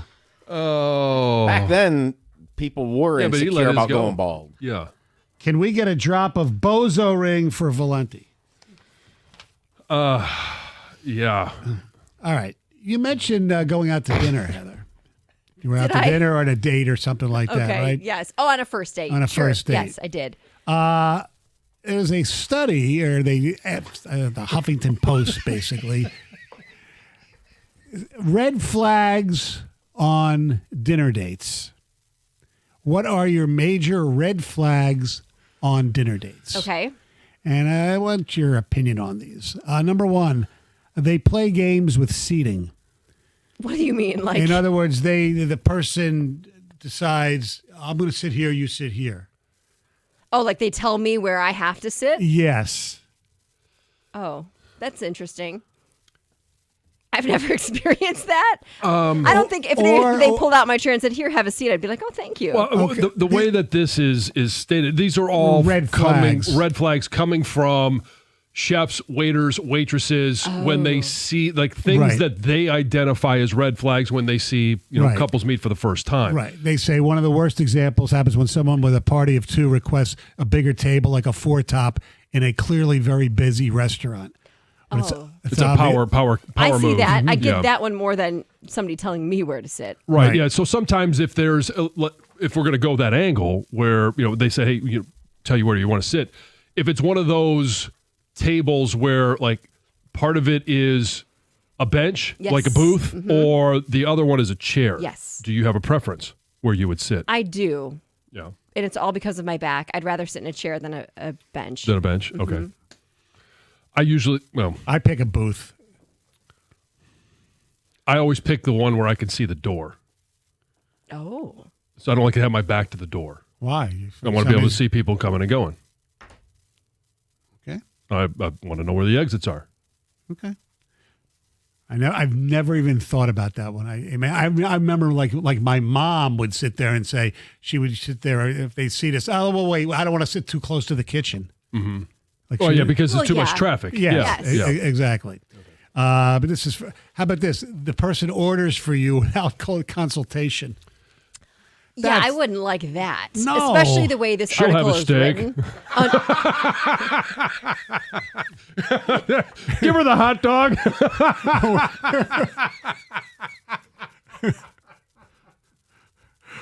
Well, I get the, I make my order, there's some fries, and I'll get the. Do you really need the fries? I'll get that. Oh, well, so this is not a first date, right? Cindy is looking out for your health. Yes. It's not sitting down going, well, I'm going to have I'll have the ribeye with mashed potatoes, and the little lady here, she's going to have a salad. No. Well, that's basically what this article says. It's like, no. She doesn't need that. She just wants a salad without dressing. Right. Like, what? They treat staff unprofessionally. Oh, yeah. Like if they never say thank you. If you're rude to wait staff, that's a big red flag. Oh, Sure. I know. For sure. Yeah. What about if the person complains about things to the waiter or waitress? Like about their meal? Like about Yeah. oh, this is undercooked. I don't want this. Take this back. Yes, That kind of well, complaining? Or what? Like yeah, you're too slow bringing me water? Yeah, pretty much. Yeah, the latter, actually. Well, I think If your food's not if served you do properly, it properly you should and politely, complain. there's nothing wrong with saying Right. something. But Right. if you're rude and being mean, then that's a problem. I think there's a right way to say things in a wrong way. Correct. Yeah, say you and Colin are on a first date, and he orders a steak and doesn't order anything for you, just he lets you order what you want, and it comes and he says, I wanted a rare steak. This is too well done. There's a respectful way to do Yes. it, and so I guess the question I have is, if that situation arises, do you see that more as him being assertive? Or if he doesn't and just accepts it, is he a guy that you think is going to get just pushed around? Yeah, if he says oh, this isn't what I wanted, but he eats it anyway, Yeah. then I'd rather him be confident and know what he wants and say, yes, Right. I did order this rare and it's Because well done. Chances I'd rather are, give it back. now sometimes there are occasions where the wait staff will leave it under the light or whatever too long. But if it's not cooked to your preference or it's cold or whatever, that's usually not the waitress's or waiter's fault.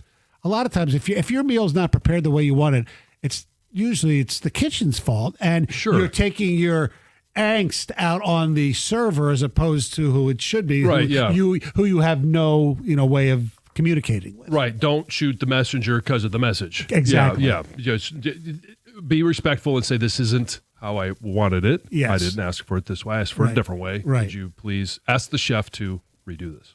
What if you were on a date and first date and the person expected you to split the check with them? Oh, I've had that happen before. Oh, yeah. I've had it happen where, oh my gosh, I don't have my wallet, and I paid for I think everything. yeah. And it was, I won't say who it was with, but it was A former professional athlete. yes, somebody who you would imagine, and it. You would think could afford to pay. And it, whatever, I paid for the meal. I Yeah. paid for what we ate, and that was it. And maybe it was like a test to see, oh, what is she gonna do? Was she just out on a date with me because I could pay for things, or does she want to be on a date with me? I don't know. I think the dude just forgot his wallet. Maybe so. Yeah. Still strange, but whatever. That was a long time ago. John, do you ever send your food back if it's not cooked the way you want it? Oh, sure. I've done that many times with a steak. And because we had this happen this weekend where I was out with, it was Ellie and some of the coaches for the baseball team down in Canton, Ohio. We went to a restaurant and I told the lady, because there was a special, and it was, hey, you get this, and along with it, you get this dessert. And I'm like, oh, that sounds perfect. And so I said, I would like my steak rare. And she says, oh, well, on this one, we can't cook it rare. We can, the lowest we can do is medium. And I said, okay, well, then I don't want the deal. I'll go with this steak. Can you cook this steak rare? She said, yes. They brought it, and, it was, if it hadn't been rare, especially since we went through that whole rigmarole, I would have sent it back. And I have sent back steaks that I'm not going to pay for this. I'm not going to eat this because it's way too much done. Way too well done. It's way too much done. I can't take this. Take it back. Yeah, and they can't. It's not like it's the other way around where they can reheat it. No. You have to actually come back with a different steak. We have some ticket texts here. I'm an enforcement officer, and every single training class I've ever taken, the first thing you got to do is survey the surroundings. Spot on, John. That's from Brian and Novi. John, next time you're out to dinner as a company, order for Doug, rare tomahawk, chili cheese dog at a Shirley Temple, no vegetables. That's Scott and Carlton. Yes. I'll order mine, and I'll say, and the little fella here, he's going to have a steak. Ask any veteran. We always face the door. Mm-hmm. I'm with you, Jansen. I always face the entrance to watch people walking in and out. That's from J. Rick in Woodhaven. Is Jansen Tony Soprano worried about a hit? Had to see the door. That's from David in Romeo. Hey, you never know what's going to happen. Just want to be prepared. And finally, it's not a bozo ring. It's called a cul-de-sac.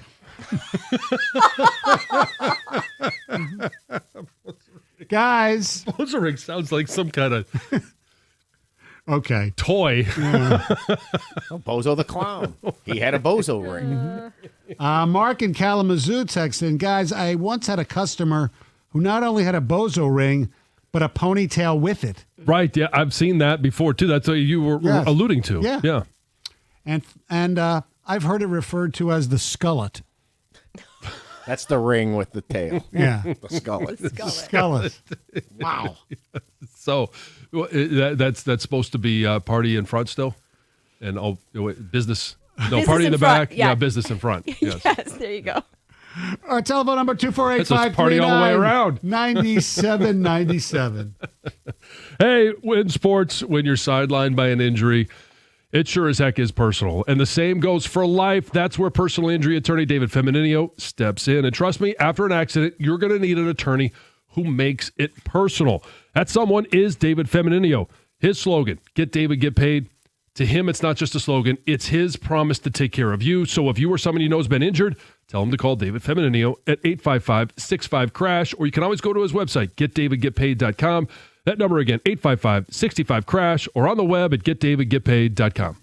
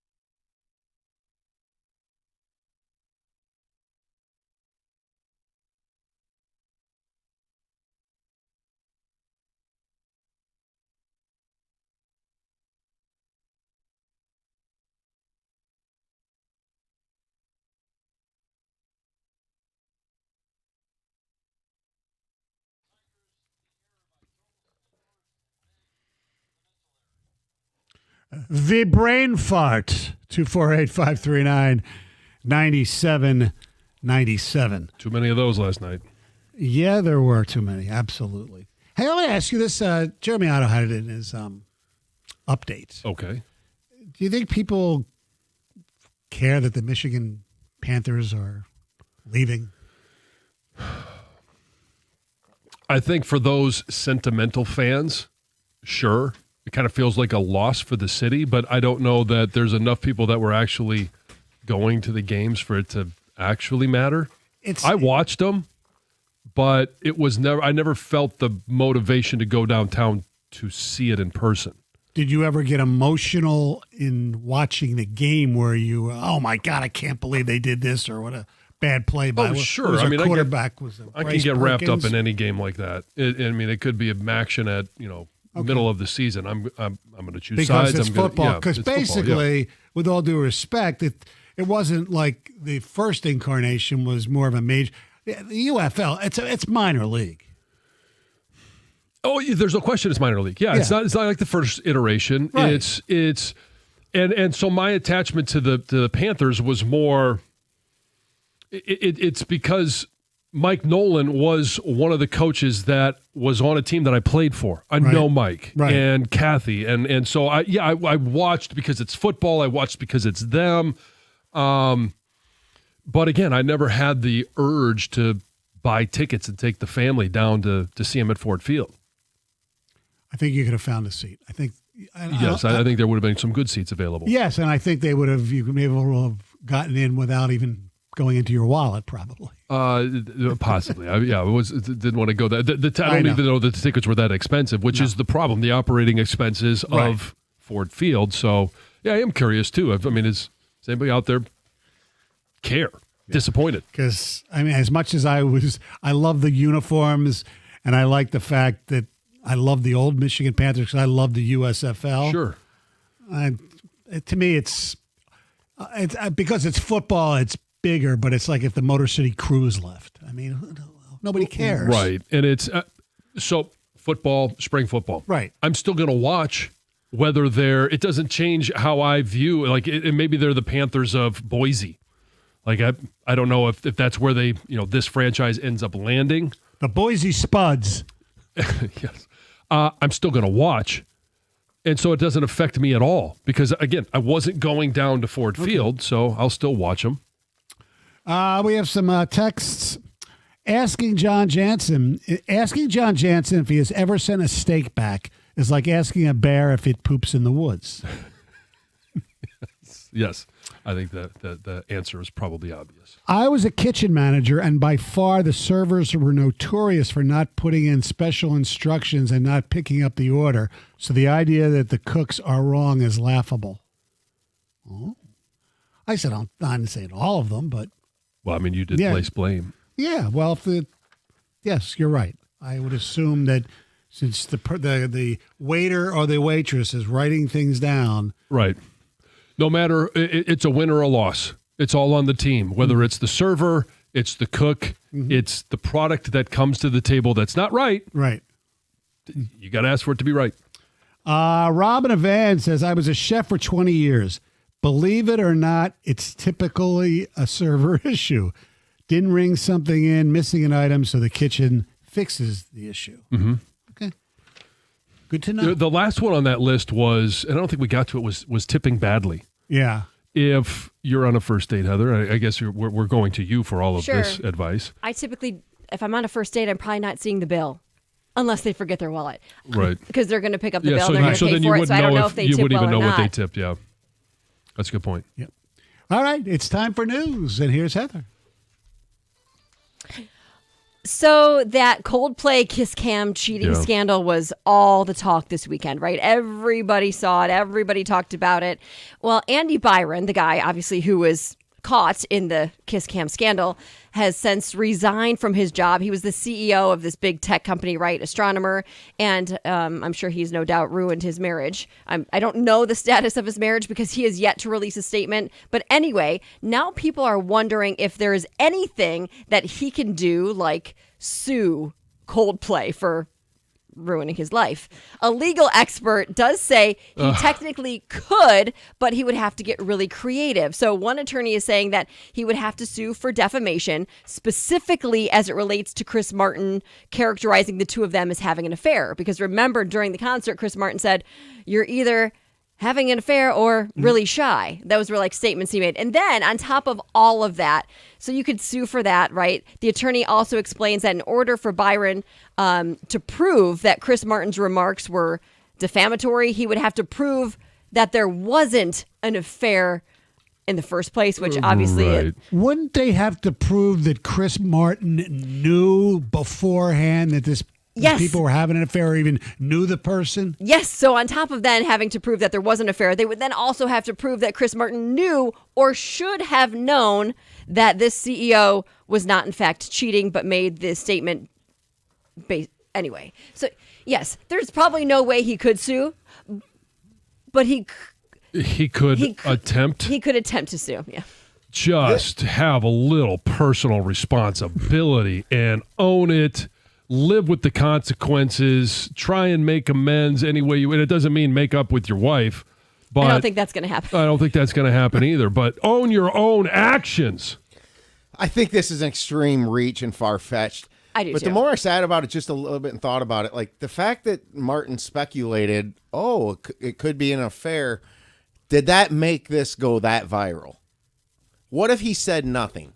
What if they did nothing? Like his reaction is what started, what triggered everything. So what if they're on the kiss cam and they're just like, oh, hi, and don't try and avoid the camera or completely vacate the premise. I agree with both of you. I can understand what you're saying. I do think by hearing that word affair said by Chris Martin, it definitely sparked something different within their reaction. The reaction got the attention. Right. What if They he can't take what that if he just back, said what if he just but- said the one thing? Oh, look, they're a they're little shy. shy. Would it have gone as viral as it did? I don't know if the person who took the video would have sent it. We have no idea. Yeah. And also, what was kind of cool to watch, not that they were doing that, was the new technology of the kiss cam with the bubbles or whatever the heck they did. I mean, I Yeah. never saw that before. Me neither. Yeah. I haven't either. But they're usually in the heart. Yeah. Yes. But this, Yes, the new technology The of the bubble. animation. No, Yeah. but this looked a little more high tech than the usual kiss cam. Yes, it was. It was definitely more high tech. Hey, Wayne State University police have arrested that guy in connection with an alleged sexual assault of a student that took place last weekend. You might remember this story. The student allowed an unknown man into her apartment because he needed to use the bathroom, and that's when he lured the student into the bathroom, said he had a knife, was threatening to sexually assault her. While he didn't sexually assault her, he did physically assault her and then left on foot. The guy was found on campus on Monday. He has no ties to the university, but was taken into custody. A disruptive passenger who tried to open an exit door mid-flight while traveling from Nebraska to Detroit is now facing some federal charges. This guy is a Metro Detroit man, a 23-year-old. He's facing a charge of interference with flight crew members and attendants. And passengers on board basically say this guy was acting erratic even before the flight took off, like before they actually boarded, appeared disheveled, appeared to be highly intoxicated or under the influence of something. Once he got on board, he wasn't listening to flight crew instructions. He took off his shoes, which happens. You see that. Yeah. He also took off his shirt. You don't see that often. And then tried to open the door. I don't think I've ever seen anybody take their shirt off while haven't sitting either. in their seat on a plane. No, I have No, not but either. only in the bathroom in the plane. Right, but that's when you put your shoes back on. You don't want to go to a Ooh, no, airplane you don't. bathroom without shoes on. But what's crazy is that no. I mean, Have you ever taken your shirt off in the bathroom and in the airplane? I No. barely fit there to begin with. Imagine me that. trying to get my shirt off in that bathroom. then you've got your naked body pushed up against those nasty Walls? walls. Yeah. So that you only take the shirt for number 2. So that means you've never done a number 2 on the plane, or you put up with the shirt. Oh, I've dropped one there before. Yeah.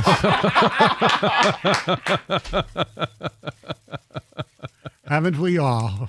Yeah. Or most of Well, us. yeah. When the time approaches. you Yeah. know, Not going to wait for landing. All right. Thank you very much, Heather. Yep. 248-539-9797. Coming up next, do the Tigers need help at the deadline in this position? 97 won the ticket.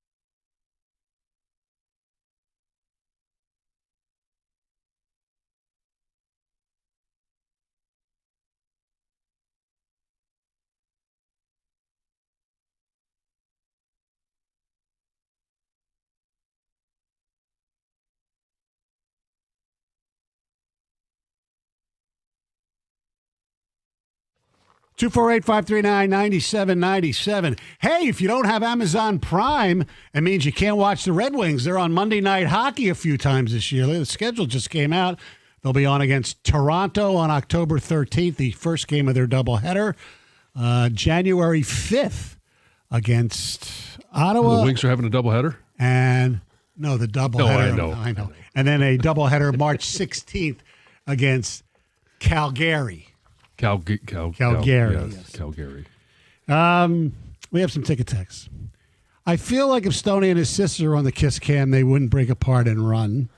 That's Tom and Flat Rock. That needs to happen. You guys need to do your version of it, and then we can do it like on social media, Twitter. Hey, if you need a recap of the drop tournament, here's how it went, and they just show you guys as the Coldplay cover. Maybe at my niece's wedding over Labor Day weekend, we'll do a pose or something. I don't Would know. you guys do it if this would be the end of it? It would never come up ever again. That's an impossibility. Sure, but I don't think that's possible because somebody just loves bringing it up every 3-4 months, and it ain't me.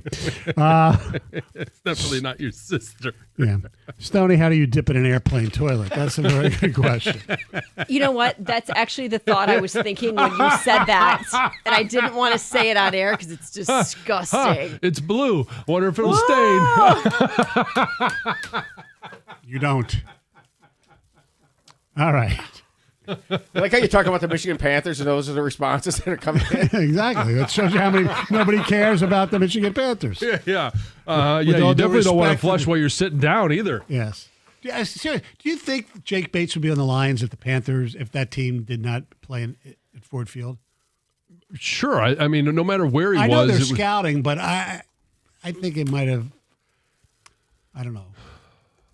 Did it help at all? Maybe I don't it know. helped in terms of Jake Bates making the decision. Right, Because I'm okay. sure he had other suitors. Yes. So if he was very comfortable kicking in Ford Field, knowing that half the games are going to be there, yeah, I mean, he may have chosen the Lions because of that. That's a good point. All right, the Tigers. Last night was just such a cluster. You know what? It was just awful. The Perez not touching the plate, the Torkelson going, brain fart. It was ridiculous. And right now they're playing like crap. And we talked to AJ about it, and he didn't, run from it. You can see it. He said, Yeah, we gave him the Cliff Notes version of You what's asked him wrong how with he's this team. doing, and he said, "How do you think?" Right. Well, I great. didn't want to start off and say, AJ, your team blows. I mean, that's not the way to start. So, yes, since the Cleveland Guardians series, they're 3-8. Cleveland, meanwhile, is 10-2. For the first time in a while, the lead in the division is not double digits. But what is concerning to me is now we added a concern. Because it was going into this deadline in 8 days, got to get 1 or 2 bullpen arms, and you need a right-handed bat. And what's more important than all that? And in, third place in the need department would be, we could probably use another starter. Well, the way Casey Mize and Jack Flaherty have pitched lately, the need for another starter might have been amped up. Now, maybe they'll get lightning in a bottle with Trey Melton. Troy making his major league debut today. I don't know. So that is on the table as well. They need help everywhere, which to me is kind of like, whoa. They're a 60-win team. They got the second best record in baseball right now. Tied for the best. Tied for the best. What do you mean they need a lot? They need a lot. We've watched them play. And it's not like I said, AJ, it's not like it's just a typical streak that every team goes through. They're showing they have major flaws, or that everyone is basically going to poop at the same time. Colt Keith is 1 for 24. Riley Green keeps striking out. The starting pitching that we mentioned, the bullpen in the Seattle series was awful and wasn't great in the Texas series either. Although they didn't give up a lot of runs. Their runners at scoring position, John, have been abysmal. It has been, and it's so uncharacteristic of what this team has been for the large part of the season. They've been opportunistic when guys have been in scoring position. They've been able to get guys across home plate. They've been able to touch home plate. They've been able to be good in the field to not allow, extra outs in an inning, not allow extra, the extra 90 that ends up costing you, like it did last night when Spencer Torkelson didn't hustle to the ball, wasn't aware that O'Neal Cruz was coming around third base. So all of those things, like AJ said, are very fixable. The question that I have is, what is the priority for Scott Harris? What does he see as, and how are they going to go about filling those priorities? and needs, because they're not just going to redo the entire roster at the trade deadline. We all know that's not going to happen. So are they going to go? Are they able to hit 2 of the 3, where it's a bullpen arm, it's a bat, or are they going to kind of shock everybody and get a starter? I think that would be a bit of a surprise. Yeah. Unless. And what deals are they going to be able to work? Because you got to have, if Eugenio Suarez is just destined to go to the Yankees because they have more pitching prospects to give up, then you got to move your focus to, okay, who's their number 2 guy that is a right-handed bat? Who is it better to go get another reliever than whoever that number 2 is? Can we deal more with this team than that team? That's where you really need a GM that's in tune to all the other teams and get the deal done before anybody else steals somebody that you want.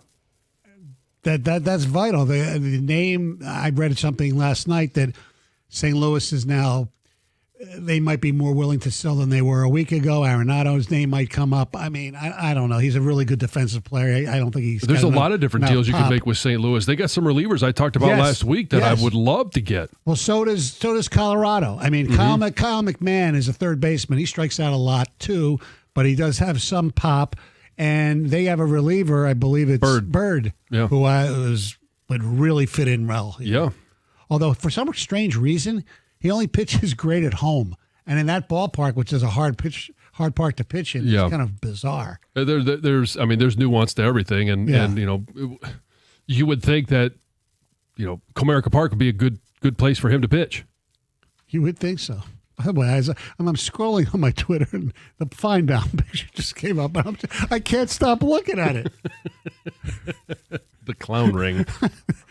Oh, my God. That'll be something that I never forget. Honestly, when Gov said it, I'm like, he was looking at his hand? Like, did Paul Feinbaum get some ring that I don't know about? Had no idea you were talking about his hair. No idea. And now Stoney can't get past it. I know. That's the slang me and my friends always used for that hair. No, you're not alone. Oh, I'm not saying you're alone. I'm just saying I'm not. I don't have the bald guy conversations. So I don't know I just don't. See, why did you even bring this up again? Sorry, you're distracted by what's online instead of. Okay, yeah, you're right. I've been pretty. I've told the story. This is why we don't look at screens while we talk. Yeah. Yes, exactly. Right, so we don't put them up on. I just can't fathom in my head of common sense why somebody would not choose to just shave it all off and instead, wow, this looks better on me. See? I don't know. I mean, I don't know that reason because I don't have that situation. And so did he sit there at one point? Did he wear the fake bald head and say, well, I just want to know what it looks like when I'm all bald? And then he looked at it and he took the fake bald head off and said, well, I like the clown ring better. No, he just won't give it up. He won't accept fate. Maybe, and this is just trying not to give him too much credit for this. Maybe he realizes, all right, I'm Paul Feinbaum. I'm somewhat famous, whatever word you want to use. I'm somewhat of a celebrity. Yeah.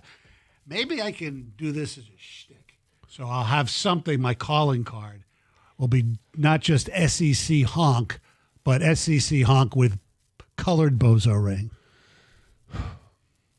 I don't know. I mean, if Paul Feinbaum walked in here today and he walked in completely bald, would he be as recognizable as he would be with the clown ring or the bozo ring?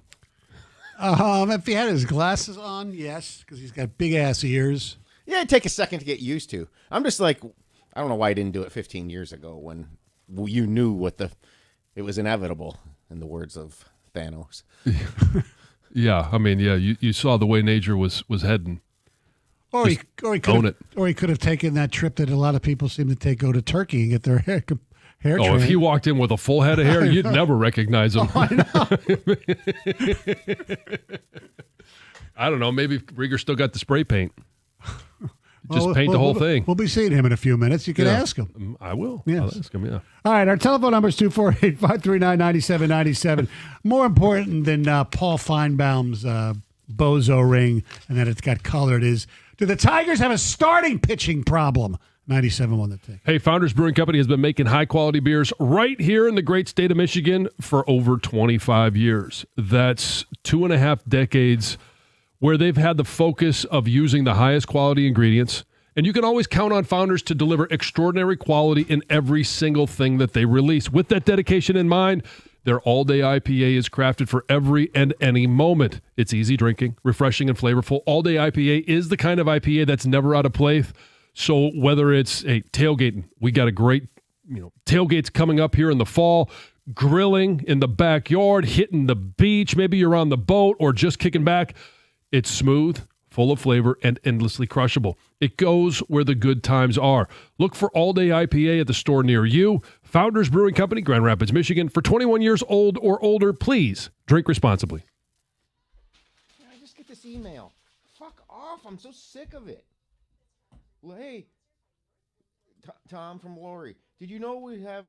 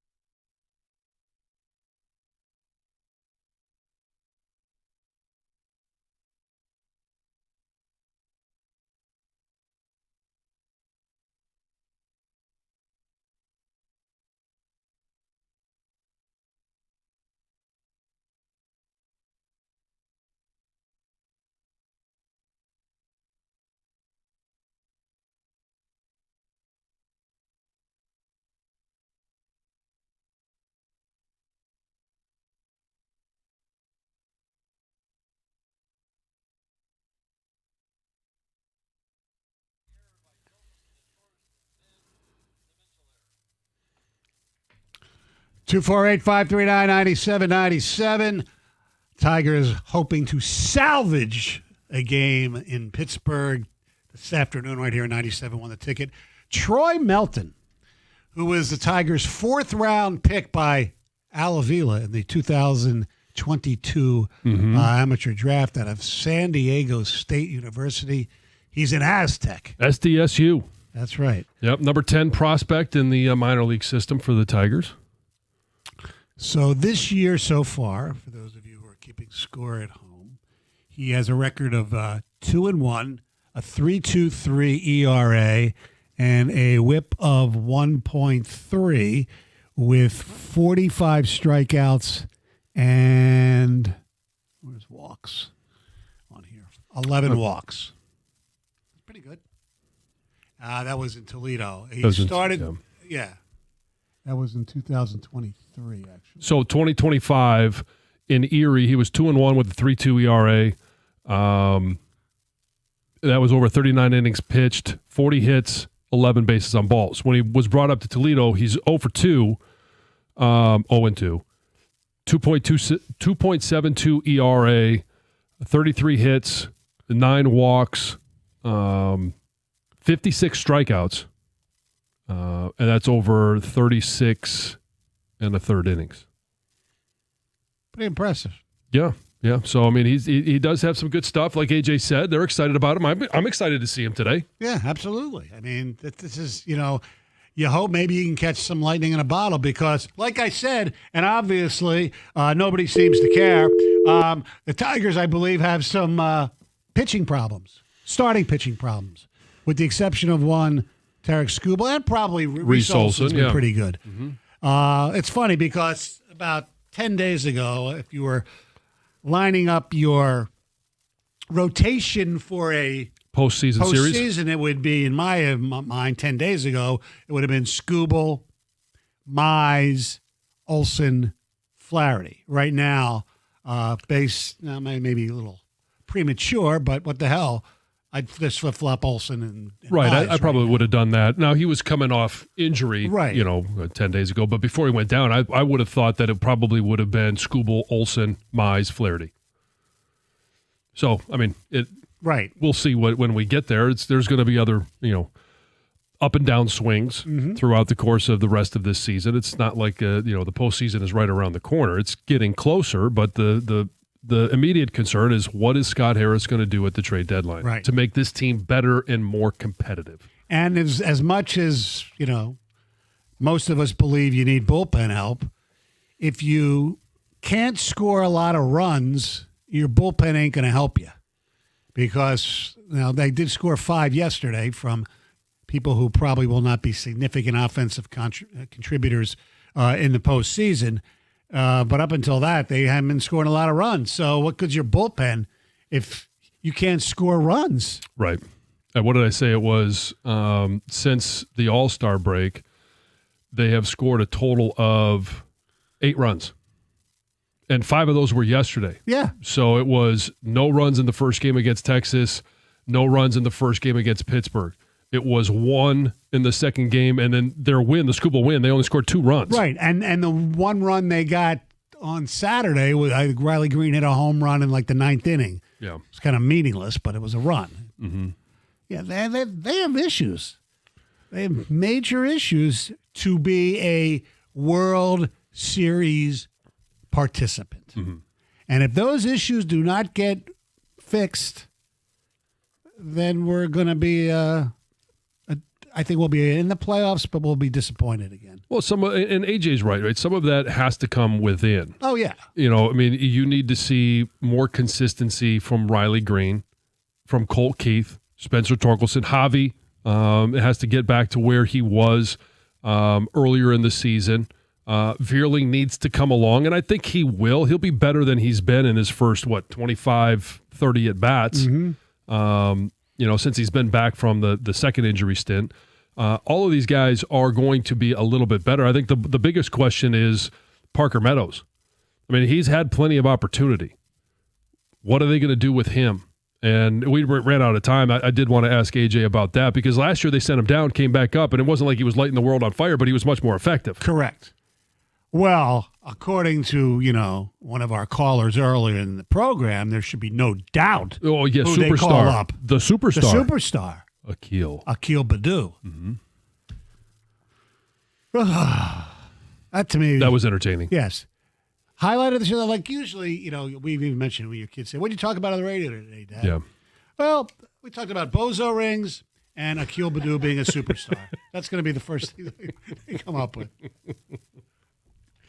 Yeah, and whether no matter what we're doing later today, I think when we always run into listeners and they want to talk about the show, the number one thing they'll actually probably talk about is the bozo ring. Probably, yes. Speaking of which, Jeff Rieger has entered the studio.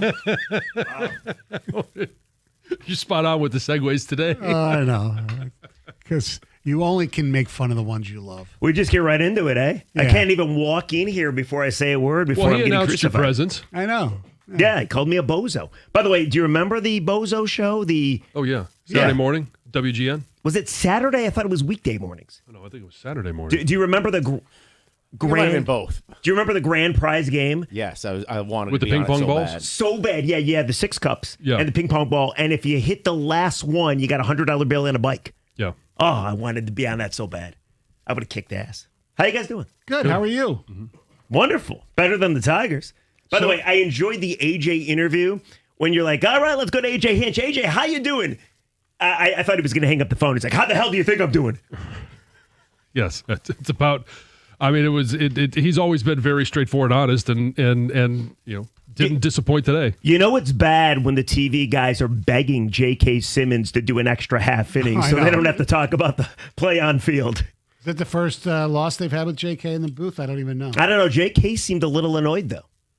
So With the Tigers or with being on the air again? I think both. I mean, it's funny because they brought J.K. on. They're like, Benetti's like, J.K., can you stay an extra half inning and maybe get us a little offense? And then they thought they scored the run, and Winslow Perez didn't touch home plate. Right. And J.K.'s like, I'm out of here. See ya. Screw this. So, yeah, we got stuff to talk about. Yeah. What are you guys thinking? Is this the beginning of the end, or is just a 162 game blip? I don't think it's the beginning of the end, but I do think there's going to be more angst than we even think they're going to be. So the They're gonna be Guardians okay. have closed the gap. 7.5 games in 11. I know. They've gained 7.5 games in 11 games. How's that even possible? After the Cleveland series where the Tigers swept them, Yes. I was in with Costa, and Costa did a burial. I endorsed it. Oh, so you guys buried the Guardians? Of the Guardians. He Another did the 2.5 burial. back in the wild I card. just endorsed it, and now all of a sudden they're incredible. Okay, but it can't happen. Like I was on with Mark Ryan yesterday, and Mark Ryan admitted to us that his reoccurring nightmare is that the Tigers choke this away, don't make the playoffs, lose out in the division. That can't happen, right? There's no way that can happen. Well, that's what they said in Minnesota last year, didn't they? Now, that was for the wild card. That wasn't for the division. That's true. But you're 9 games up, and there's 60 games to play. You can't choke it away, right? You wouldn't think so. There have been bigger, Well, you guys are very well, reassuring. there have been bigger chokes with less time left in baseball. I think the Mets Yes. one year.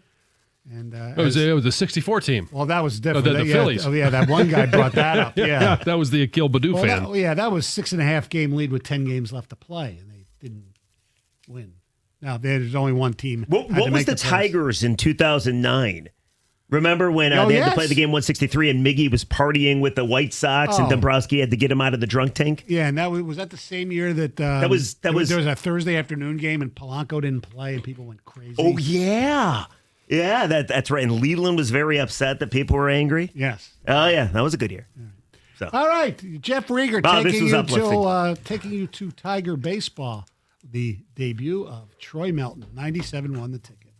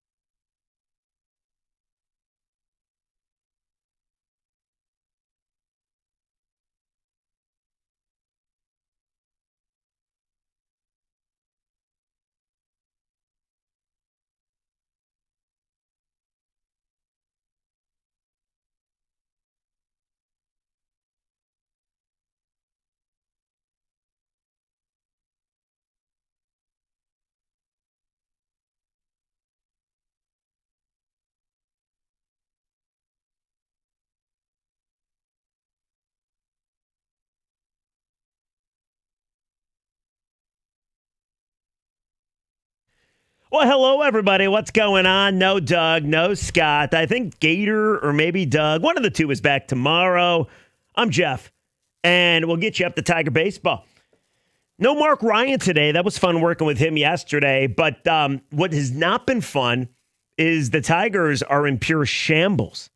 I mean, absolutely atrocious. Yesterday was a complete and utter joke with the lack of mental focus and Torque being lazy at first, allowing O'Neal Cruz to score, and Wenceel Perez missing home plate. Like, this team is in a freaking free fall, and it's ugly. And I don't know if anybody's legitimately worrying yet, but you might want to be. Like, we're just going to jump into it. We'll get you up to Tiger baseball in the 12 o'clock hour, and Troy Melton is going to make his Major League debut and try to get the Tigers out of this tailspin. But do you realize things are so bad that the Rockies are 4-10 in their last 4-6, rather, in their last 10, while the Tigers are 2-10? The Rockies being the worst baseball team maybe in the history of baseball. Nothing's going right for Detroit. And I'm curious, two things. One, is this the beginning of the end? Is it all going to fall apart? Are you going to have a Twins-type collapse like we saw last year that allowed the Tigers to make the postseason? I mentioned to the guys before us, I was on with Mark yesterday, and he admitted to us that his deepest, darkest nightmare that is in his brain, a reoccurring nightmare, is that the Tigers missed the postseason altogether. I don't think that's possible.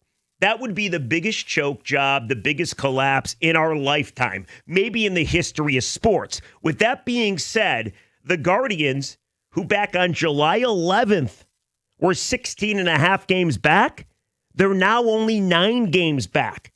They gained 7.5 games in the last 11 games with the All-Star break in the middle. I mean, think about that. They're making a push for you. Now, will they catch you? I don't think so. There's 60 games left to play. But still, this thing might be way more tense than it ever needed to be. Here's another one. You get Toronto tomorrow, 4-game series at Comerica Park. It's a massive series. Houston and Toronto, now a half game back behind the Tigers, meaning no longer do you have the best team or best record in baseball, but both teams are right on your heels. And if you fall to the 3 spot in the AL, even if you win the AL Central, you got to play in a wild card series. Now, it would be at home, best of 3 at Comerica, but it doesn't mean that you get the automatic route to the ALDS. That would go to Houston and Toronto. They're a half game behind you, both of them. And the Yankees are 3 games behind you. The losing is brutal. July has been brutal. Riley Green in July hitting 182 with a 699 OPS, 31 strikeouts, 135 Ks this season. Colt Keith is hitting 269 and an 828 OPS, which is pretty good. But he's like one of his last 21. Javi Baez, remember the greatest comeback story in the history of sports? Yeah, Baez is back to being Baez. Swinging out of the zone, 205, 487 OPS in the month of July. What about Zach McKinstry, the All-Star, 226 in the month of July? And then 2 of your starters, Casey Mize and Jack Flaherty. Mize a 6.43 ERA in July. Flaherty a 4.66 ERA, and he's got like a 7 ERA in his last 7 games. The bullpen is bad. You can't trust anybody other than Will Vest and maybe Tyler Holton. Things are so bad that the TV broadcast is begging J.K. Simmons to do 3.5 innings of TV. They don't want to talk about the game. They don't want to talk about anything. They'd rather talk to J.K. about winning an Oscar or almost winning an Oscar. Like, I think I'm past the point where, we're not going to freak out. It's a long season. Yeah, look at the Guardians. They lost 10 in a row. Then they've gone 8-2 in their last 10. So this might be a blip on the radar. This might be nothing. This might be something we look back on and say, I'm happy it happened in late July before the trade deadline, which, by the way, is 8 days away. It might be absolutely nothing. Or it might be the start of the end. And I'm curious where you're at. 248-539-9797. The ticket text, the exact same number. If you want to give us a call. Yesterday capped it off for me. Yesterday was embarrassing. Yesterday was pathetic.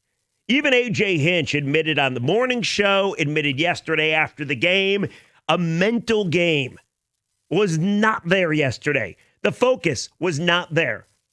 And now you got a guy in Melton making his major league debut that tries to get you out of the slump to start to end the road trip.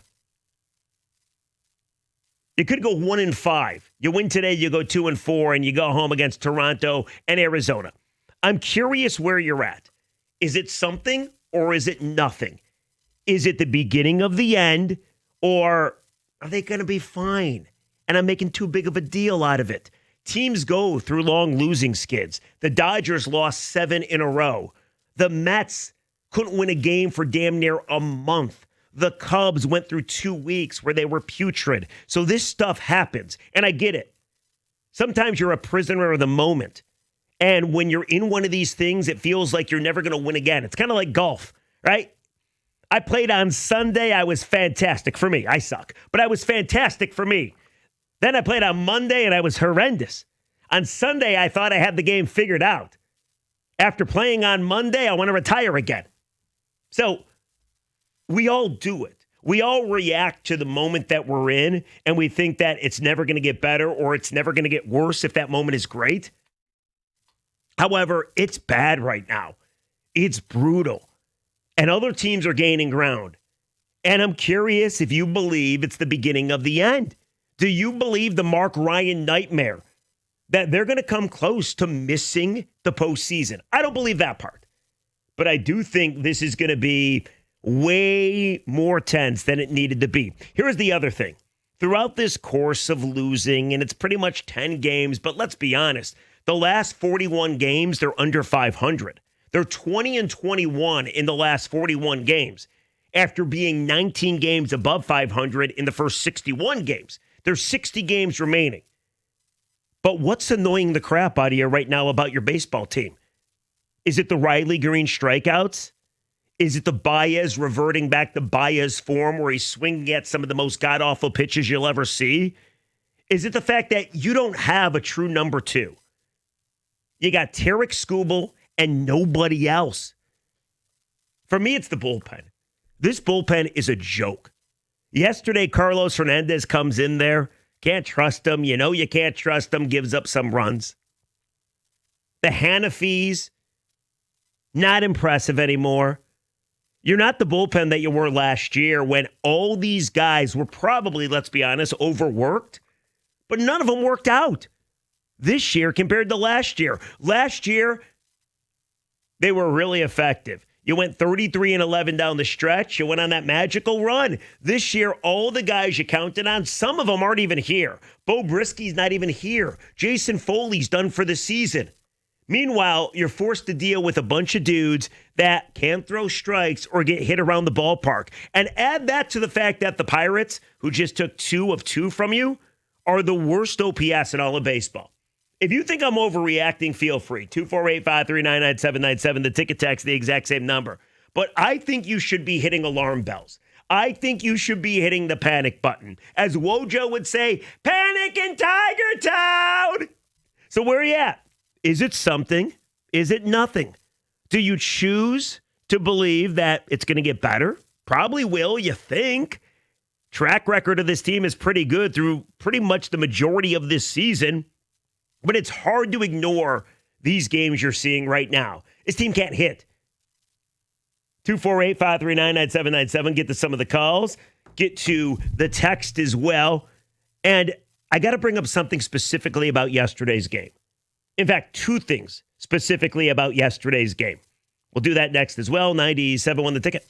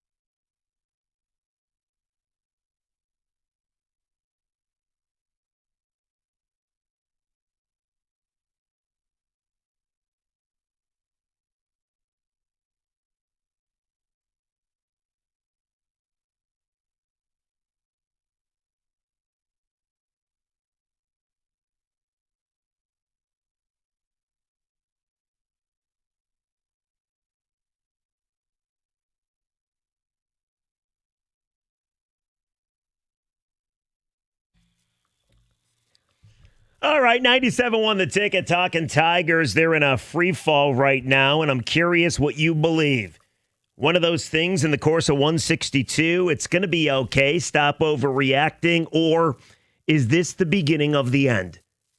Is this a Twins-like collapse that is starting right in front of our face? It's just startling considering how good they were. They did everything right fundamentally. They did the little things so well. They won so many close games. They didn't give up leads. And now you look at the last 10 games, and this is more than 10. It's 41 games. 20 and 21 in their last 40. But you look at the last 41, they're not that team anymore. And maybe it's everybody slumping at the same time. And I know Riley's really streaky, but you're going to need to count on guys like McKinstry and Baez and Torque and Mize. And these are the guys that got you to this point, which, by the way, is still a really good point. AJ Hinch was on the morning show today, and he said, a lot of teams would love to trade places with us. And I would agree. But you're going to need to count on those guys. And either they're all slumping at the same time or the magic is rubbing off. So, yes, I don't think I'm overreacting. I think you have every right to freak out a little bit. Here's the other thing. Trade deadline is on Thursday. A week from tomorrow, which, by the way, is the Tigers' next off day. Aren't you starting to believe that, considering it's a seller's market, everything you read and hear, price tags are going to be astronomical? I don't know that Scott Harris is going to be ultra aggressive. We don't know what to expect. This is the first time in his Tigers tenure that he's going to be buying to improve a team for a World Series run. You need so much. Doesn't it seem like you need so much? You need two relievers. You need a right-handed bat. You need, dare I say, a starter. Or maybe you just say, screw it. And you want to protect the farm. You don't want to give up too much. You don't want to pay the prices. And you just say, we'll do the bare minimum.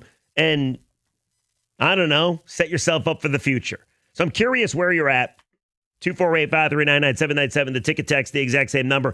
King has some ticket text. Plus, I want to ask you, King, am I overreacting? Do people have a right to freak out? Well, oh, sorry about that. I just hit the you're mic. fine. I'm in a new studio here. Hello, my first day. I do want to say, first of all, thanks for holding it down the last few days. Oh, yeah, of course. Appreciate you.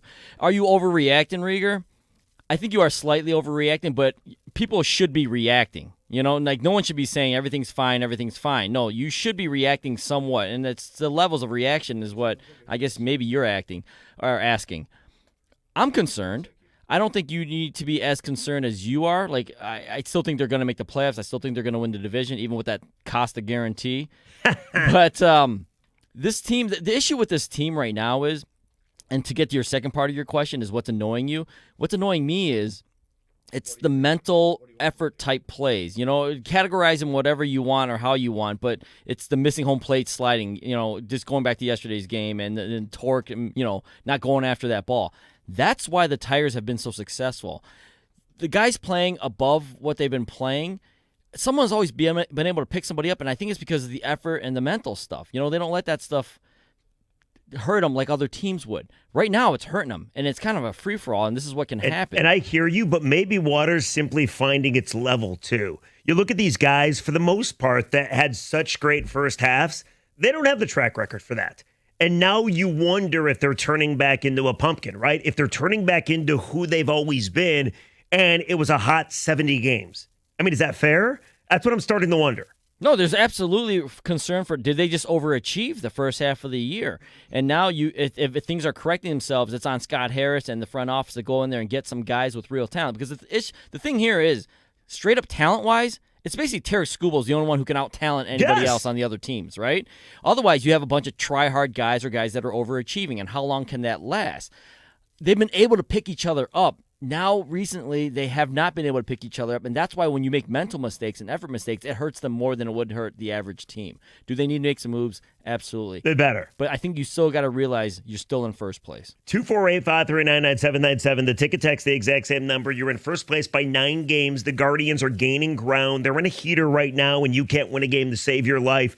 Is it cause for concern? And the second thing I wanted to ask, and we'll get to the calls, we'll get to the ticket text. But yesterday specifically, watching that game, it was nauseating. It really was.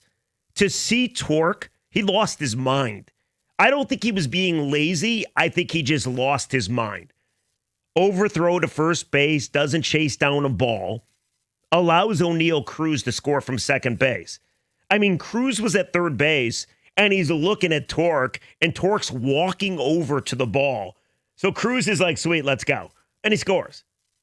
And then you get Wenzel Perez. You finally get on the board. Sack fly, 3-0 game. Perez makes it 3-1.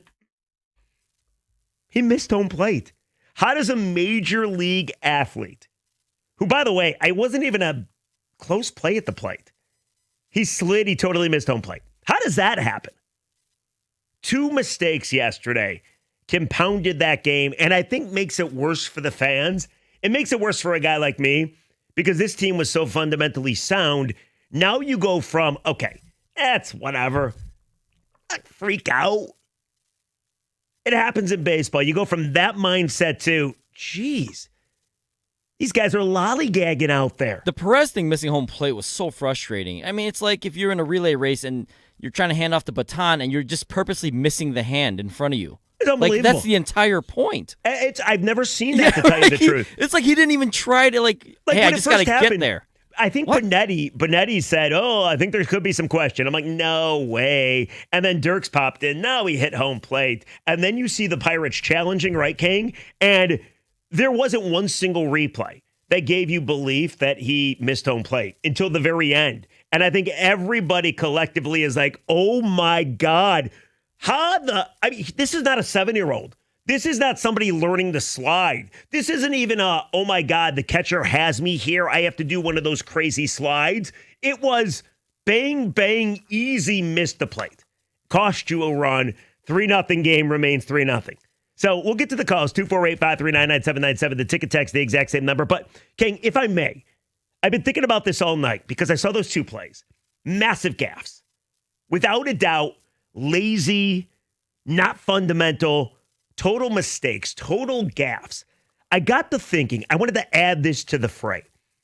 Do we have one universal Detroit sports gaffe that we all admit is the worst sports mistake that we've ever seen or encountered? Like, do we have one that is worse than any other one? I'm not saying yesterday's were all that bad because it's a regular season game and you can still pull out of this, but I'm talking about the real big mistakes. Like, for instance, NFC title game a couple years ago.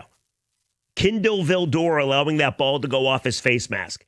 And Brandon Ayuk catches it for a touchdown, which started the comeback for the Niners, and you blew a 17-point lead in the second half in San Francisco. Massive gaffe. Huge gaffe. Another one I think of, playoff game, 1993. How the hell is Sterling Sharp so wide open? Gaffe. Massive. So in addition to the Tiger calls, and we're going to get to them momentarily, I need to know, do we have one universal Detroit worst sports gaffe that we all agree is the worst? Because yesterday I'm watching, and of course my mind immediately goes to that. I'm like, okay, well, what's the worst? And I don't know that I've decided on one. I got like 3. I gave you one of them, maybe 2 of them. But is there one I'm missing? 248-539-9797. The ticket text, the exact same number. A lot of people want to talk. Am I overreacting? Is this the beginning of the end, or is this just baseball and the biggest sports gaffe in Detroit sports history? 97 won the ticket.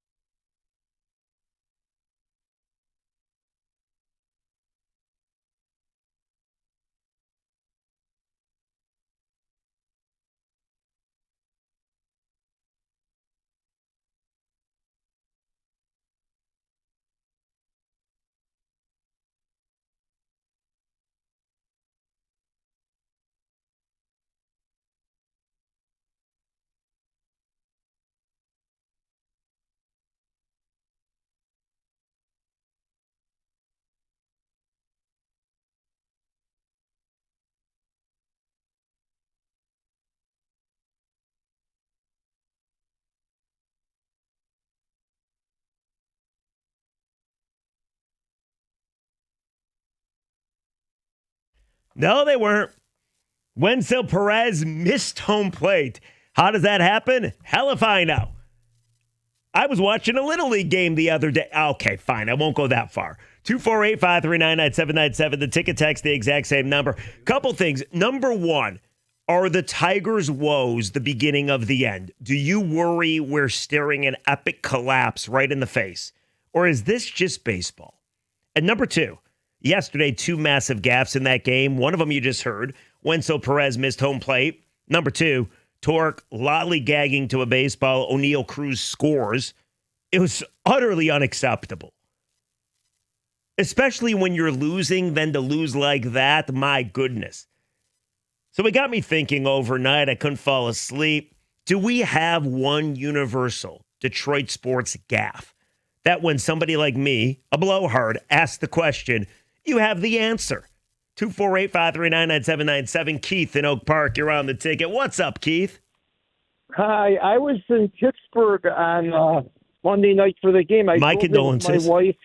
Yeah, you know what? It's a great town, great ballpark, cool ballpark, very nice yeah. people. Yeah, tons, and I mean tons of Tiger fans. We were walking to the game. We stayed downtown at one of the hotels, and all the hotels was like a mass of Tiger fans walking from the various different hotels to the ballpark. And it's just sad. We had nothing to root for, and everybody was just waiting for something to happen, and unfortunately nothing did. But what a great park. As far as a major gaffe, there's 2 of them that I could think of that stick in my craw. One, we're going back quite a few years. Eddie Murray against the 49ers and Monty Clark playing on the sideline, and then he missed that kick. And then the Red Wings against Pittsburgh in the 2009 Stanley Cup Finals, Game 7, right at the very end. Lidstrom took that shot. What I don't remember is if he hit the crossbar he did. or if Fleury got it. He did. Yeah. And the game would have gone to overtime had it had gone in. And those are the 2 that stick in my craw anyway. Yeah, so Keith, real quick, though. So you were at the game on Monday. What is this? Is this the beginning of the end, or is this just baseball? Like, what's your confidence that they pull out of this thing? I'm starting to lose confidence, to be honest with you, and I didn't feel that way prior to these couple of games with the Pirates. I thought the Pirates, being as bad as they are, especially after being swept by the White Sox, that this would be the time for us to turn things around. And I'm really worried about the Blue Jays coming here this week, and Toronto's playing some really good baseball. No, not to mention their fans will try to invade Comerica Park. At times, it might feel like it felt in Pittsburgh, a ton of Detroit fans there. You know how Blue Jay fans roll, and the Blue Jays are trying to catch the Tigers as far as top couple seeds, and they're trying to win the AL East. So I'm with you, Keith, and I appreciate the call. Listen, August is cake, schedule-wise. A lot of Twins, a lot of Royals, a lot of White Sox. But before you get to them, you play 4 with Toronto, you play 3 with Suarez and the D-backs, and you got to play Dombrowski's Phillies and Nick Castellanos as well, and they're in first place in their division. So it's going to get more difficult before it gets easier. And watching baseball your whole life, it tells you things are going to be fine. You're going to be okay. You're 19 games above 500, make that 18. You're 9 games up in the division. It's going to be okay. But, man, when you watch these games, holy hell. Not only are they boring because there's zero offense lately, now they're making mental mistakes. And now you get a kid, Melton, making his MLB debut today. I mean, talk about pressure. Hey, enjoy your debut. Your parents are flying all the way from California to be there. By the way, we need to win this game so we don't go 1-5 on a road trip. Thanks. Gary, you're on the ticket. What's up, Gary? Hi. Hey. I got a few things to say, then I want to hear reaction. Yeah. One thing, most of it's baseball, but one is another subject. Baseball, I think they're missing Carpenter, and I think that they play Rogers too much but he's got a great arm. The other thing is that the coach, like Lasorda or Earl Weaver, they would get into a player's face if they screwed up the way the first baseman. Torkelson. Yeah, if he screwed up, they would get into his face. This guy does not even casual. Well, so Gare, a little bit. Gary, manager's we don't gotta know get a that he little fire doesn't. under his skin. Like, we don't know. I'm sure AJ Hinch behind closed doors is chewing out Torque and Perez for those gaffes yesterday. so.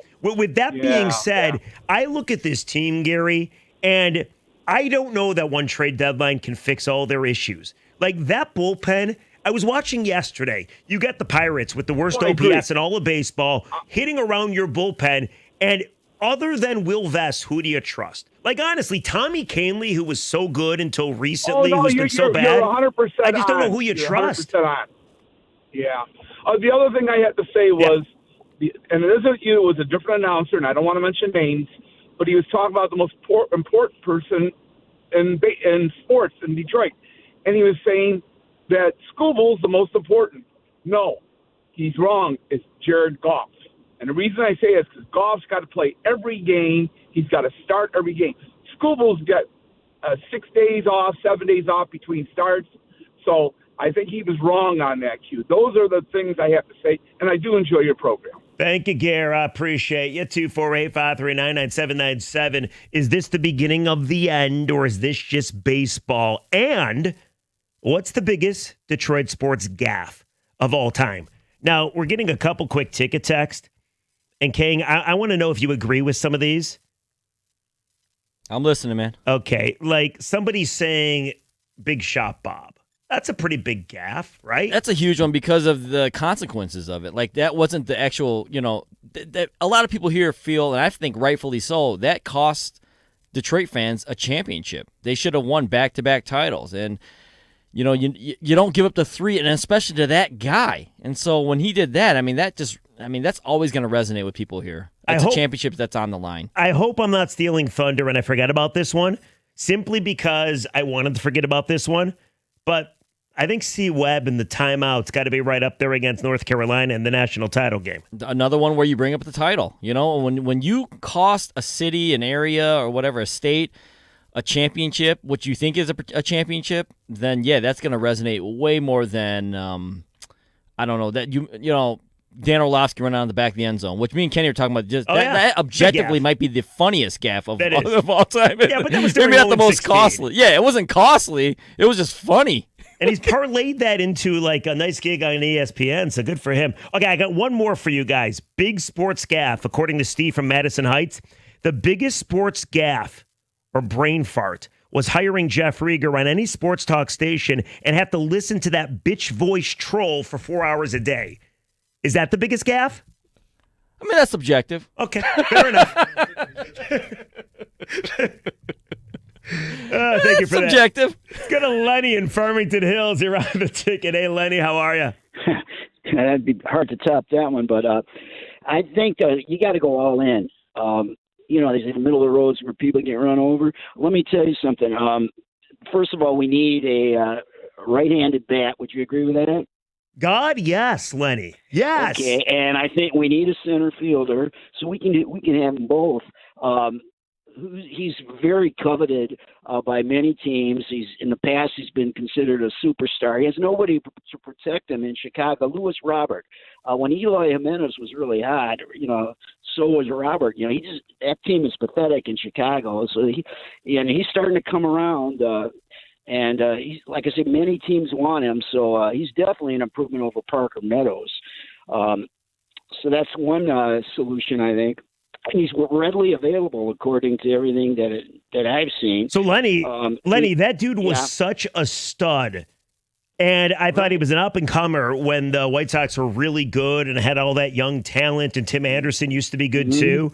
But he hasn't been as good in a while, but I think he's wrecked. So I agree with you. I wouldn't mind that at all. There's nobody to protect him. I mean, who you got?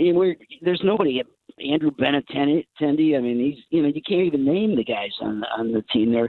So believe me, all these teams aren't wanting him that so much if they didn't still see something there. Okay, the second thing is obviously we need some help in the bullpen, and I think the best one that I'm sure he's available to is Felix Bautista. Oh, his strikeout whiff rate is sensational. It's like 43%.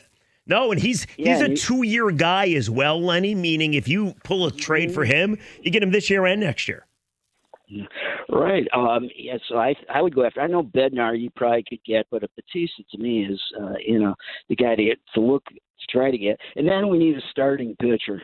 But Len, real quick. So you just said you want Luis Robert and you want Bautista, and I agree with you. Mm-hmm. And then you say you need a starter. I would argue with you. You probably need another reliever. So at what point do you start to wonder, can you really do all this at one trade deadline without really screwing up your farm system from what you got to give away? And then you wonder, is Scott Harris willing to do that? Well, I think like right now, if you look around, I know everyone's down on the Tigers now, but I mean, answer me this: what team in baseball has a bigger than a 9-game lead over the second place team? Nobody. Who has the best record in the American League? Tigers. I know Milwaukee now is supplanted. Yeah, they've been pretty good. Detroit. Yeah. Anyways, the pitcher. Now, I don't know. You might not agree with this one, but another guy who's they're looking to shop, Sandy Alcantara. Yep. At times he's shown, what he's been like, in the past when he was like a dominant pitcher. Miami's another one. They don't exactly have a powerhouse over there, and I think he would be definitely an improvement over Flaherty. He seems to have back issues. So, Lenny, I don't hate any of your suggestions. In fact, I just did a quick baseball reference on Luis Robert, and I have not read too many trade rumors about him, but I would assume they would deal him. 25 games. 278 with an 866 OPS. That's his last 25. So you say he's turning it around. He's been even better in his last 15 games. I'll buy it. Now, you don't need another outfielder because, God, they have a ton, but I'm not against it. Oh, but he's an elite defender, too. I know he's got 25 stolen bases, 10 home runs, and he's been out for a while. So Lenny, I don't hate it at all, man. I appreciate the call. 248-539-9797. The ticket text, the exact same number. Is it the beginning of the end, or is it just baseball? Tigers are struggling. They play today at 12:10. We'll get you to Pittsburgh, as hopefully they don't get swept with a guy making his major league debut on the bump. And then the second question we asked, because if you watched the game yesterday, my God, they were truly pathetic. I think that's a fair word. But Torque being lazy, allowing Cruz to score, Wenzel Perez not touching home plate, those are really big gaffes in a game that you needed to win to get off the schneid. So I wonder, what is universally, we all have to agree, the biggest Detroit sports gaffe of all time? And I don't think it was the ticket hiring me because I have a bitch voice. Although maybe it could be top 5. 97 won the ticket.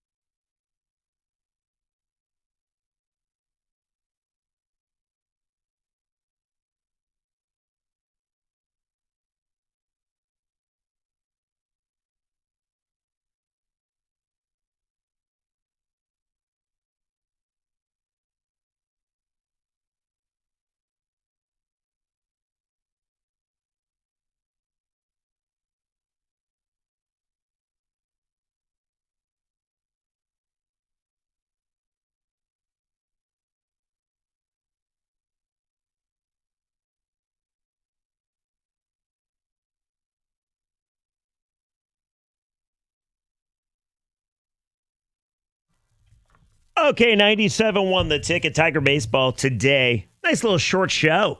You know, Stoney's always bitching and moaning that he was never part of a short show. This is not my show. I'm usually on at 6, but I get to come in and it's a short show. I checked the weather just to be sure. In Pittsburgh, it's gorgeous. So Tigers trying not to get swept and go 1-5 on a road trip before coming home and taking on the Blue Jays tomorrow.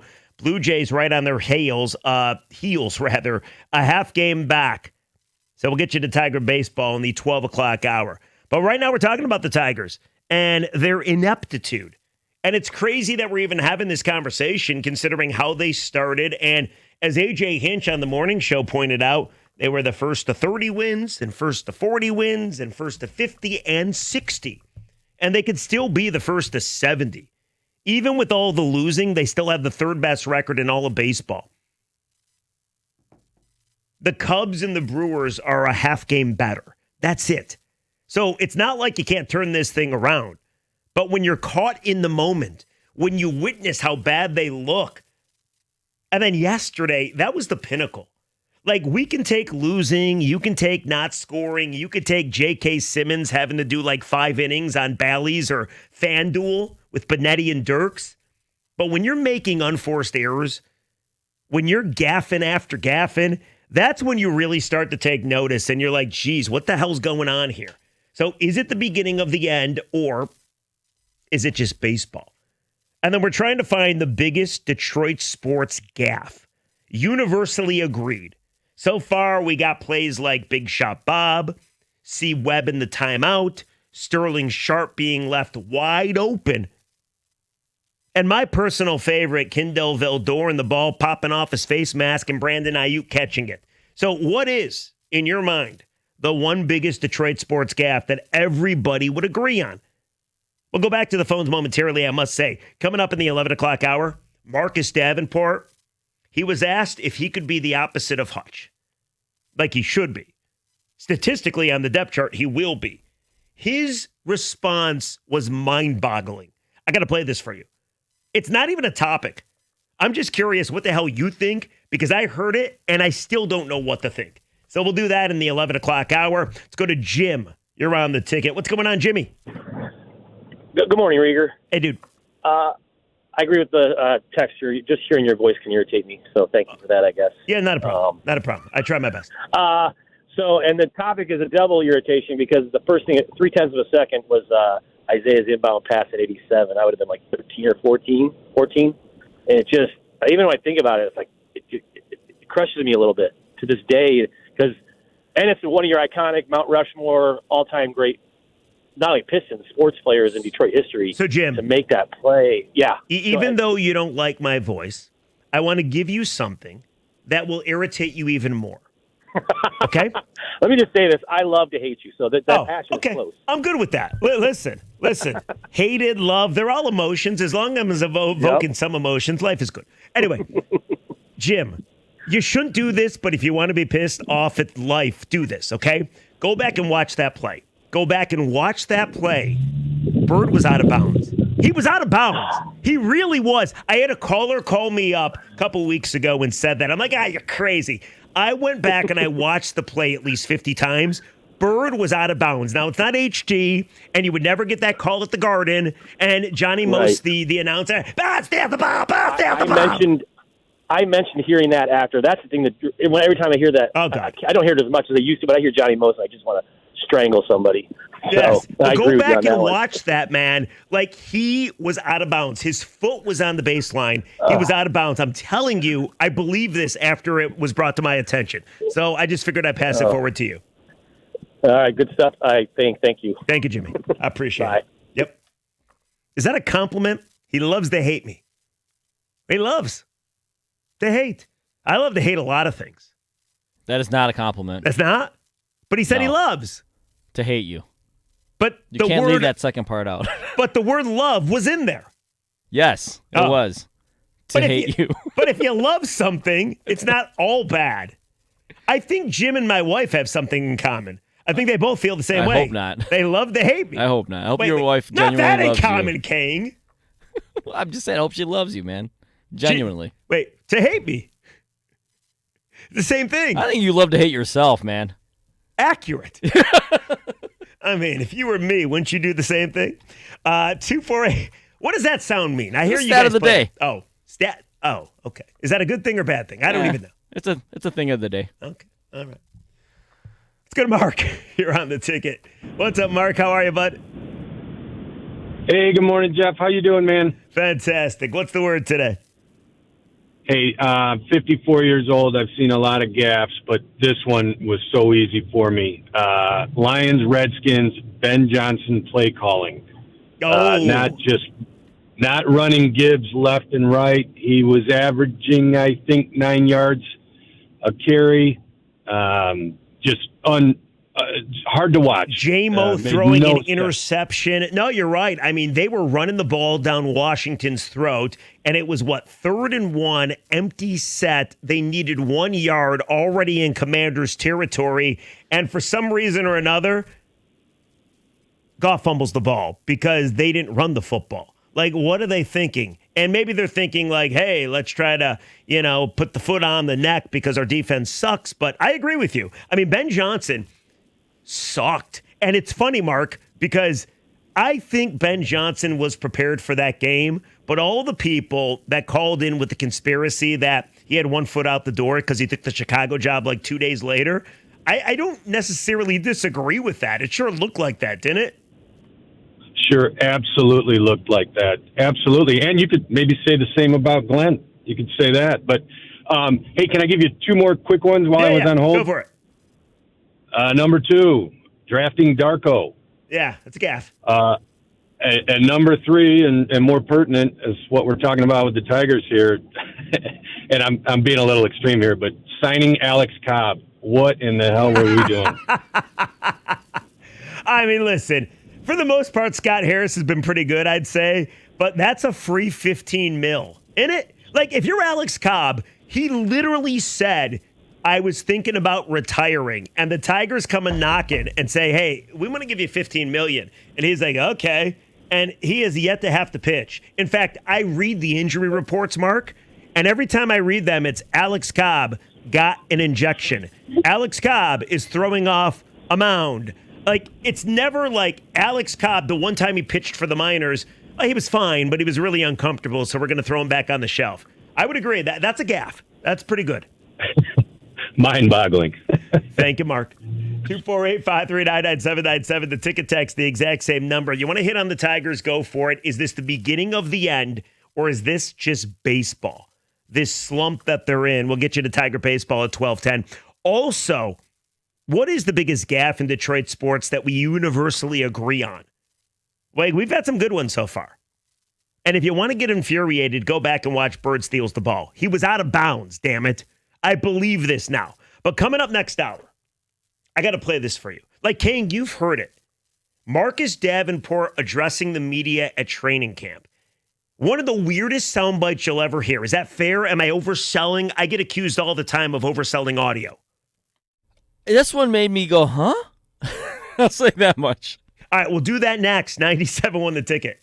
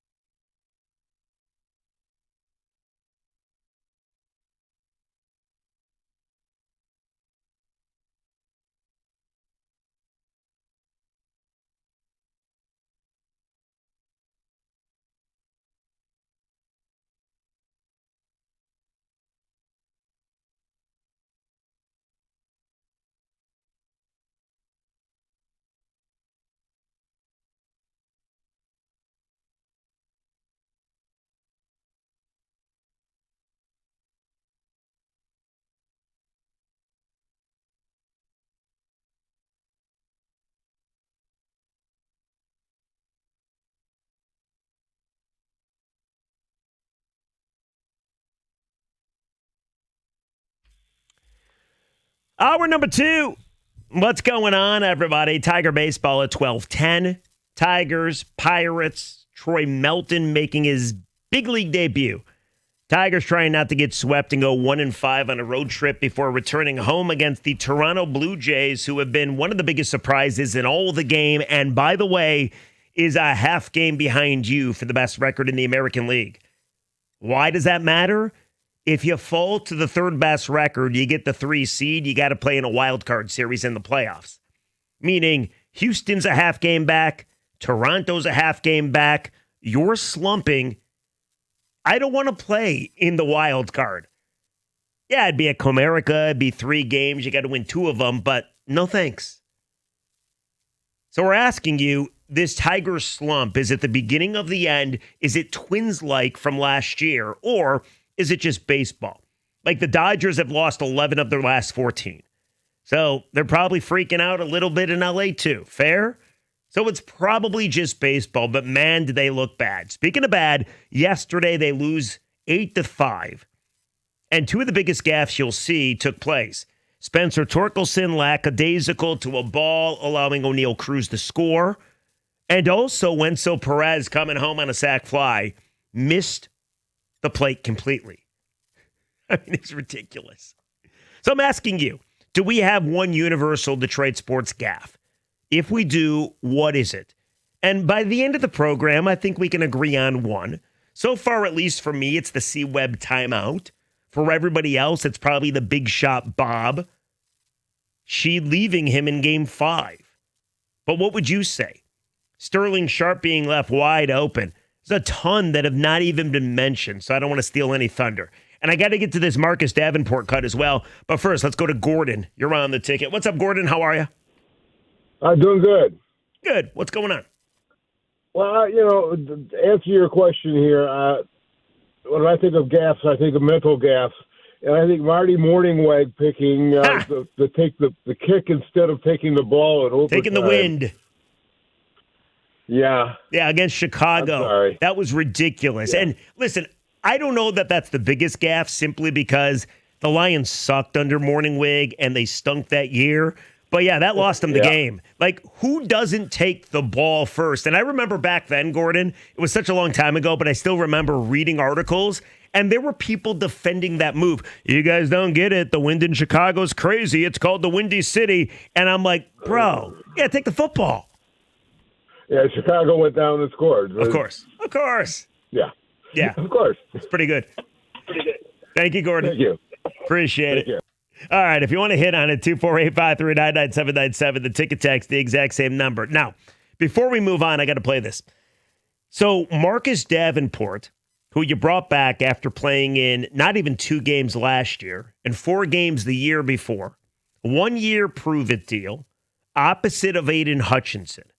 I don't know if you know this, but the fact that Brad Holmes did not do a ton to improve the defensive line and now Anzalone is out for the season, it's got people talking and wondering and maybe worrying a little bit. So yesterday, Davenport steps to the podium and he's talking to the media. I want to play this for you. Brad Galley, good question, asked Marcus, are you the guy that's going to be the opposite of Hutch, that's going to be successful? Take a listen to this interaction, then we got to talk.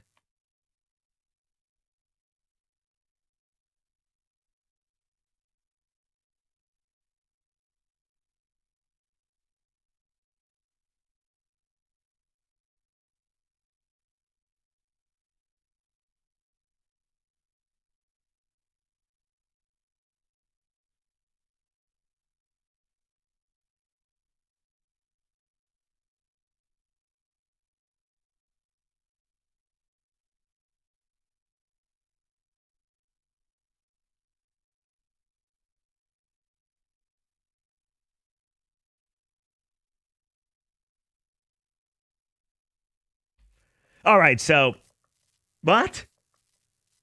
That's super bizarre, is it not? Are you the answer? Well, don't look at me. Don't look at me, even though, dude, you are the answer. You are the right defensive end. You are opposite of Aiden Hutchinson. You are the answer. Now, I think what's going on is Davenport is probably annoyed that so many people don't trust him to stay healthy, that so many people don't think he's the answer, that so many people have glossed over him when talking about the defensive line. So I think that's how or why he reacted the way he reacted. But that's a bizarre answer. And I'm curious, what do you make of it? Like, what goes through your mind when you hate or you hear that? Because it's funny because I was looking at the comments and I saw this online on social media, and the majority of people are like, wow, low energy, bro. Or people are like, we're supposed to get excited about that. And then there were some that are just like, hey, dude, cool. He wants to be left alone and go do his thing. By all accounts, early on in training camp, he's one of the guys being talked about as a standout. So early on, he looks good. And we've always said this, by the way. If the man can stay healthy, he can maybe make an impact. The problem is we're not doubting him as a player. We're doubting him because he can't stay healthy. Like, I'm going to steal something that every sports radio host has said at some point. What's the best ability? Availability. Ho, ho, ho. Listen to any sports radio show. The host will say it at one point. So we're not doubting his play. We're just doubting the fact that he's going to be on the field, his availability. But that's a weird response. Am I a bad guy for now not trusting him even more? Like, I'm going to go around the room. I want your reaction, though, too. 248-539-9797. The ticket text, the exact same number. That is the weirdest response. It's almost like, well, I don't know what it is. I'm not quite sure what to think, other than what I've already told you. King, what'd you make of it? It's one of those where you hear it and you're like, well, I don't love that. Because the football is a game of emotion and passion, and I don't feel the energy and the passion in his comments. And I'm not like, listen, I get it. Today's not the Super Bowl, and they're not, this isn't a Super Bowl press conference where he's ready to go out tomorrow and rip some heads off. Of course. But with that being said, man, you've been here for like 2 plays, you get hurt, and then everyone's been talking about all offseason. I know he doesn't want to personally hear it, but it's a focal point. Don't look at me. Yeah, who's the guy who's going to be opposite Hutch, right? I just wanted some more energy and drive out of his answer, and I feel like, is that going to resonate onto the football field if he's like, I just want to do my job? You don't have a desk job. This is a job where you got to physically get dirty, right? You got to go out there and manhandle somebody. And I know I'm just basing off this answer, but he was better off giving a generic, Yes, hey, I'm going to go out there, I'm going to try to stay healthy this year, I'm going to give everything I got. One of those things would have been better than, don't look at me. Don't look at me. I couldn't believe it, actually. It's wild, man. All right. What about Kenny? What do you think? Like, am I a bad guy? I already don't trust the Davenport move. I already was bummed that Holmes didn't do more. And then you get word they're bringing back a guy that can't stay healthy. And then the first time he talks to the media, hey, are you ready to be opposite of Hutch? We're so excited. Don't look at me, dumbass. Now, he didn't say dumbass. What'd you make of it?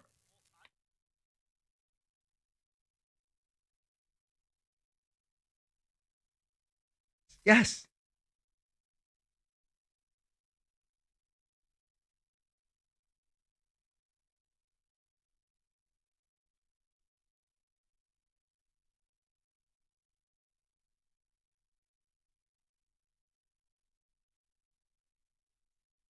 It's such a weird response. Like, and again, you're right, King, you can't judge a guy by what he says. It's just words. He's just trying to oblige his media responsibilities and then move on with his day in his life. But that's a bizarre response. And I agree. I was looking for, like, I'm ready to go. Let's go. This is going to be a good season. If I stay healthy, I think I can. I'm going to bust some heads. And again, if you read the observations from training camp, and I'm a sicko, I like to read this stuff, like who's standing out. The first 3 days, and it's like 3 days, so it's not a big deal, but Marcus Davenport is mentioned. He looks good. He's trimmed down. He's ready to kill some quarterbacks. But then why respond like that unless he's annoyed that people are already not trusting him? Because if you listen to any Lions fan, you gloss over this guy. And I'm not blaming you because I do the same exact thing.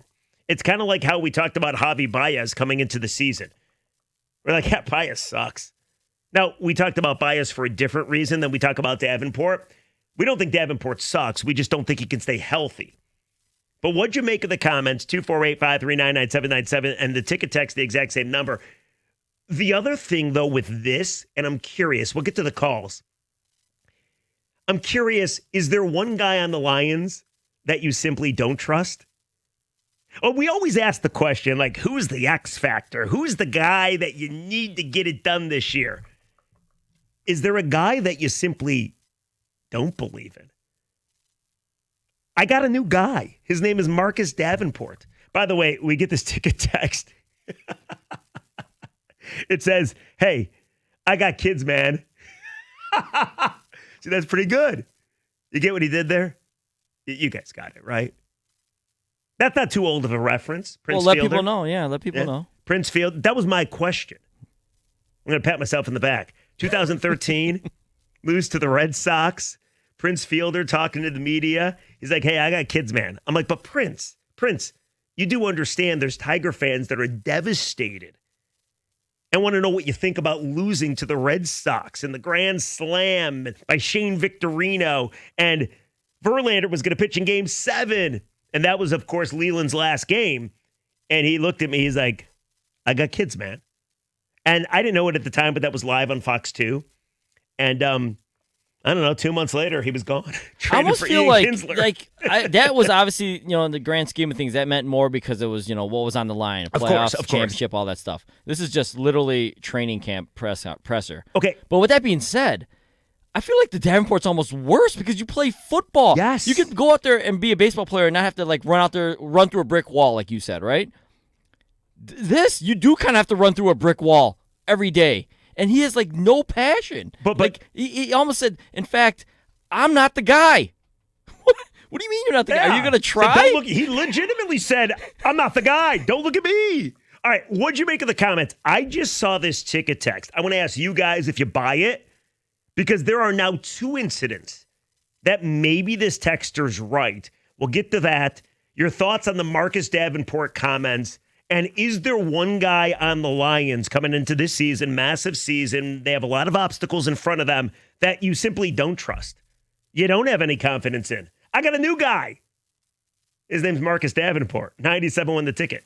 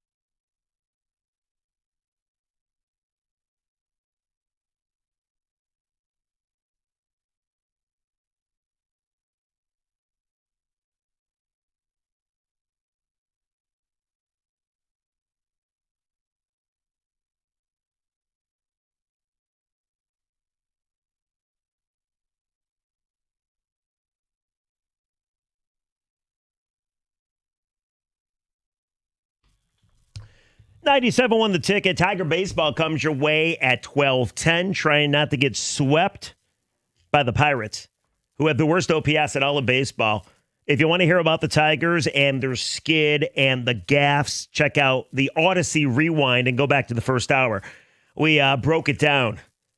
Some putrid baseball being played by the Tigers. Is it the beginning of the end, or is it just baseball? One of the things we've already talked about, but we hit on Marcus Davenport, who there's no training camp today, but he talked to the media yesterday, and it's one of the more bizarre comments you'll ever hear. Everybody's talking about the D-line. Everybody's talking about who's going to fill the gap opposite of Aiden Hutchinson, who comes back this year. And that guy right now is Marcus Davenport. And Brad Holmes loves him because he keeps bringing him back. And the only thing about Davenport that we wonder is, can he stay healthy? And I think we have a right to wonder that, considering he's never healthy. But he was asked by Brad Galley yesterday from Channel 7, are you that guy to be opposite of Hutch? Take a listen.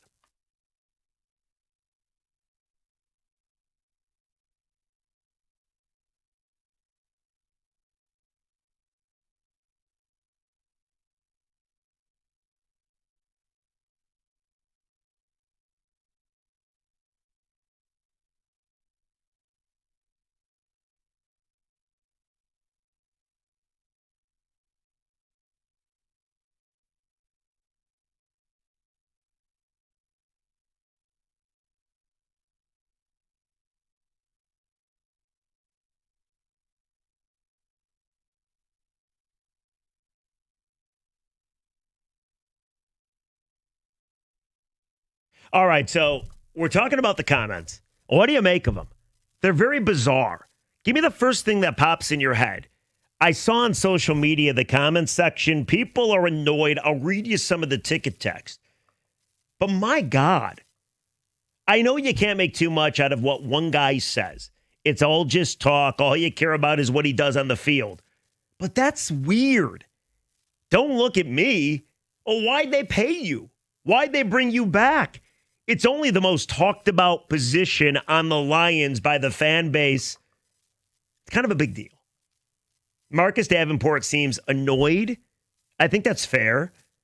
Let's be honest, we all question his availability. So he seems like he's annoyed.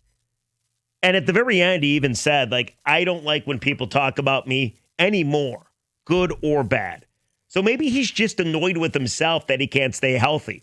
But what's your take? 248-539-9797, the ticket text, the exact same number. Now, I do want to ask you guys behind the glass something. We'll go to the calls momentarily. But I'm looking at the ticket text at the break, and we got a text that says, is this potentially a culture issue for the Lions? And Kenny brought up the fact that, Campbell and Holmes are all about that culture, and they've done a great job with it. But now in back-to-back days, you got Anzalone that's holding in. There's no question about it, man. Alex Anzalone wants a new contract. Negotiations are not going well. He crushed his physical test. He showed up to training camp. He says he's going to play in games, but he's not practicing. He's got a hammy, which I don't believe because he's holding in. And Dan Campbell won't comment about it. Like he's running you around when you ask him about it. So you got that. That's very unlike Lions culture. And now you got Marcus Davenport, who says, don't look at me. Hey, you guys need somebody opposite of Hutch? Don't look at me. I ain't that guy. It's only 2 incidents. I get the Anzalone thing, by the way. It's a killer sport. You could get injured. He wants his money. Not the worst thing in the world to look out for number one. But it is kind of 2 incidents. And by the way, this is going to be a tough season. You got a bitch of a schedule. You got 7 new coaches. Do we have a potential culture issue? That's going too far, right? That is going too far. But I will say this, though. I mean, I fully believe in Dan Campbell and Brad Holmes, and it's hard not to. Look what they've done. I know they haven't won the ultimate prize, but they've gotten so close, and they've given us a better chance than any of us have seen in our lifetime.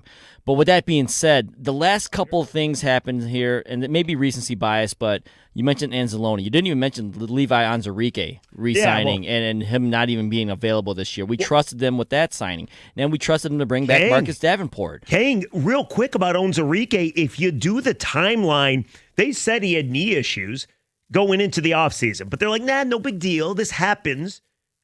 And then, a month after you re-sign him, counting on him, had a lot of pressures last year. He's done for the season with season-ending surgery. So that's another good point. I didn't think about Onwuzurike. You're very negative, King. I like that. Yeah, right. Well, he had the brace on at the end of last year, so they knew there was issues, like you said, and they mentioned going into the offseason he had some issues. But I trusted them that they know way more than we do, right? They have the medicals. They see the player. They talk to him. They felt enough confidence into it that, hey, let's bring him back. Obviously, they were wrong about that. So I'm just a little worried that they brought back Marcus Davenport, and what if he doesn't work out like Levi as well? And I'm not even talking getting injured. I'm talking like his mental state. Yeah. Like I mentioned earlier, that answer doesn't scream drive and passion and energy. And I don't think this is a culture thing. I just think like, hey, man, what's going on out there, right? Well, the crazy thing is, the one thing you can do as an athlete, and these guys know this, you can win the PR argument very easily. You go out, you say run through a wall a couple times, I want to crack a couple skulls, and the fans love you. And then you get on the field, and if you suck, the fans will turn on you, rightfully so, right? But when you're not even trying, when you're like, I ain't that guy, don't look at me, I mean, yeah, maybe there's a lot of things going through his head. Maybe he feels beaten down, he can't stay healthy, maybe he doesn't like the way he's been talked about. It's bizarre, but a lot of people want to comment. We'll get to the calls next. What'd you make of the Marcus Davenport comments? Brad Galley asked him, are you the dude to be opposite of Hutch? And he said, don't look at me. Talk to you next. 97 The Ticket.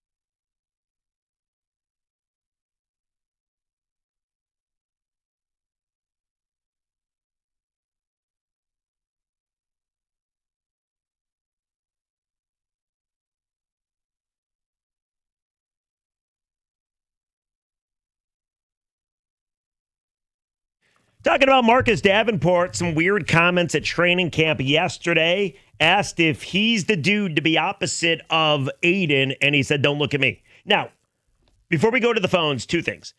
I got a personal text, not a ticket text, from a huge Lions fan. He says, "I like Davenport, but after that comment, I'm done with him." There's a lot of people on the ticket text that feel the same way. And then I got a call just before the break or during the break, and she told me, and she's a reporter, I made a good point. Maybe Davenport didn't know how to communicate. Just let me be me. Let me go out, do my thing, stop talking about me, don't focus on me, and y'all be happy. But the problem is, at the very end of the comment, he never said anything about production. He said he'd be happy. So what do you make of the comments of Marcus Davenport? Nick, you're on the ticket. What's the word, Nick? Hey, so with this Marcus Davenport thing, I think he just stumbled over his words, but you can clearly tell he's frustrated. This guy's on another one-year prove-it deal where he's basically, if you look at his contract that he signed to play this year, it only pays him if he plays the whole season, and that's something he hasn't done in like 5 years. So you can tell he's pissed off, he's frustrated, and I just think his words just kind of like stumble out of his mouth.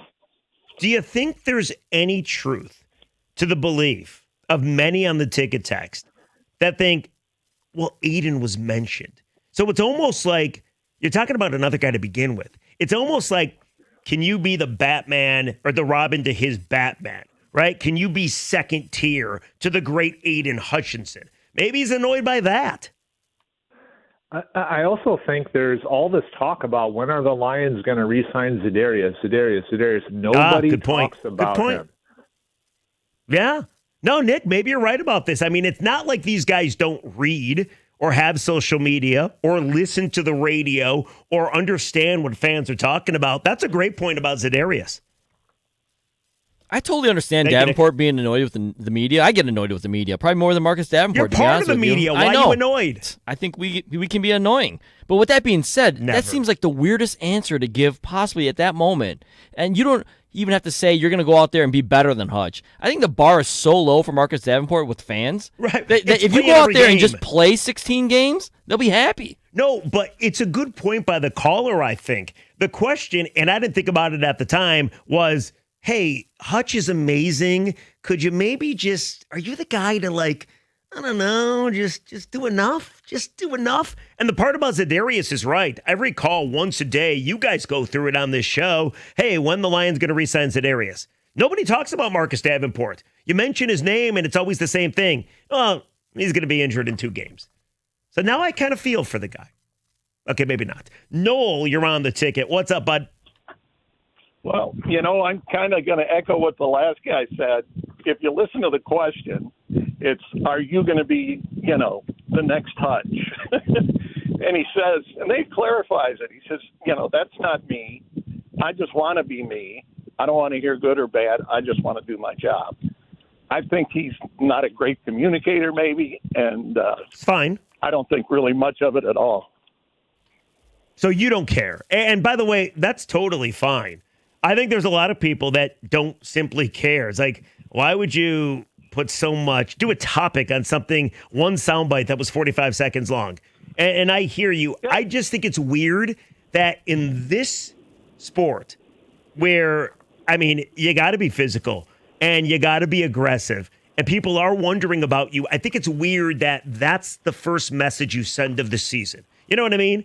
And maybe he doesn't care about that. Obviously, he's got a lot going on. This is, make it or break it year. I just don't think he processed the question correctly, and the answer was definitely weird. But like I said, he's a football player. We'll see what he does. No, we appreciate it. 248-539-9797. The ticket text, the exact same number. Weird comments. Maurice, you're on the ticket. What's up, Mo? Hey, what's up, bro? How you doing? How are you? I'm well. So listen, I think bottom line, just like somebody that's just a former athlete, I will say this. I think the media often takes things what they want and runs with it. So that is quite annoying. Probably true. But I think Marcus Davenport is just not a good communicator. If you watch him in college in his early days in New Orleans, dude's aggressive. so he communicates by his play on the field. And when he can't live up to that standard, which is the standard here in Detroit, he's playing for one-year deals. But I'd rather my football player, if you want to be real 100 honest, I'd rather him be locked in on trying to stay on the field than talk to media, because he's that kind of guy where he doesn't want to be talked about. He wants to fly under the radar. He already has a chip on his shoulder. So that's something that I feel like Galley could have asked him, like, how's your off-season training been, and how have you attacked, the inconsistencies or the challenges of not being healthy? You don't go. And I hear you. And but to be jugular. fair, Maurice, like, he might have asked them that too. I mean, this is only 45 seconds of what's probably a 5-minute media scrum, but I think it's a fair question simply because I look at the job as media, and you're right. Sometimes we run with what we want to run with, and sometimes we hope things happen because it makes a better storyline. But the main thing I think of that media should do, and I try to do it, is give the fans the answers they want. Because at the end of the day, the fans are the paying customers. And yes, it's about the players, but it's also about there are no players if the fans don't exist, right? So everybody wonders about who's going to be opposite of Hutch, and we wonder about Marcus Davenport. So I think it was a good question in that regard. It is a good question, but think about this. Last year is last year. Aiden Hutchinson has to prove himself. Bottom line. It's fair. So you can't just take what Aiden Hutchinson, his unfinished body of work, respectfully speaking, and then apply it to a guy who's trying to stay healthy and stay on the field to show that he can produce.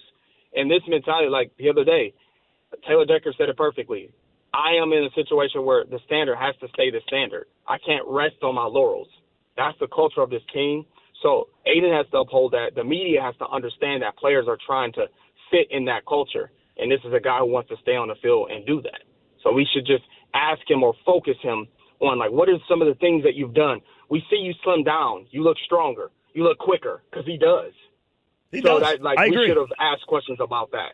And again, to be fair, maybe he did, and I appreciate the call, Maurice. It's a weird comment, though, still. And I get it, man. These guys are not paid to be public speakers. And how many times do you see a press conference of a new coach being hired, and you go on the air after that press conference, and you're like, damn, I love that. Damn. He said all the right things. And 2 years later, you're like, fire this bum. So the words don't matter. But damn. I mean, King's general thought of, I need a little more. I don't think that's wrong. I got a couple quick ticket texts. We'll go back to the calls. Marcus Davenport is kind of a mystery man. Like, the media hasn't talked to him much in the last year and a half, and maybe he's just an oddball. Okay? There's another one. I believe the caller was exactly right. Davenport just stumbled over his words, and people are reading way too much into it. He said, don't look at me.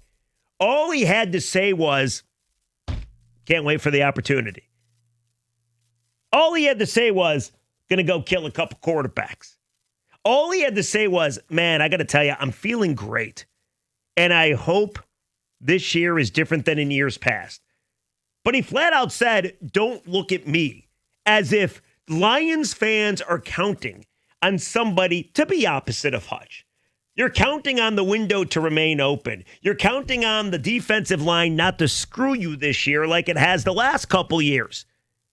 Because you didn't do much to improve it. And the one guy that you're counting on the most, not named Hutch, says, don't look at me.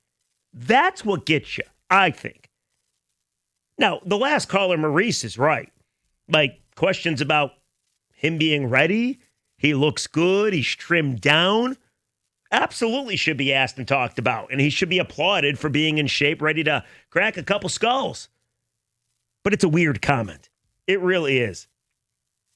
One more ticket text. The question was not worded very well either. Listen to his reaction when they said everyone forgot about him. Look at it from his point of view. You forgot about me, but you expect so much. That's fair. See, I'm glad I brought it up. People got a lot to say. Roland, you're on the ticket. What's up, Roland? How are you? Hey, guys. How's it going? Fantastic. What's the word today? Yeah, the Marcus Davenport thing, to me, the question wasn't, or it might as well have said, when are you going to step up? That's Okay. basically what they were asking. And so, and to bring up Hutchinson, like, he's his own player, right? He's going to do the best he can if he can stay healthy, and that's what he wants to do. Now, he didn't answer correctly, but the question was basically, when are you going to step up this year or not? Roland, is that a fair question, though? I think that's a fair question.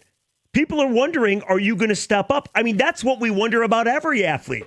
Like, he didn't word it like that, talking about Galley from Channel 7, but that in itself is a fair question. And listen, I go by the principle. You tell me if I'm right or wrong here. If a fan wonders about something and the fan can't go to a media availability himself, then why not ask a question? I think people are wondering about Marcus Davenport because the general belief is he can't stay healthy. So I think it's fair to ask that sort of question, no?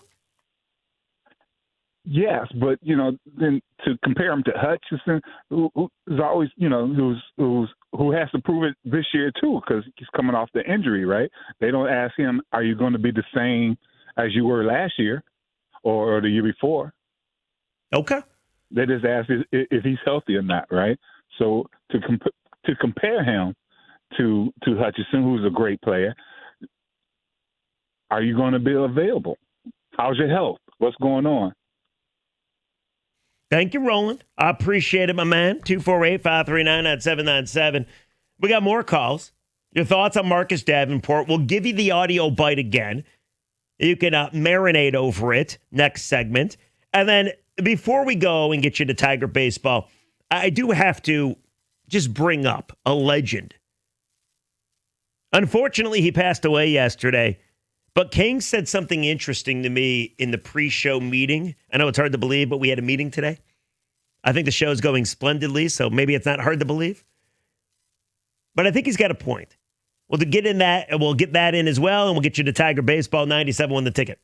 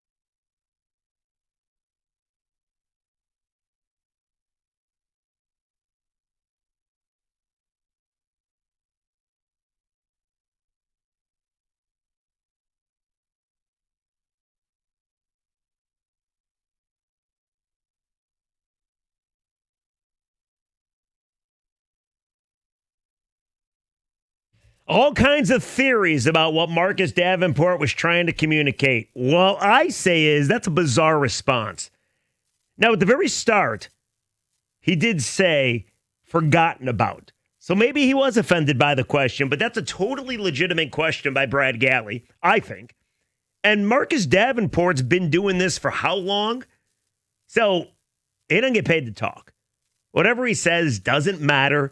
He's going to get a chance to prove it on the field, which is the most important. But damn, man, that's not really breeding all types of confidence in the one biggest issue of this team that everybody agrees upon, the defensive line.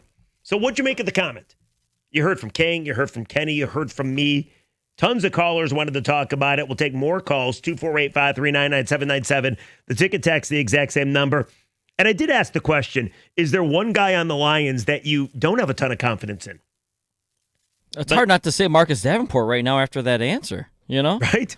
I mean, listen, in the beginning, the question, if it was offensive to him or not, he then went on to continue to say he does want to be forgotten about, because he doesn't want people talking about him. And he could have gave the most generic, easy answer. Hey, you know what? Hutch is a great player. I'm going to do my best to hold up my end on the other side. Hopefully we're going to make a great duo or something King, like that. And he instead said, don't look at me. I don't even think it's about Hutch, though. Like, sure, he mentioned Hutch. What do you got to do? But, it's about his position. Marcus Davenport's not a moron. He knows Hutchinson could win Defensive Player of the Year. He knows it's a big season for him as well. It's not about Hutch. It's about you. Yeah, he's got stuff to prove, too, but Davenport's got a ton to prove as well. But it seems like he has he's telling everyone, don't have any expectations of me when you answer like that. Right. And I don't think the expectations could be actually lower right now for him from the fans, at least. And Galley did bring up Hutchinson's name, though, and that's why I bring it up. Hey, the guy opposite Hutch, right? You are literally the guy opposite Hutch. You're going to be starting the year over there, so what can we expect from you? And he says basically, don't expect anything. Don't look at me.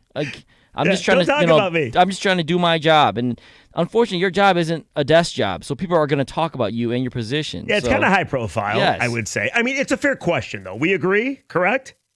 Yeah, I thought it was a layup question for him to say something good. So here's a couple of the ticket texts. We'll hit the phone lines as well. What'd you make of the Marcus Davenport comments? Davenport sounds like an absolutely deflated guy with zero confidence. The game has passed him by. He's done. All right, first of all, I agree about sounds like he's deflated. But by all accounts, he's kicking ass in training camp. Now, once they get pads on and it becomes real, then we'll see. But I'm not going to say the game's passed him by. I mean, Brad Holmes done a pretty good job, with the exception of the D-line for the most part, with the exception of Hutchinson. I think that's probably going a little too far. Here's another one. That's okay, Marcus. We weren't counting on you anyway from the fans. See, that's the kind of response you get. How about this one? Seems to me Davenport just wanted to make it known he was tired of the media. Don't think he was really answering the question. Why are you tired of the media? See, that's what I don't get. Okay, and yes, the media, us, probably gets a little sensitive when people rip on the media. That's fine. We're humans. But I'm sorry. We're not the ones that have been injured. We're not the ones that didn't play pretty much the entirety of last season. We're not the ones who, for the most part, has been a bust in a Detroit Lions uniform. So if you're pissed off with the media, cool. Go with the media. But I'll tell you this. You're better off having the media be your friend than your enemies. And listen, at the end of the day, you play well, it doesn't matter. People are going to write and say nice things. But that's funny to me. Pissed off at the media. It always gets me, man. We don't get paid millions of dollars. All we do is ask questions. Questions I think people want to know about. But people always blame the media. Oh, you can't ask him that. Why not? You make millions of dollars. I can ask you whatever you want as long as it's not out of the realm of professionalism. I'm not talking about your kids. I'm not talking about your wife. I'm not talking about your life. I'm asking you about football. That's a bad question. And one more ticket text. Not going to lie, the Davenport Cup pissed me off. Dude's whole career has been so underwhelming. Not sure why teams keep signing him. Dude just wants a paycheck. Well, he's one of a very few amount of people that can do what he does. So I get why teams sign him. Plus, it's really no risk. It's a 1-year deal. Cliff, you're on the ticket. What's up, Cliff? How are you, bud? Hey guys, how you doing? Thank you for taking my call. Fantastic. Thanks for calling. What's going on? I listened to the soundbite, and it was a more complete statement. It wasn't just "Don't look at me." So I think that's not quite fair. The other thing is, the question was kind of. He should have just asked direct. Hey, how's your health? That would have made more sense to me. Yeah, but Cliff, it's not about health. It's about, can you be that guy? That's the thing, Cliff. I get annoyed when people go after the legitimate questions. Like, what would you rather have? Hey, Marcus, you're great. Go Lions. You know what I mean? Like, I get annoyed. It's a legitimate question, and people want to know the answer. Now, I'm not saying what Marcus Davenport says means anything, because nothing means anything. It's about what you do on the field. At the end of the day, it's just words. But it's a total legitimate question. But go on. Well, I mean, like I say, his performance is not the issue. Him as a player is not the issue. The issue is his health. Can he stay healthy? I don't think anybody is saying that he can't play. So, but anyway, like I say, give him a break. Words are empty anyway. Action speaks louder than words. 100%. So let's see what's what. Now, Cliff, the beautiful thing about life and sports and both, I guess, it's all about what you do, not what you say, right? So even if some people are legitimately upset at Marcus Davenport for saying what he said or saying how he said it, I mean, dude, if he goes out in the first game against Green Bay and sacks Jordan Love twice, nobody gives a damn about this. You're going to be celebrating the guy, as you should. So That's right. I appreciate it, Cliff. Right. And I go can ahead. understand. Okay. No, go ahead. I can understand the sensitivity. I mean, the D line is a question mark for us. There's no question about that. So, in that context, yes. And we didn't make a move to get somebody else. So he is in the spotlight. No He's the question guy. about it. And I appreciate the call, Cliff. And listen, Davenport's not a dope. He understands he's the guy. He understands that not a whole lot of competition currently at that spot. So he better be the guy. I got one more quick ticket text. And it says the following. Dude, Davenport, easiest question ever. Simple 2-word response. Hell yes. Done. So easy that you failed that question. It's actually a very good point. Like, it's funny that people are upset about the question. Total legitimate, really good question, I think. But it's really easy to answer it properly and have nobody talk about it. Like, if Galley asked that question and Davenport just says to this ticket texter's point, hell yes, we're not talking about this. We talk about something else for the last hour. It's how we answered it. Hey, don't look at me. I'm not that guy. Total opposite from hell yes. Like, Kang, let me ask you this. Kang. Yes, sir. Producer of the Midday Show, does a hell of a job with Doug and Gator. Are you ready to have a great show? Sorry, that was stat of the day. Oh, I'm sorry. Worthy. Yeah, I'm trying to get you a raise. Are you ready to have a great show? I'm ready, baby. Let's go. Let's attack this show with all of the, what's Harbaugh say? Enthusiasm unknown to mankind. Yes, exactly. I don't know why you got to quote Harbaugh. Because you're a Michigan guy. Fair enough. I mean, he might be a cheater, but that's okay. He won a national championship. All right.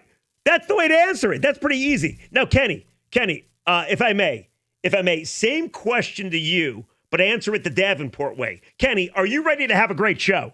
I don't know why you keep asking me questions like these, man. Like, I'm not, I don't know. I don't know if I'm the guy for this big show that we're about to do.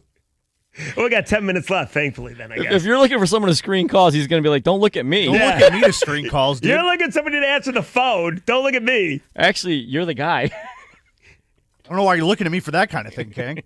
I have always wondered if Kenny can stay healthy. I mean, I heard he's got a hot dog roller in his living room. That does not sound like a healthy lifestyle.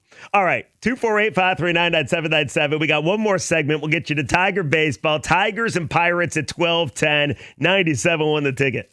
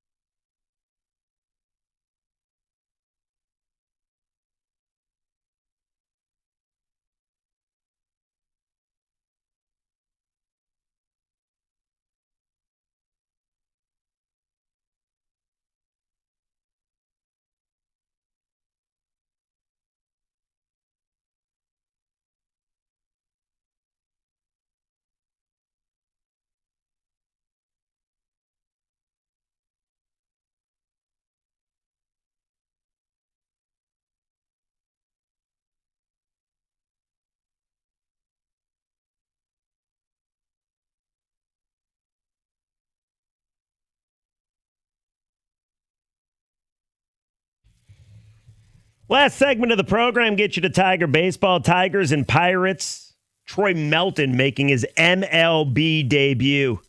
Tigers trying to end. Well, it's a 2-game skid, but man, they've played like crap for, I don't know, I'd say for at least 10 to 15 games. In fact, the last 40, they're 20-21, which isn't great. I do appreciate all the response on the Marcus Davenport comments. I got a couple more ticket texts I wanted to get to. We'll get you to Tiger baseball. And then I do have to say one quick thing about the great Ozzy Osbourne, which I get it, man. He was up there. If you're a younger person, maybe you have no idea about Ozzy. But man, oh man, that dude just had one of the coolest tribute concerts ever. And then he died 11 days later. But some quick ticket text. How many times have you seen athletes get a microphone put in their face and they come up with something that isn't what is expected? It happens all the time. Fair enough. Keep talking about Davenport. Fuel the fire. Anthony at the Foam Factory. I would agree. Hopefully it does fuel the fire. Does Davenport have any sort of anxiety issues? I have no idea. There's another one. Honestly, Davenport's response makes me think he didn't understand the question. I think he was trying to dodge a comparison between him and Hutchinson when that really wasn't what was being asked. See, that's a very good point. That wasn't what was being asked. Hutch is a stud. Davenport could be too. But the question was not, could you be as good as Hutchinson? It was, could you be good at your job, is essentially what it was. And then I got one more. Well, I'm not going to read that one. Wow, it's even too negative for Jeff to read. Okay, fine, I will. No, I'm not egging you on. I mean, just... it says Davenport is a whiny bee. You are an entertainer. Don't open that big trap unless you have a positive attitude or comment. RC and Downriver. I did not read it because of me. I don't want to call Davenport a whiny bee. I can't even say the word like the. Remember how somebody earlier in the show, King, said my voice sounded bitchy? Yes, I cannot forget that. Yes, you agreed with him, actually. That was a stat of the day.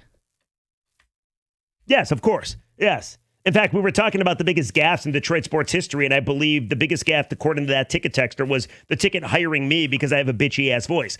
I would never call Davenport a whiny bitch because he's bigger than me, and that's not my thing. I don't think it's very nice. You call my voice a bitch, but not Marcus Davenport. But then to say you're an entertainer, don't open that big trap unless you have a positive attitude or comment, RC and Downriver. So he's ripping on me. The fact that he calls me an entertainer, I think that's a positive. We agree with this, right? Doing my job? Are you talking to me? Yes, I am. Yeah, I think you're entertaining, Jeff. I'm sorry. I thought it was rhetorical. Yeah, but the fact that he doesn't want to hear anything unless it's positive, that means you're a cult member. Is that accurate? Yeah, there's many different ways to entertain, and it doesn't always have to be positive. Just be, tell us how you feel. That's all. Honestly, means you're a cult member. Anyway, thank you, though. I do appreciate all the response for the Marcus Davenport comment, and I got to believe others will talk about it on this radio station later on in the day. But sad day yesterday. I got to bring this up before we get to Tiger baseball. I'm not big into the celebrity deaths. I don't know these people. I just am a fan of their work. So I don't go on social media. I don't say rest in peace. I don't do any of that stuff because I don't know the individual. But every now and then somebody passes away and you're like, damn. And it's unfortunate because it's two. Like on Monday, we were playing in a golf outing and you find out that Malcolm Jamal Warner passed away, Theo Huxtable, on The Cosby Show. Like one of my favorite characters. And I was kind of floored by that. He was 54 years old. They say he drowned. He was on vacation with his family. Super sad. And then yesterday, you get word that the Prince of Darkness, Ozzy Osbourne, passes away. And he was in his 70s. And unfortunately, he was battling Parkinson's. And it is the most amazing thing that I think he did. Because 12 days ago, they had a Back to the Beginning tour. And it was a tribute to Black Sabbath. And it was so many bands, Pantera and Metallica and Steven Tyler, who retired because he had ruptured vocal cords, came back and sang Led Zeppelin songs. Like, it was this kick-ass concert that you can watch on YouTube. And by all accounts, Ozzy Osbourne put everything he had into this concert because the number one thing with him was his fans, right? And the concert was 11 days ago, and the last song was Mama, I'm Coming Home. And he's sitting in this throne, and he knows he doesn't have much time left. He knows it.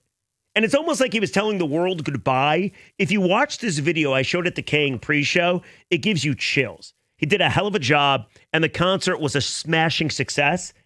And then he died 11 days later. And this dude was like the founder of heavy metal. And it's sad, but it's also amazing what he was able to accomplish. So I'm talking to Kang about this, and I'm totally moved by just Ozzy Osbourne in general and all the fans that he had. And Kang's response is, yeah, he's one of those guys that you might not know him for what he's actually should be known for, but you know him for something stupid like the Osbournes. That's what you said. And yeah, that's a whole generation that didn't get to see him, and you were into the music, so you got to, your history of that music, and he was one of the best that did it, right? So you knew. But for a lot of people, definitely younger than me, they didn't know. And then if they ever even got a glimpse of it, because the show The Osbournes was on like 20 years ago, so it's not like it it's was a brand super new show. popular. He was in his 50s when The Osbourne was on, and that was a great show. But I mean, his music was awesome. I remember seeing, way before your time, but Black Sabbath and Pantera at the Palace. That doesn't exist anymore. Ozzy came up from the floor and they rocked for 2.5 hours, and he did this like frog leap thing when he could actually walk. I mean, it was awesome. But it did get us thinking, and I know we got to get to Tiger baseball, but the people, athletes, and or celebrities that you know them for, that you shouldn't know them for, like you don't know them for what they should be known for. Does that make sense? Like, for instance, Steve Yzerman. Yeah. I think there's a whole lot of people that know Steve Yzerman simply because he seems like he's a bad GM, instead of being one of the greatest athletes in the history of Detroit. No, absolutely. When I was growing up watching football, I had no idea as a kid that John Madden was a coach. Yes. Like, like my dad asked me one time, what do you think he did before this? And I'm like, I don't know. Was he a mailman? I have no idea. A UPS driver? And he's like, no, he was the head coach of the Raiders. And I was like, oh, yeah, that makes sense. So there's like, you're right about the Yzerman. Some people just think he's a GM. They didn't realize he was actually the captain of a bunch of Stanley Cup winning, teams. There are people that only know Dwayne "The Rock" Johnson, the actor. He was one of my favorite wrestlers. He was a wrestler. Exactly. No, like Ronald Reagan, right? He was an actor before he was president. Like, I didn't know he was an actor. I knew he was president of the United States. This is a good show topic. You guys should steal this. On this show? Why did I bring it up with 5 minutes remaining in this show? But I will say this. When you showed me that video, and I'm not a big heavy metal guy. You were moved, right? What was that? Yes, I was. That's exactly what I was going to say. I was going to say, now that I know he passed away and that's the song he did and everything, I'm like, wow, that was actually really touching looking back at it. It's unbelievable. And his voice was cracking. You know he's not in great health. And it took everything he had to kind of like muster through it. And then, unfortunately, he passes away. And I'm just sad. I mean, it's moving, though. It's inspirational. So feel free to steal that topic. If you don't, let me know. I'll do it on the weekend or something. I kind of came up with it, though. So. Oh, damn it, not you really did. Stealing it. Oh. It's a good point. Somebody texted in, George Foreman is the grill guy, right? There you go. That's another one. What about this? People only know Mickey Redmond is a TV announcer. They forgot he actually played and had an incredibly productive career. It's a good point. So, by the way, it's 17 days, apparently, after the Ozzy concert that he passed away, not 11. I might have got my days wrong, so I apologize. I expect Gator to be bad at math, not you. Yeah, well, it runs on this show, maybe I sitting guess in this chair. Yeah, that's right. Are you sitting in Gator's chair? Doug is back tomorrow. Tiger baseball up next. Kenny and Kang, thanks, guys. This was fun. Guys, we'll catch you next time. See ya.